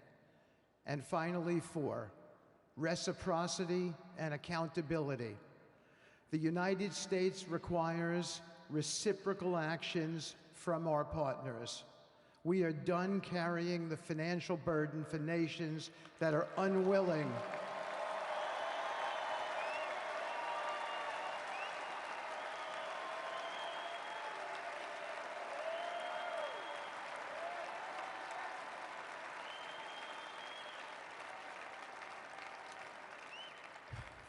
We are done carrying the financial burden for nations that are unwilling to fund their own progress.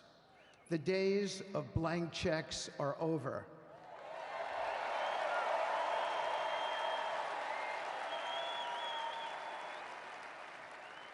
Partnerships under President Trump's leadership must be equitable, and contributions must reflect shared commitments to our goals. In my work, I've seen firsthand how these principles resonate. They provide a foundation that transcends politics and speaks to the shared humanity of all people in a region. Leaders across the Middle East recognize that this Trump administration is serious about results, not symbolic gestures, but real, meaningful progress that improves lives. Thank you.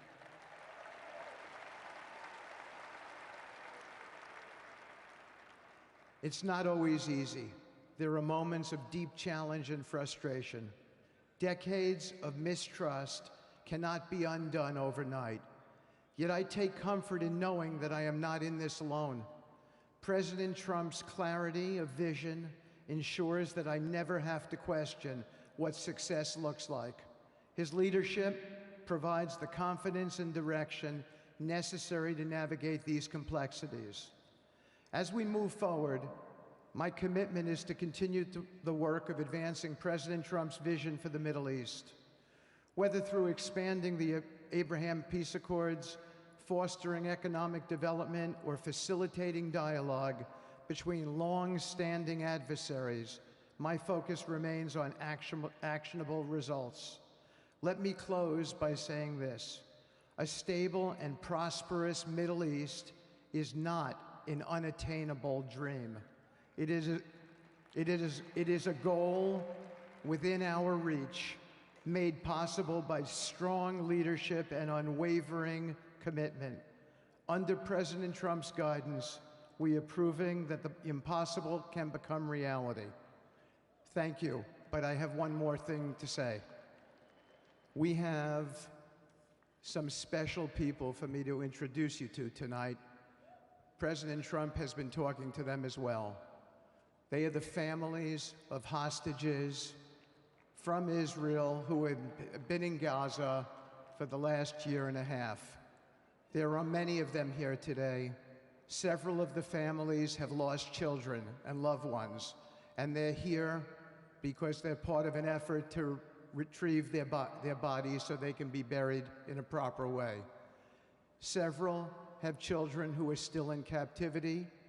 There is an American family here whose loved one is scheduled to come out in 14 days, and they're going to be meeting the president tonight. So let's give them all some love and a big hand. Come on up.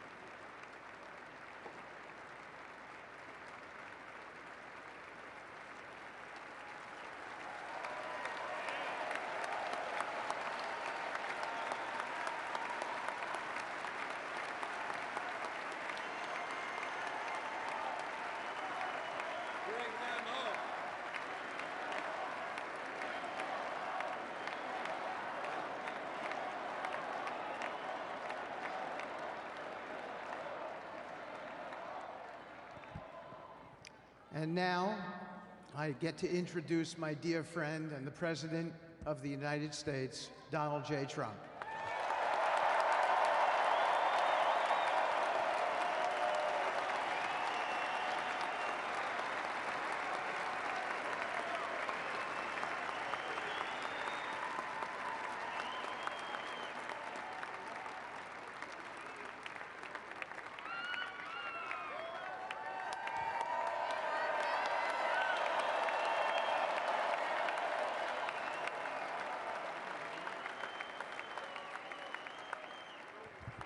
Thank you very much, everybody. Appreciate it. Thank you.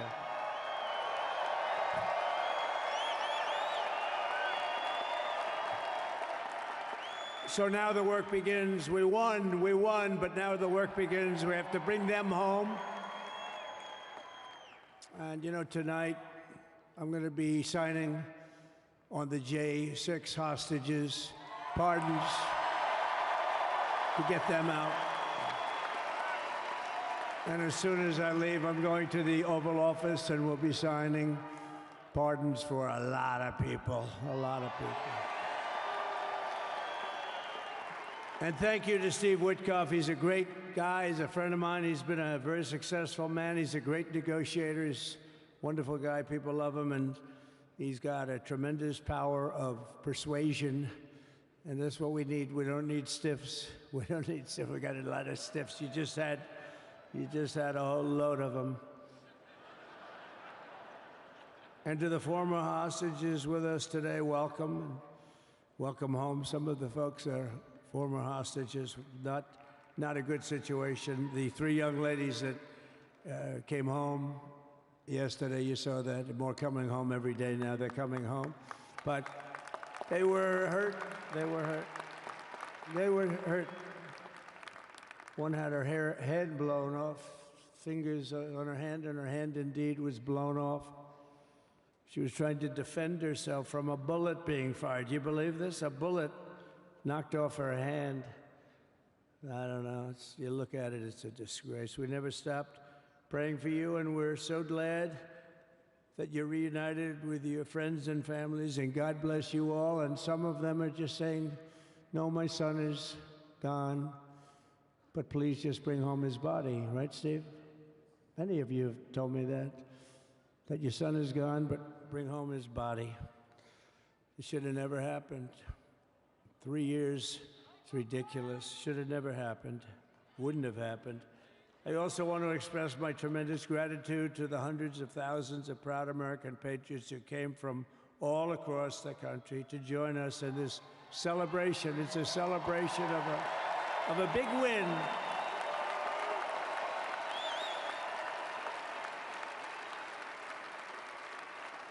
And you're witnessing the dawn of the golden age of America. That's what it's going to be. We're bringing it back. We're going to bring it back fast. We're going to bring it back fast.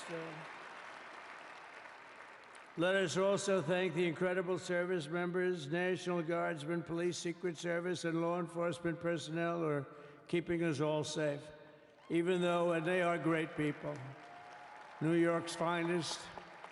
I grew up with New York's finest, and we got to give them their authority back. You won't have any crime. There'll be no crime. You give them little authority back. The whole way they run things in this country now, it's disgraceful. But it's going to change rapidly. We're going to make our cities safe again, too. Even though we're indoors, we've had a magnificent inaugural parade. And let's give a big round of applause. They were great. To all of the incredible performers and hardworking men and women who made it possible. Those people, really talented, amazing people. I also want to thank my wonderful family for being here, especially my beautiful wife, our First Lady, Melania.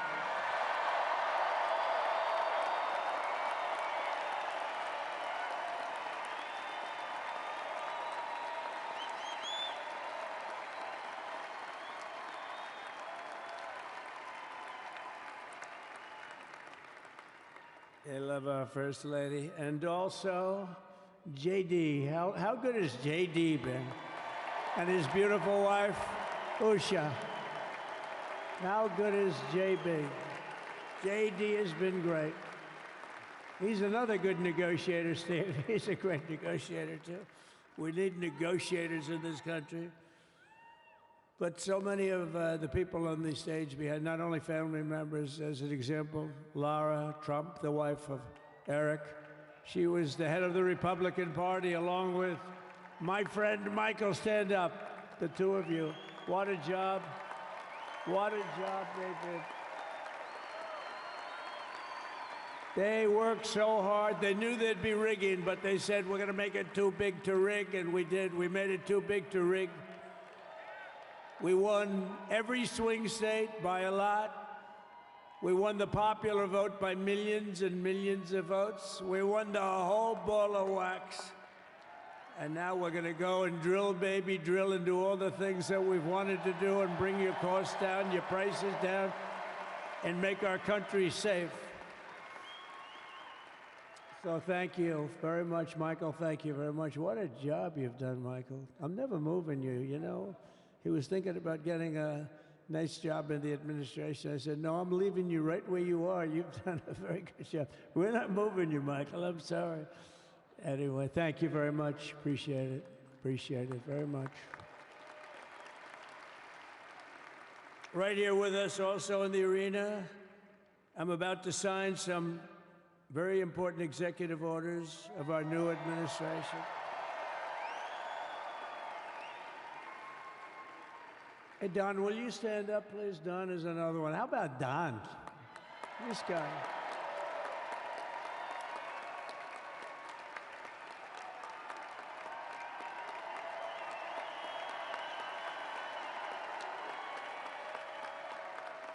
He's a popular one. He goes out and speaks. He gets a big crowd. He's a little on the rough side sometimes, but that's what you want. He's done a fantastic job, and he loves our country. Thanks, Don. Great job. You've done a great job. And Ivanka.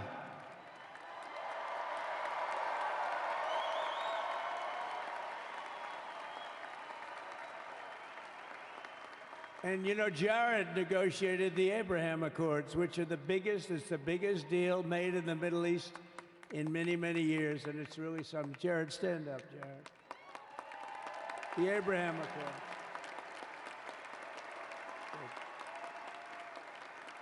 And Tiffany's going to have a little baby. And Michael.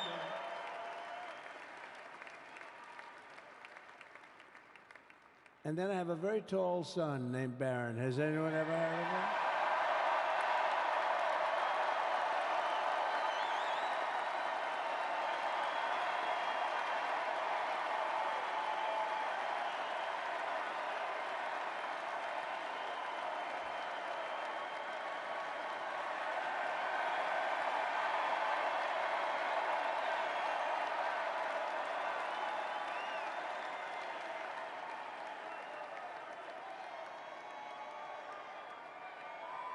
Thank you.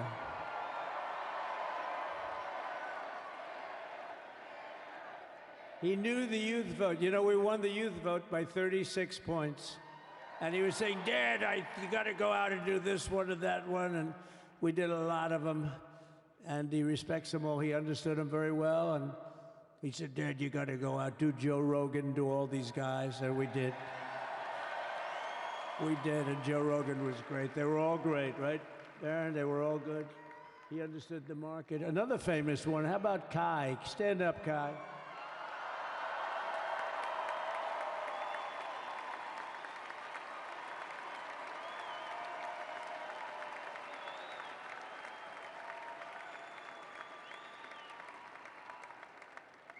Is that Byron Donalds back there?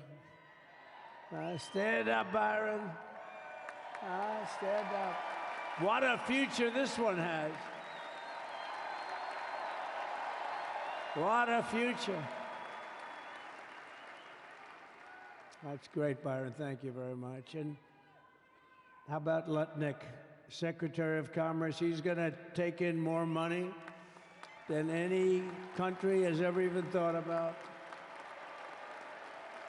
He's going to take in some money. And we have many others. Look, I'm not going to go through it, but we're going to sign some orders right now, and that's really what I want to do. So we're going to sign executive orders. First, I'll revoke nearly 80 destructive and radical executive actions of the previous administration, one of the worst administrations in history. Maybe not one of them, the worst. Anybody that would allow millions of people to pour through our borders from jails, prisons, mental institutions, insane asylums, gang members to be taken off the streets of Venezuela and deposited in our country, and many, not just Venezuela. You know, crime in Venezuela is down 74% because they took their criminals and gave them to us through an open border policy of the previous administration. All over the world, they're emptying their prisons into our country. They're emptying their mental institutions into our country. It stops as of 1 o'clock this afternoon, okay? It stops.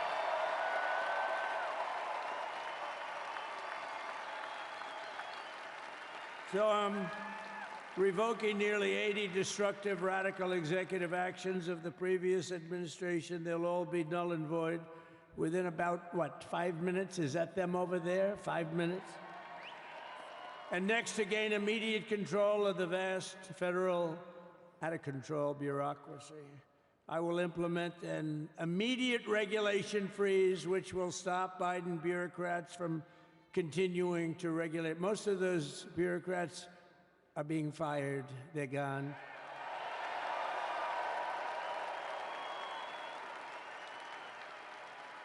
Should be all of them, but some sneak through, but we have to live with a couple, I guess. I'll also issue a temporary hiring freeze to ensure that we're only hiring competent people who are faithful to the American public, and we will pause the hiring of any new IRS agents. We will also require that federal workers must return to the office in person. And we're going to take the 88,000 people that they hired to go after you with guns. By the way, they're allowed to use guns and harass you like they were so many other people. Remember this. Okay, remember? Do you remember a little statement about tips? Does anybody remember that little statement? I think we won Nevada because of that statement. But they went out and harassed you over the tips. In other words, we are restoring control of our government to the people. We're going to take those 88,000. Let's see if they'd like to work on the border, because that's where we want them, really.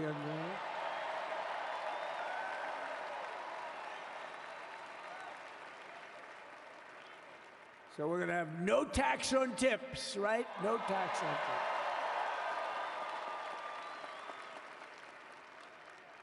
And we may have, like the Speaker of the House, is he here? He's done such a good job. Is Mike here? Is he around here someplace? I saw him just a little while ago. Hello, fellas. Look at you guys. Yeah, I know it. He's great. He's doing great. They're all doing good. The Republican Party has never been unified like it is right now. They want to save our country. And we're going to more than save it. We're going to make it greater than it's ever been before by a lot. Next, I'm going to sign a presidential memorandum directing every member of my cabinet to marshal every power at their disposal to defeat inflation and rapidly bring down the cost of daily life, because your costs have gone through the roof in the last 4 years. Perhaps you didn't notice. Does anyone notice their costs are like double, triple, quadruple? You can't buy bacon. Apples have doubled in price. You want an apple, anybody? Pay twice what you did 2 years ago. We'll put more money in your pocket, and we'll bring back the American dream and to reduce energy costs and liberate our economy. So we have more oil and gas than any country in the world, and we're going to use it. We're not going to do the wind thing. Big, ugly windmills, they ruin your neighborhood. They ruin you. If you have a house that's near a windmill, guess what? Your house is worth less than half. And did you see up in New England with the whales? You see what's happening? So they had 2 whales killed in about 14 years. Last year and the year before, total, they had 28. So if you're into whales, you don't want windmills either. and they're the most expensive form of energy that you can have by far. And they're all made in China, by the way, practically all of them. And they kill your birds and they ruin your beautiful landscapes. But other than that, I think they're quite good, right? Now, remember when we used to joke and kid when we were kidding, but we don't kid anymore? They want to watch the debates on television. They want to watch your favorite president on television. But the wind isn't blowing, so we can't watch television that night, Gladys. Remember? Gladys, I'm sorry, the wind is just not blowing. We're not watching Trump tonight. But I'm immediately withdrawing from the unfair, one-sided Paris Climate Accord ripoff. The United States will not sabotage our own industries while China pollutes with impunity. You know, China, I mean, look, they use a lot of dirty energy, but they produce a lot of energy. And when that stuff goes up in the air, you know, it doesn't stay there. It's not like you got a wall. We love walls, don't we? Not like you have a wall around and it doesn't. It floats into the United States of America after 3.5 to 5.5 days. It floats across the oceans and it comes right over your neighborhood and it falls into your neighborhood. So they all say, we have to fight for cleaner air, but the other dirty air is dropping all over us. So what the hell are they talking about? Unless everybody does it, it just doesn't work. You know, we had the cleanest air and the cleanest water that this country's ever had under the Trump administration, and we didn't do anything to stop jobs and stop production. Believe me, you're going to see a lot of companies come pouring back because tariffs. I always say tariffs is the most beautiful word to me in the dictionary. Then I was reprimanded by the fake news. They said, what about love, religion, and God? I said, I agree. Let's put God number one. Let's put religion number two. Love, I don't know. We got to put that number 3, I guess, right? And then it's tariff. Because tariffs are going to make us rich as hell. It's going to bring our country's businesses back that left us. And I'll also sign an executive order to immediately end federal government censorship of the American people. In America, we believe in free speech, and we're bringing it back starting today to stop the weaponization. Oh, do I know about that? These creeps. Deranged Jack Smith. You ever hear of him? Deranged. He's a deranged prosecutor. He's sick. They suck him on me. He's now been reduced to getting on an airplane, going back to The Hague or wherever the hell he came from. We got to get rid of that guy. Hey, was he one of the many people that got a pardon today? Did they pardon Jack Smith? You know, did you know that Biden, while I was making my speech, pardoned his whole family?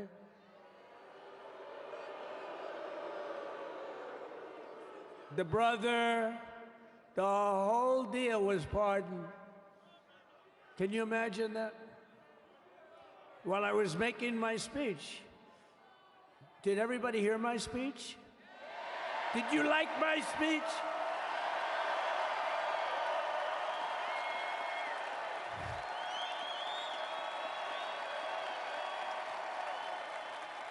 Thank you. I mean, the only thing wrong with it is I had a lot of tough things to say, and I have some great people that work for me. Sir, this is such a great speech. It's so unifying. Don't talk about Biden with his pardons of his family. We want a unified country. They said, don't talk about the J6 hostages that you're going to be releasing today. Sir, don't put that in your speech, please.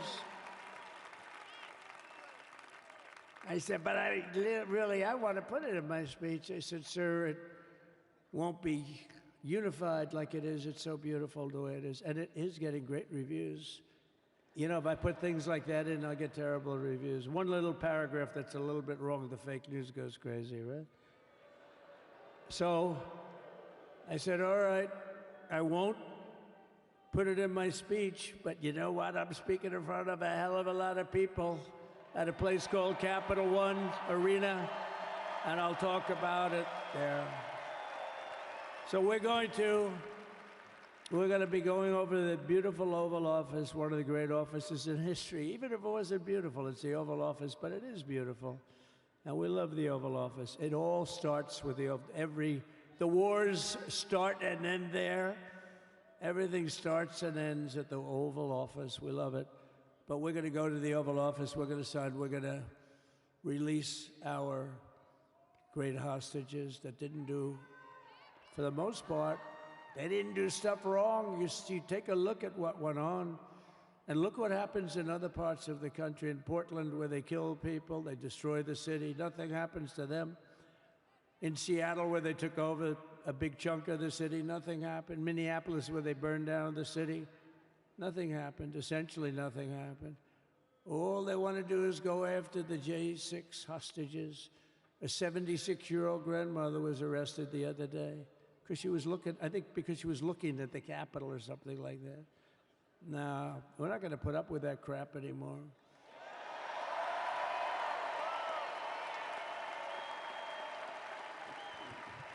And to stop the weaponization of law enforcement, I've been investigated more than any human being in the world.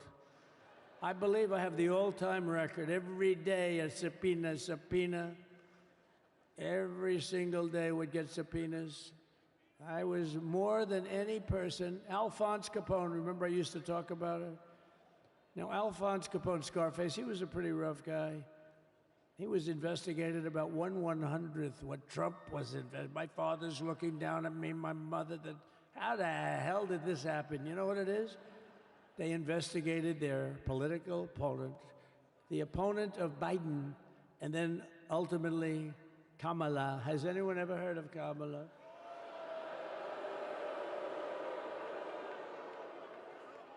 We had to beat two opponents, you know? We had to beat Biden, then we beat him.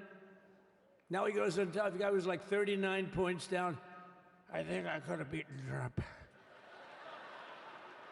They should have left me and I would have beaten. No, his debate performance wasn't the best, right? That's what killed him. And then they had to change, and that's like you get into a fight. The great Dana White spoke last night. We love Dana White, right? UFC. That's like he puts in two fighters, one of them's getting creamed, getting really beaten, and they say, all right, take him out, let's put somebody else in to finish up the fight. That's what they did to us. They gave us somebody new, but we took care of both of them. So we beat actually two opponents. But to stop the weaponization of law enforcement and our government, I will also sign an order directing every federal agency to preserve all records pertaining to political persecutions under the last administration, of which there were many, and beginning the process of exposing any and all abuses of power, even though he's pardoned many of these people. Can you believe it? He's pardoned them. You know why he did it while I was speaking? Because that way I couldn't speak about it. I was speaking. I didn't know he did it. I finished my speech, and they said, sir, he pardoned his whole family. I said, oh, can I go back out there and talk about it? Somehow that wouldn't be very elegant. Our First Lady would say, please don't do that. But we have plenty of time to talk about it, and we will. We're doing all of this on our very first day in office. You know, don't forget, we've been in this position, really, where we won the primaries in record time. We were the fastest win of a primary ever in political history, which is a very nice thing. It's nice to know. Well, the second election was rigged, so we knew we were doing well. And if it wasn't, you know what? If it wasn't, I would have never run. But the third one was just a monster. Boy, was that a big one, huh? That was a big one. On the second one, we got like 10 or 12 million votes more than the first one. How about that? We did great on the first one. We did much better on the second one. But bad did we do well on the third one. So we're gonna have some fun. It's very simple. We're gonna make our country great. We're gonna make our country great again. We're gonna make America great again. How good a name is MAGA, though, right? You know? I was going to say keep America great, but unfortunately it wasn't great. Can't say keep it great. It will be great again, but CAG, keep America great, CAG, I don't think it's ever going to replace MAGA. Does anybody like CAG? I don't think so.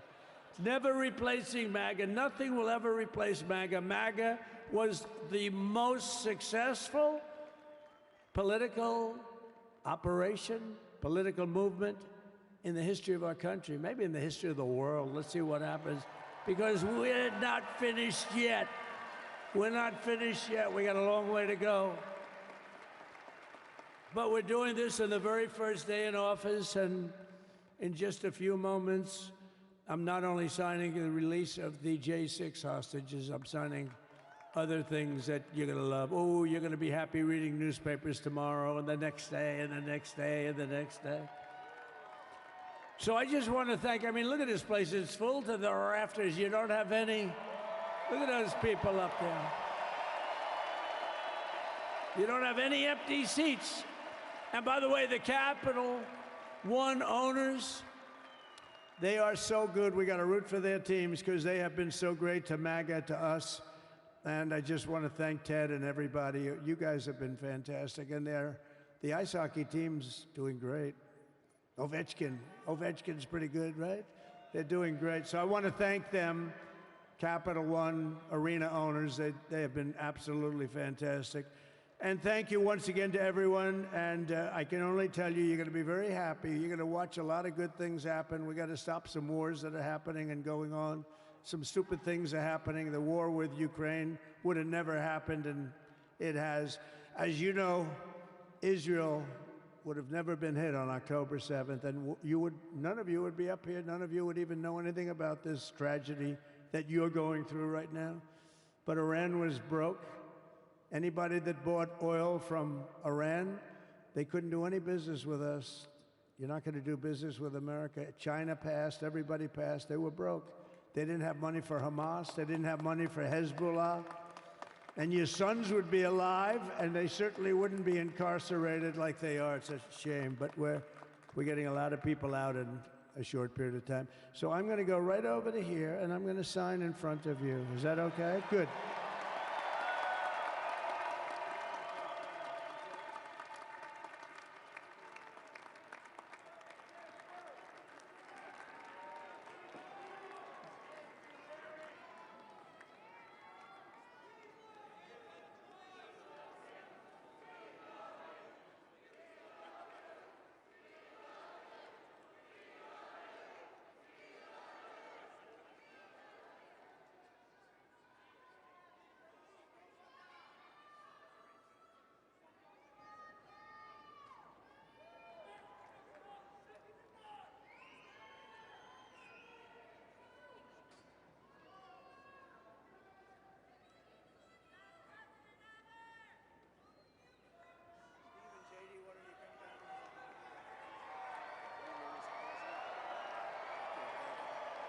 You have that other one to sign?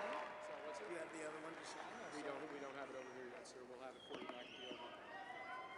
The first is the rescissions of 78 Biden-era EOs and presidential memoranda. You want to call it out? You want to say it? You want to say it? Oh, if you want me to, sir. Why don't you say what I'm signing? Sure.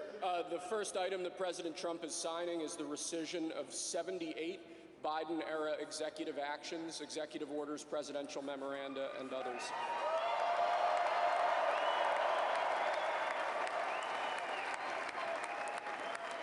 Thank you, sir.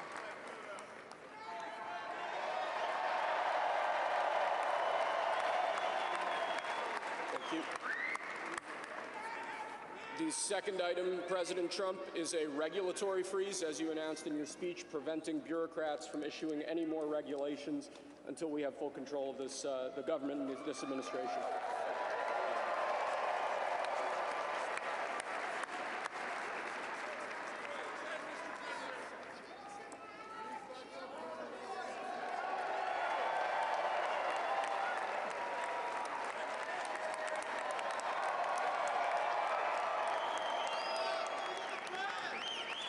Thank you, sir.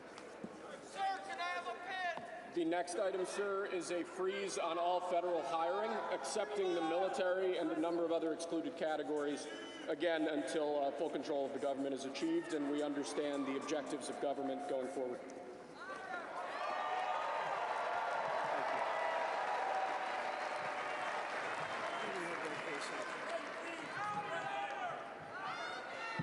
Could you imagine Biden doing this? I don't think so. I don't think so. Sir, the next item, as you announced in your speech, is a requirement that federal workers return to full-time in-person work immediately.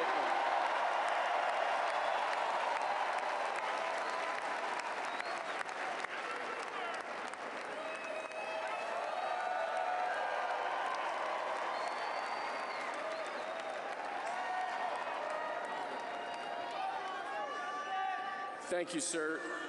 Next, we have a directive to every department and agency in the federal government to address the cost of living crisis that has cost Americans so dearly.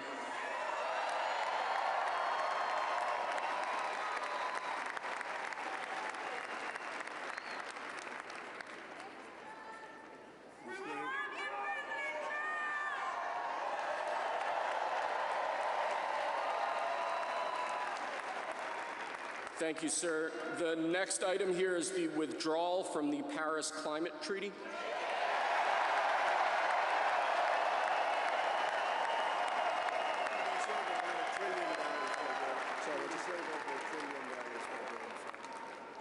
Yes, sir.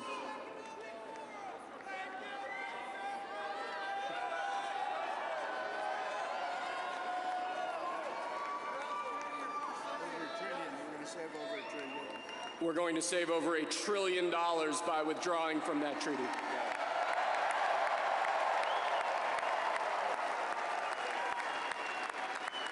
And the next item, sir, is a letter that will be transmitted to the United Nations explaining that we are withdrawing from the Paris Climate Treaty.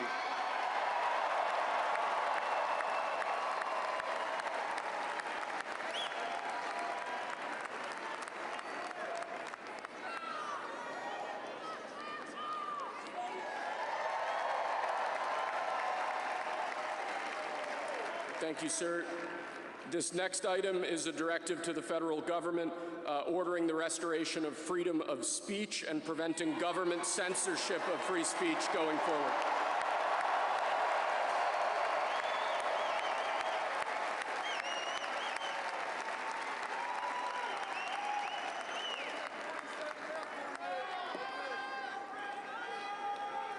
And lastly, sir, before we go back to the Oval Office to sign a large number of other items, is a directive to the federal government ending the weaponization of government against the political adversaries of the previous administration, as we've seen.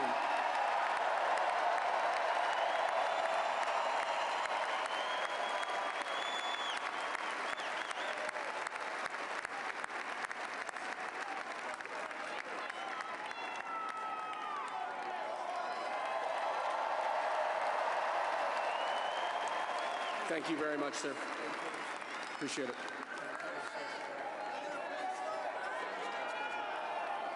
Pretty fun job.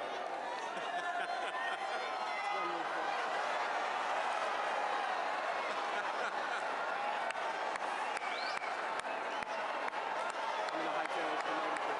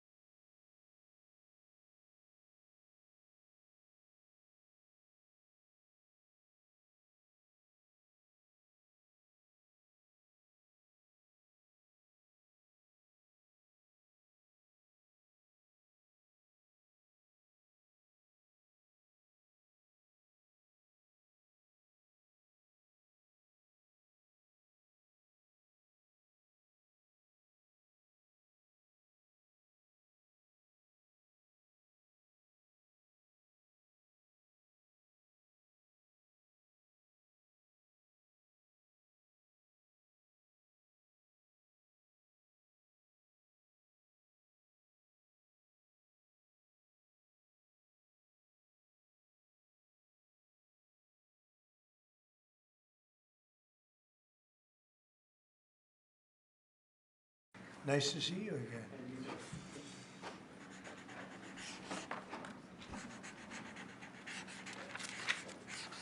So this is a big one. Anything you want to explain about this? We hope they get them. We hope they come out tonight, frankly. They're expecting it. Approximately 1,500 people. Six commutations. Were there any cases you did not commute or pardon people? We're looking at different things, but the commutations would be the ones that we'll take a look, and maybe it'll stay that way, or it'll go to, full pardon.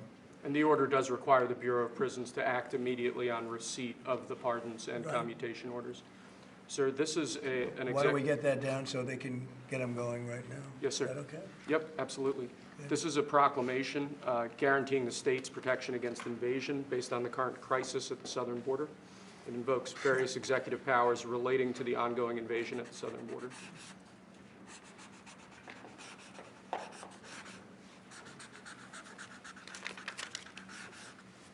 Mr. President, what makes you confident that those are not going to be blocked by the courts? I don't think they will. I don't think they can be. They're very straight up. Why don't you take that and go over here? Could you get him over here, not on the side angle? Do you mind? Just go right over here with your friends. Okay? Sir, this is an executive order realigning the United States refugee admission program to better align with American principles and American interests.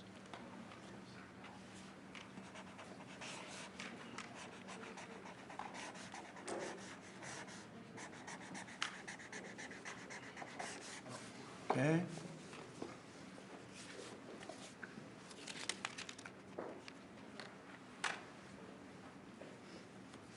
Thank you, sir. This next executive order is about protecting America from foreign terrorists and other national security and public safety threats. Again, crisis at the border, but it goes beyond that and it implicates other executive powers as well. Okay.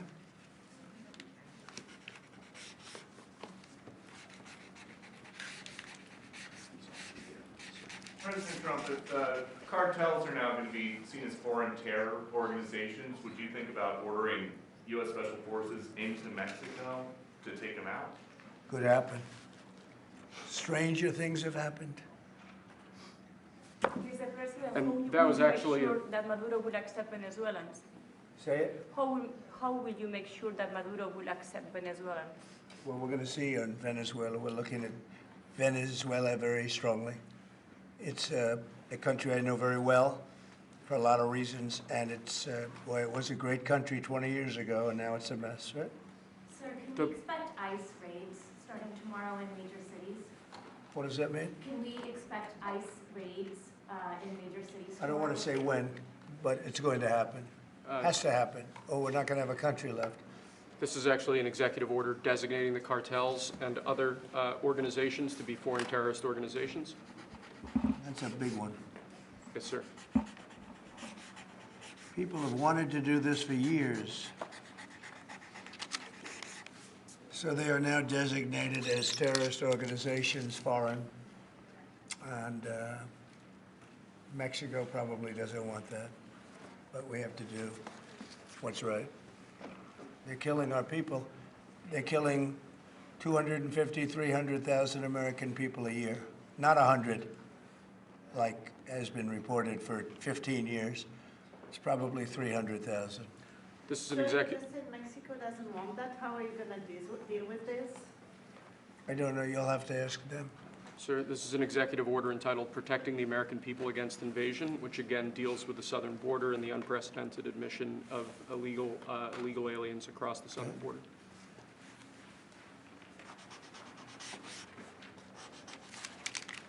What do you see the biggest national security threat to the U.S., Mr. President? What's going to be your priority on foreign policy? Say? What's going to be your priority on foreign policy? What do you see as the biggest Well, national foreign security policy is a threat? big statement. I mean, my priority on foreign policy, it's going to be to keep America safe. Very simple. It's a big question, though. That's a very big question. Who is going to be the first foreign leader that you plan to meet, or who are you going to call tomorrow on your first day in I've office? already been meeting people. I've been meeting them. I've been talking to them. I met with Prime Minister Trudeau, who I call Governor Trudeau. I met with numerous foreign leaders. Go ahead. Sir, this next order relates to the definition of birthright citizenship under the 14th Amendment of the United States. Good. That's a good one. Birthright. That's a big one. What about that one in the course? That one is likely to be challenged. Could be. We think we have good grounds, but you could be right. I mean, you'll find out. It's ridiculous. We're the only country in the world that does this with birthright, as you know. And it's just absolutely ridiculous. But, you know, we'll see. We have very good grounds. Sir, People have wanted to do this for decades. Sir, this is a proclamation declaring a national emergency at the southern border of the United States. That's a big one. A lot of big ones, huh? You know what that means, right? President Trump, did President Biden leave you a letter? He may have. Wait. Don't they leave it in the desk? I don't know. Oh. What's in there? Thank you, Peter. It could have been years before we found it. Wow. Thank you. What does it say on the outside? Maybe we should all read it together. Let's read it. Well, maybe I'll read it first and then make that determination. That sounds great. Peter, thank you very much. I may not have seen this for months. Happy to help with the passing of the torch. I did. I left him one in the desk just like this. What are you talking about with them all?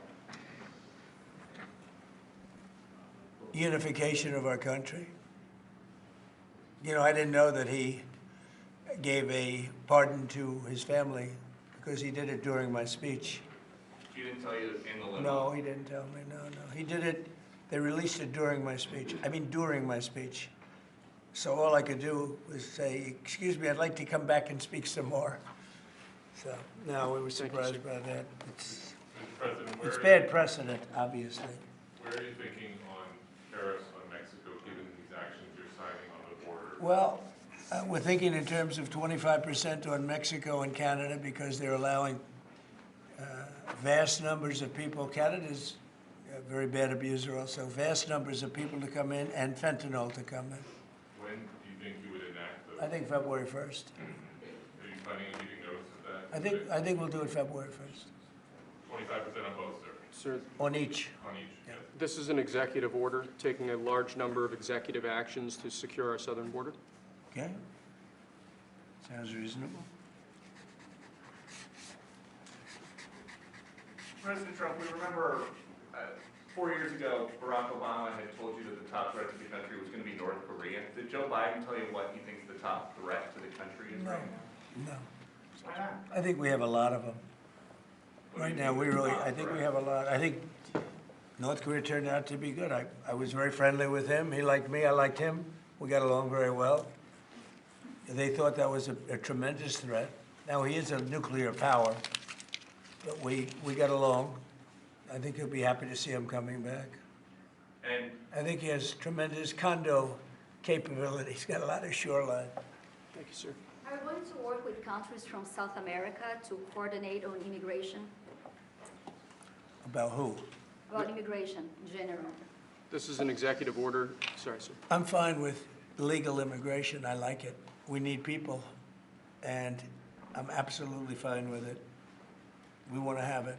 We need it because we're going to have a lot of companies coming in to avoid tariffs. You know, if you don't want tariffs, all you have to do is build your plant in the U.S. So we're going to have a lot of workers coming in, but we have to have legal immigration. Do you have a date in mind for when you want to put in on the China tariffs that you talked about? Which one? 60%? No. You're talking about which? Say it again. The China tariffs, the broad Oh, China? tariffs. Well, as you know, I put on large tariffs on China, and they've really been forced to leave them. And if we didn't leave them, you wouldn't have one steel mill that's open in this country because they were dumping massive amounts of steel. We've taken in hundreds of billions of dollars from China because they were unable to terminate the tariffs I put on China because it was too much money and the budgets didn't work and other reasons too. No, I mean, we're going to have meetings and calls with President Xi. I spoke to President Xi last week, as you know. Did you know that? I had a very good phone call. We're just done with NATO at this moment. Are you planning to meet your NATO allies soon? No, NATO has to pay more money. NATO has to pay 5%. We are, we're in the Ukraine war by $200 billion more than NATO. It's ridiculous because it affects them a lot more. We have an ocean in between. And we've spent $200 billion more on Ukraine than NATO has spent. And they've got to equalize. Did you talk to Xi about the Ukraine war? Yeah. Because China and Brazil together has a proposal to bring Russia and Ukraine to talk. That's good. That's fine. I'm ready. When are you going to talk with the Brazilian president? How did Brazil get involved? This is a new one. When are you going to talk to Lula? Are you from Brazil? I'm from Brazil. Ah, When are you talking? that's why they're involved, I guess.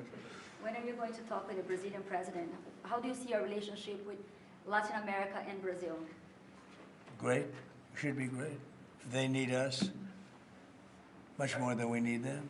We don't need them. They need us. Everybody needs us. This is Mr. President, it sounds like you will not proceed with additional China tariffs necessarily, depending on how talks go with President Xi. Is that correct? What does that define that?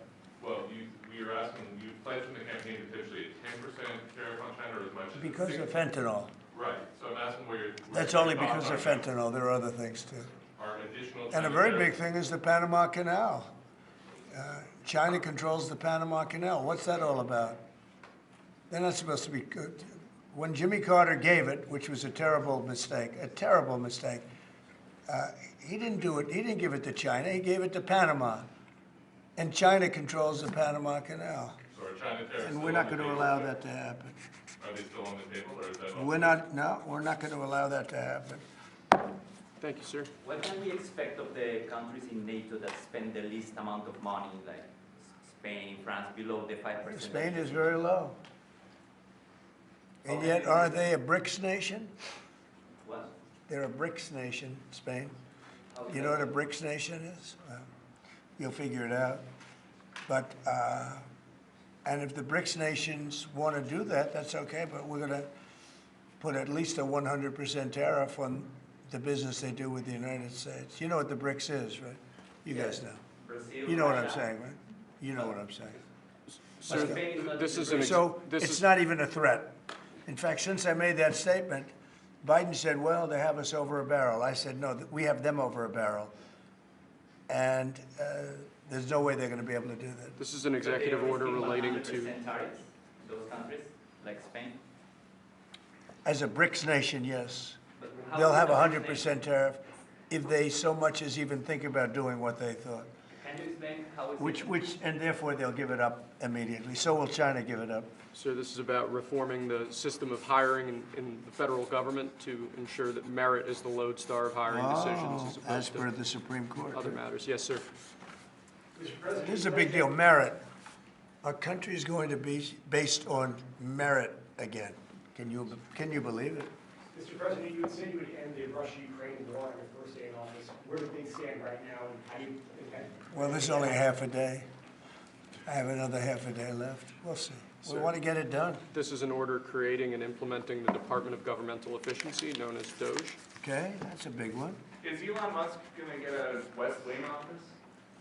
No, he's getting an office for about 20 people that we're hiring to make sure that these get implemented. We have a problem in this country. You sign an executive order, it doesn't get done for 6 months.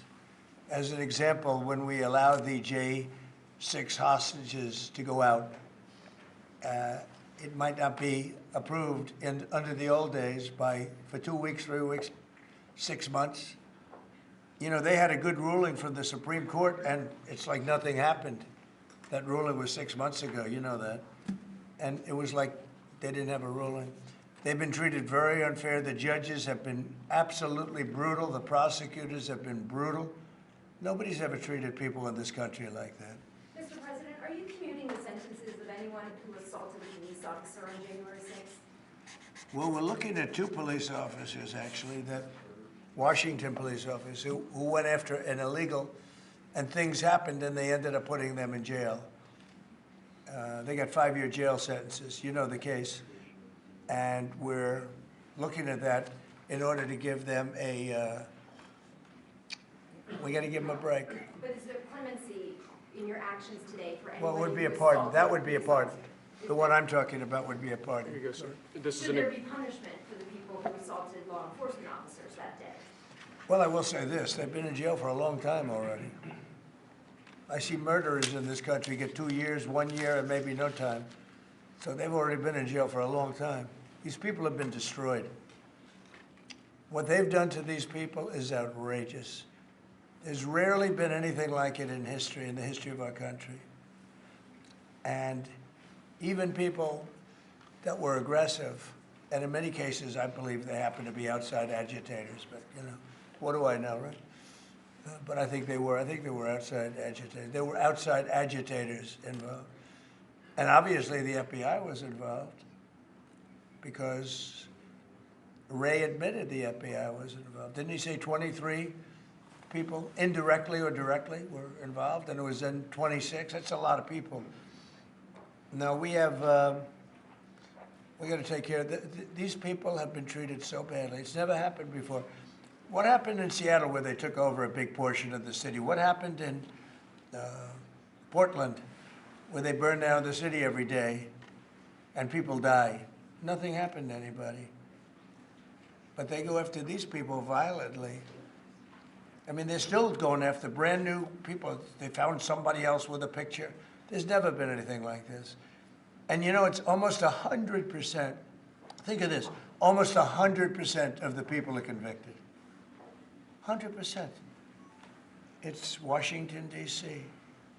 People go into a trial and they say, oh, I have a wonderful lawyer and I didn't do anything wrong. And they end up in shackles almost immediately and jail. No, we're not going to let it happen. About doing that, you have shown interest in buying it, but is there any other option that would satisfy you? About what? Greenland, instead of buying it. Finland? Greenland. Oh, Greenland. Greenland is a wonderful place. We need it for international security. And I'm sure that Denmark will come along. I think it's costing them a lot of money to maintain it, to keep it. The people of Greenland are not happy with Denmark, as you know. I think they're happy with us. We had representatives, my son and representatives went up there 2 weeks ago, and they like us. So we'll see what happens. But Greenland is necessary, not for us, it's necessary for international security.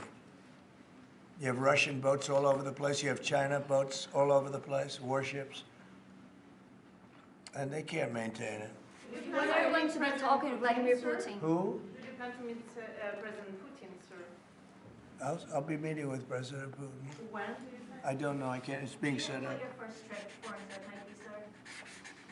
So the first foreign trip typically has been with UK, but I did it with Saudi Arabia last time because they agreed to buy $450 billion worth of our product. I said, I'll do it, but you have to buy American product, and they agreed to do that. They bought $450 billion. It was the least reported story I've ever been involved in. And now, where are you planning to go now?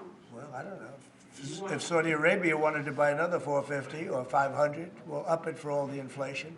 Mr. President, you say you were going think to I'd end the probably go war's first day. How do you plan to end the Ukraine war? Well, we're going to try and get it done as quickly as possible. Do you want to push Israel and Saudi Arabia? It should have never started. You know, the war with Ukraine and Russia should have never started. It would have never started if I were president. Will you push Israel and Saudi Arabia to normalize relations? I don't think I have to push them. I think it's going to happen, but maybe not quite yet. But they'll end up being in the Accords, the Abraham Accords. President Trump, I think Saudi Arabia will end up being in the Abraham Accords. This year? Could be, but soon. Not in a very long way. Oh, look at that! It says TikTok. My! What is that all about? First, we have Alaska, sir. This is an executive order relating to unleashing Alaska's potential as an energy reservoir for the entire nation. And what about Anwar? I believe that would be included in aspects of the order. So we're opening up Anwar. On the TikTok piece, President Trump, you and your members of your team now used to warn about the dangers of TikTok spying on Americans. What changed that you're not worried about that anymore? Well, it depends on the deal. I mean, I may not do the deal or I may do the deal. TikTok is worthless if I don't approve it. It has to close. I learned that from the people that own it. If I don't do the deal, it's worthless, worth nothing. If I do the deal, it's worth maybe $1 trillion, $1 trillion. So if I do the deal I'm talking about doing it for the United States. If I do the deal for the United States, then I think we should get half. The TikTok CEO. In other words, I think the U.S. should be entitled to get half of TikTok. And congratulations, TikTok has a good partner. And that would be worth, could be $500 billion or something. It's crazy. The numbers are crazy. But it's worthless if the president doesn't sign, then it's worthless. If the president does sign, it's worth maybe $1 trillion. So I think, like a joint venture, I think we would have a joint venture with the people from TikTok. We'll see what happens. I mean, that's one of many ideas I've had. The CEO now, did he say that he's open to that idea? Who? The CEO of TikTok is around. Oh, I think he'd probably like it. Because he's got nothing. I mean, they really have nothing. It's passed in Congress. It gives the president a right to make a deal or to close it. And we have 90 days to make that decision. But I could see making a deal where the U.S. gets 50% of TikTok, polices it a little bit or a lot, depends on them. But remember, they make telephones in China. They make all sorts of things in China. Nobody ever complains about that. Here they're complaining about this. There's so many different products made in China, and nobody ever complained about it. The only one they complain about is TikTok. And TikTok is largely young people. I guess I have a warm spot for TikTok that I didn't have originally. But, I went on TikTok, and I won young people up by 36%, Peter. And Republicans typically don't do too well with young people. But it's a different Republican Party. Would the U.S. government buy a portion of TikTok then, or how would it get that 50%? No, you'd take 50% of TikTok for the approval that TikTok could continue in business. And they'd have a great partner. The U.S. would be their partner. But the U.S. essentially would be paid for doing that half of the value of TikTok. Would there be a private sector owner as Could well in be, the yeah, US? could be a lot. Tell you what, every rich person has called me about TikTok. You wanted to block TikTok. Why did you change your mind? Because I got to use it. And remember, TikTok is largely about kids, young kids. If China's going to get information about young kids, I don't know. I think, to be honest with you, I think we have bigger problems than that. But when you take a look at telephones that are made in China and all the other things that are made in China, military equipment made in China, I think TikTok is not their biggest problem. But there's big value in TikTok if it gets approved. If it doesn't get approved, there's no value. So if we create that value, why aren't we entitled to like half? Sir, if they don't take the deal in 90 days, will you shut them down? Does Biden ever do news conferences like this? How many news conferences, Peter, has he done like this? Like this? None. 0. And it would be 0 for the next infinity. For infinity, it would be 0. But when you plan to talk to President Musk, going to help implement the executive orders? I think you mentioned implementation. Elon, no. Elon's very busy sending rocket ships up to various places with lots of satellites on them. What is your reaction to the confirmation of Marco Rubio, and what does it mean for Latin America? Which one? Marco Rubio. Marco Rubio. You said Marco. Marco Rubio. Yeah, I think he's great. I think Marco's doing a fantastic job. I think he's going to get a lot of votes. I think he's going to be at 90% or something. I mean, I'm hearing very good. People know him. They know him in the Senate. They know he's good. He's doing a good job. I don't know. I can't tell you. I don't know what's going to happen with that. He's got some very strong ideas, though, Marco. You signed the TikTok order, right? President? Did you sign the TikTok order?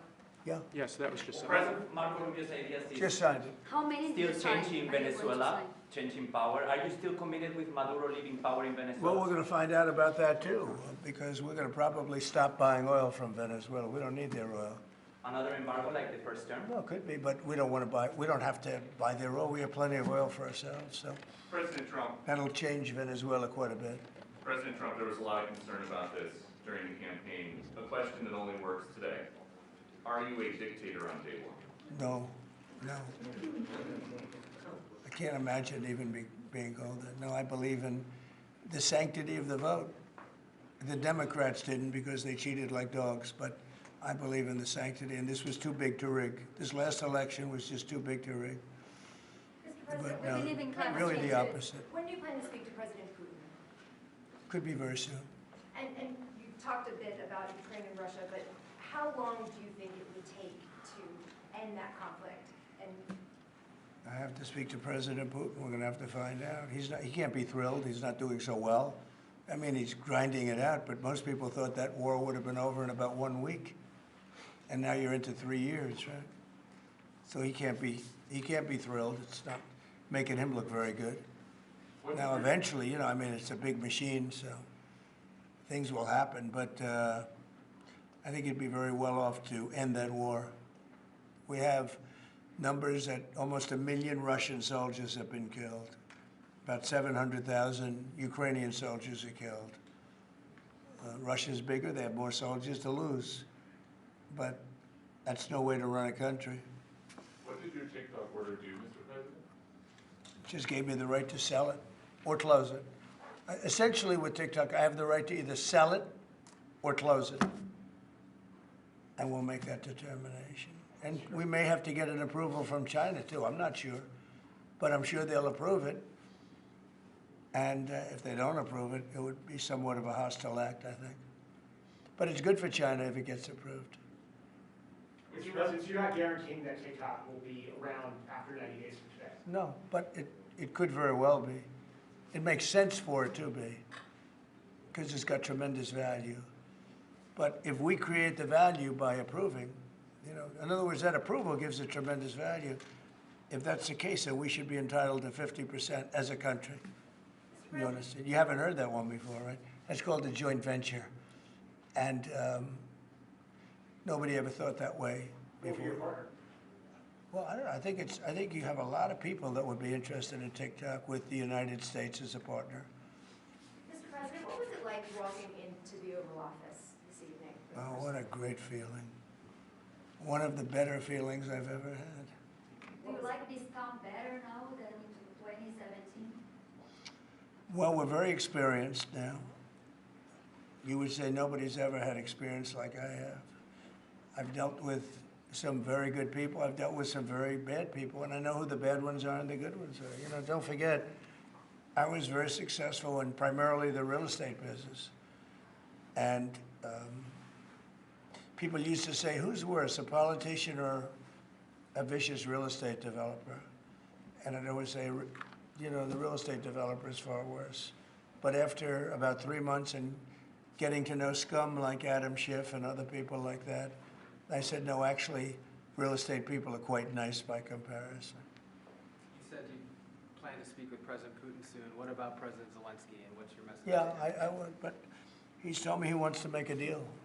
I mean, Zelensky wants to make a deal. I don't know if Putin does. He might not. I don't know. He should make a deal.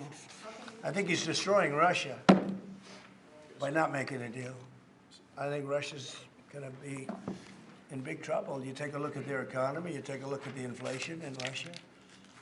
So I would hope. I got along with him great, and you know, I would hope he wants to make a deal. Mr. President, are you keeping U.S. sanctions on Russia until he makes a deal? Well, sanctions or tariffs. I think the word tariff is much better because it keeps your dollar stronger. I think tariffs are more effective. I mean, I use sanctions on Iran. Iran was broke. When I left office, Iran was broke. They had no money for Hamas or Hezbollah, none. They were flat broke. And October 7th would have never happened.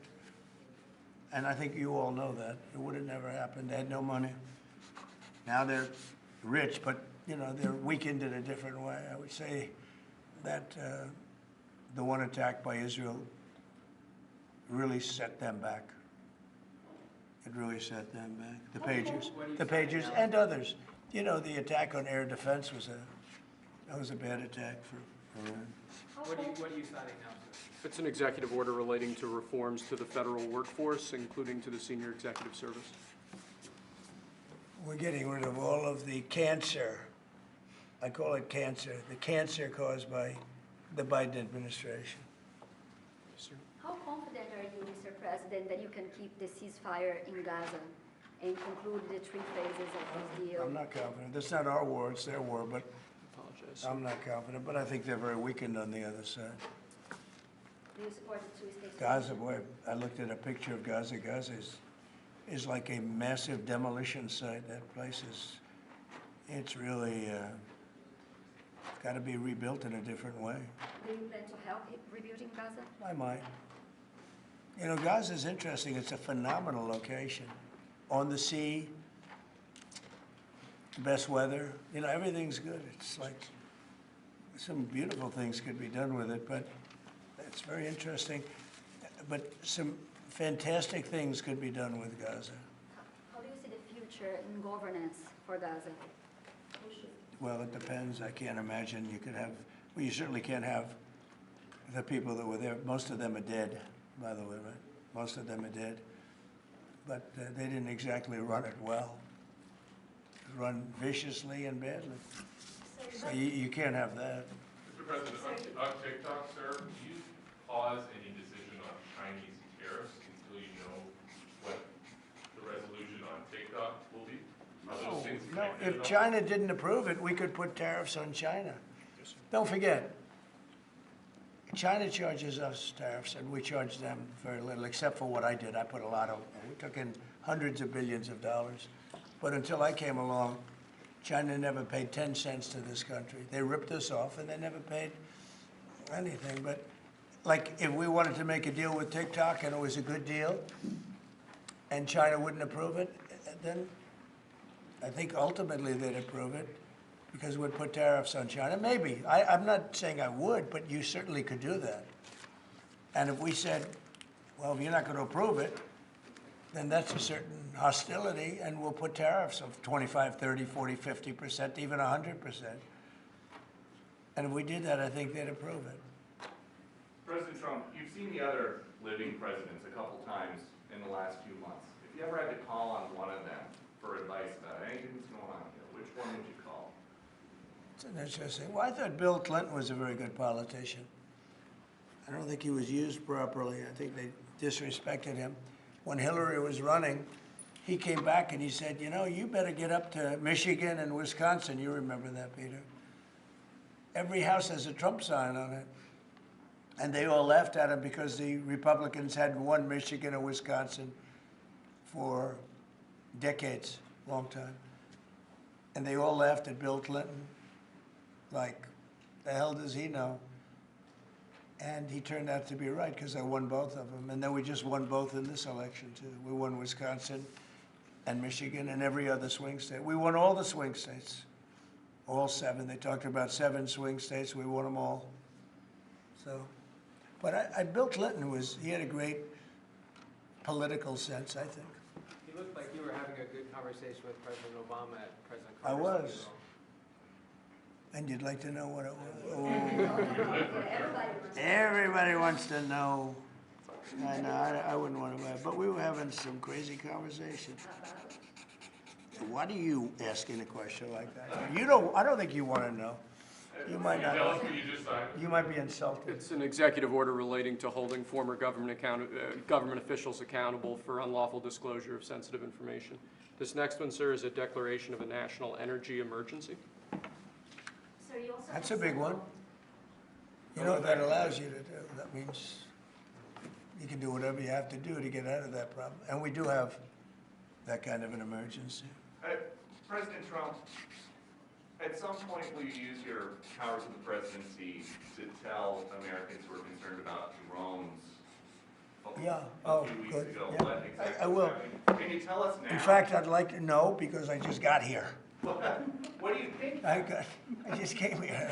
I've been here for, what, 15 minutes now. Do people listening, because this is going out loud. And I got to read this letter, too. Because of you, I found this letter.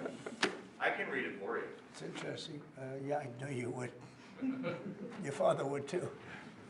But is it anything, these drones, is it anything that people need to be worried No, about? I think it's terrible. I would like to find out what it is and tell the people. And can you commit to some kind of? In fact, I'd like to do that. Could we find out what that was, Susie? Okay? Yeah, why don't we find out immediately? I mean, I can't imagine it's an enemy, or there would have been, you know, people would have gotten blown up all over. Maybe they were testing things. I don't know why they wouldn't have said what it was.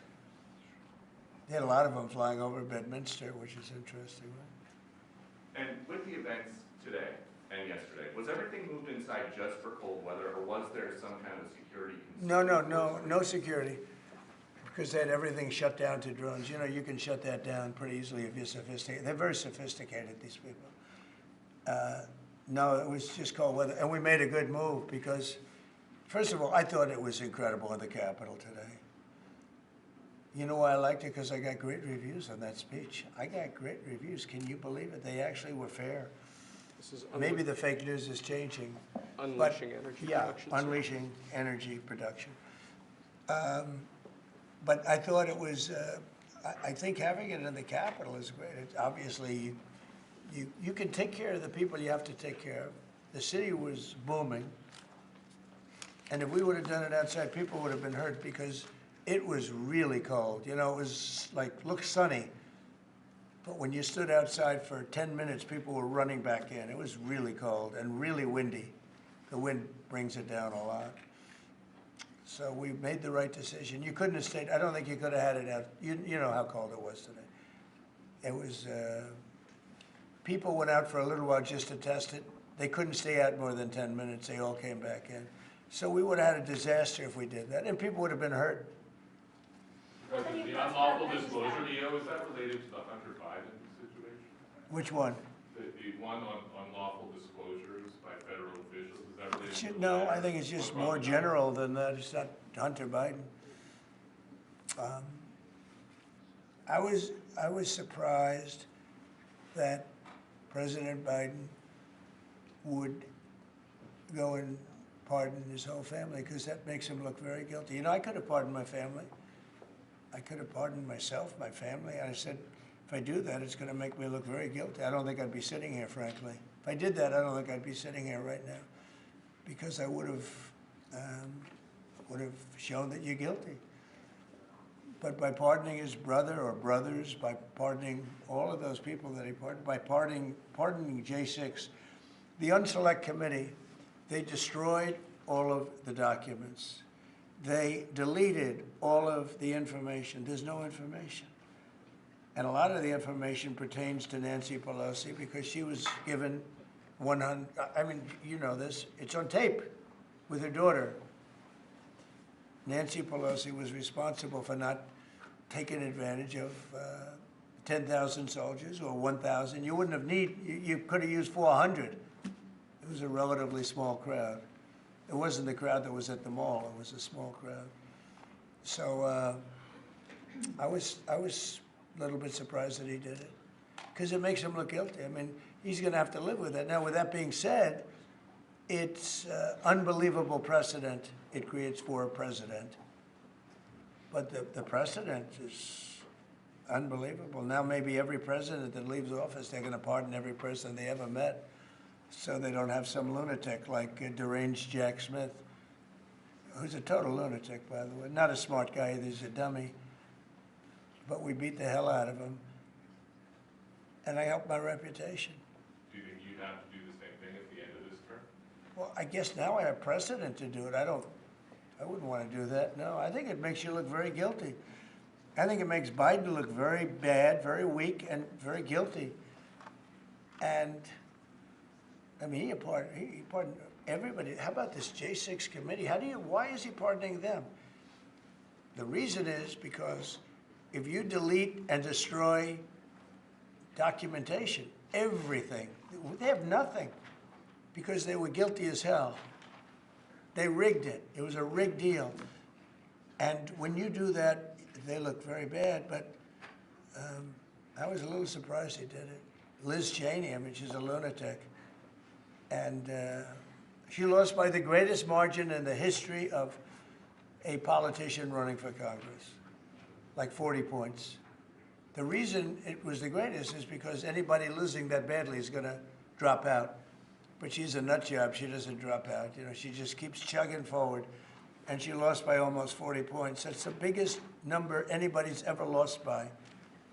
But why would Biden do that? He pardoned her and pardoned everybody. The reason is that they destroyed documents. And if you're even in a civil case, which this wouldn't be, I mean, people go to jail for a long time for doing that. What's this one? That's unleashing American energy, sir. It relates to easing permitting processes and other regulatory systems to ensure that we can produce energy efficiently to drive the American economy forward.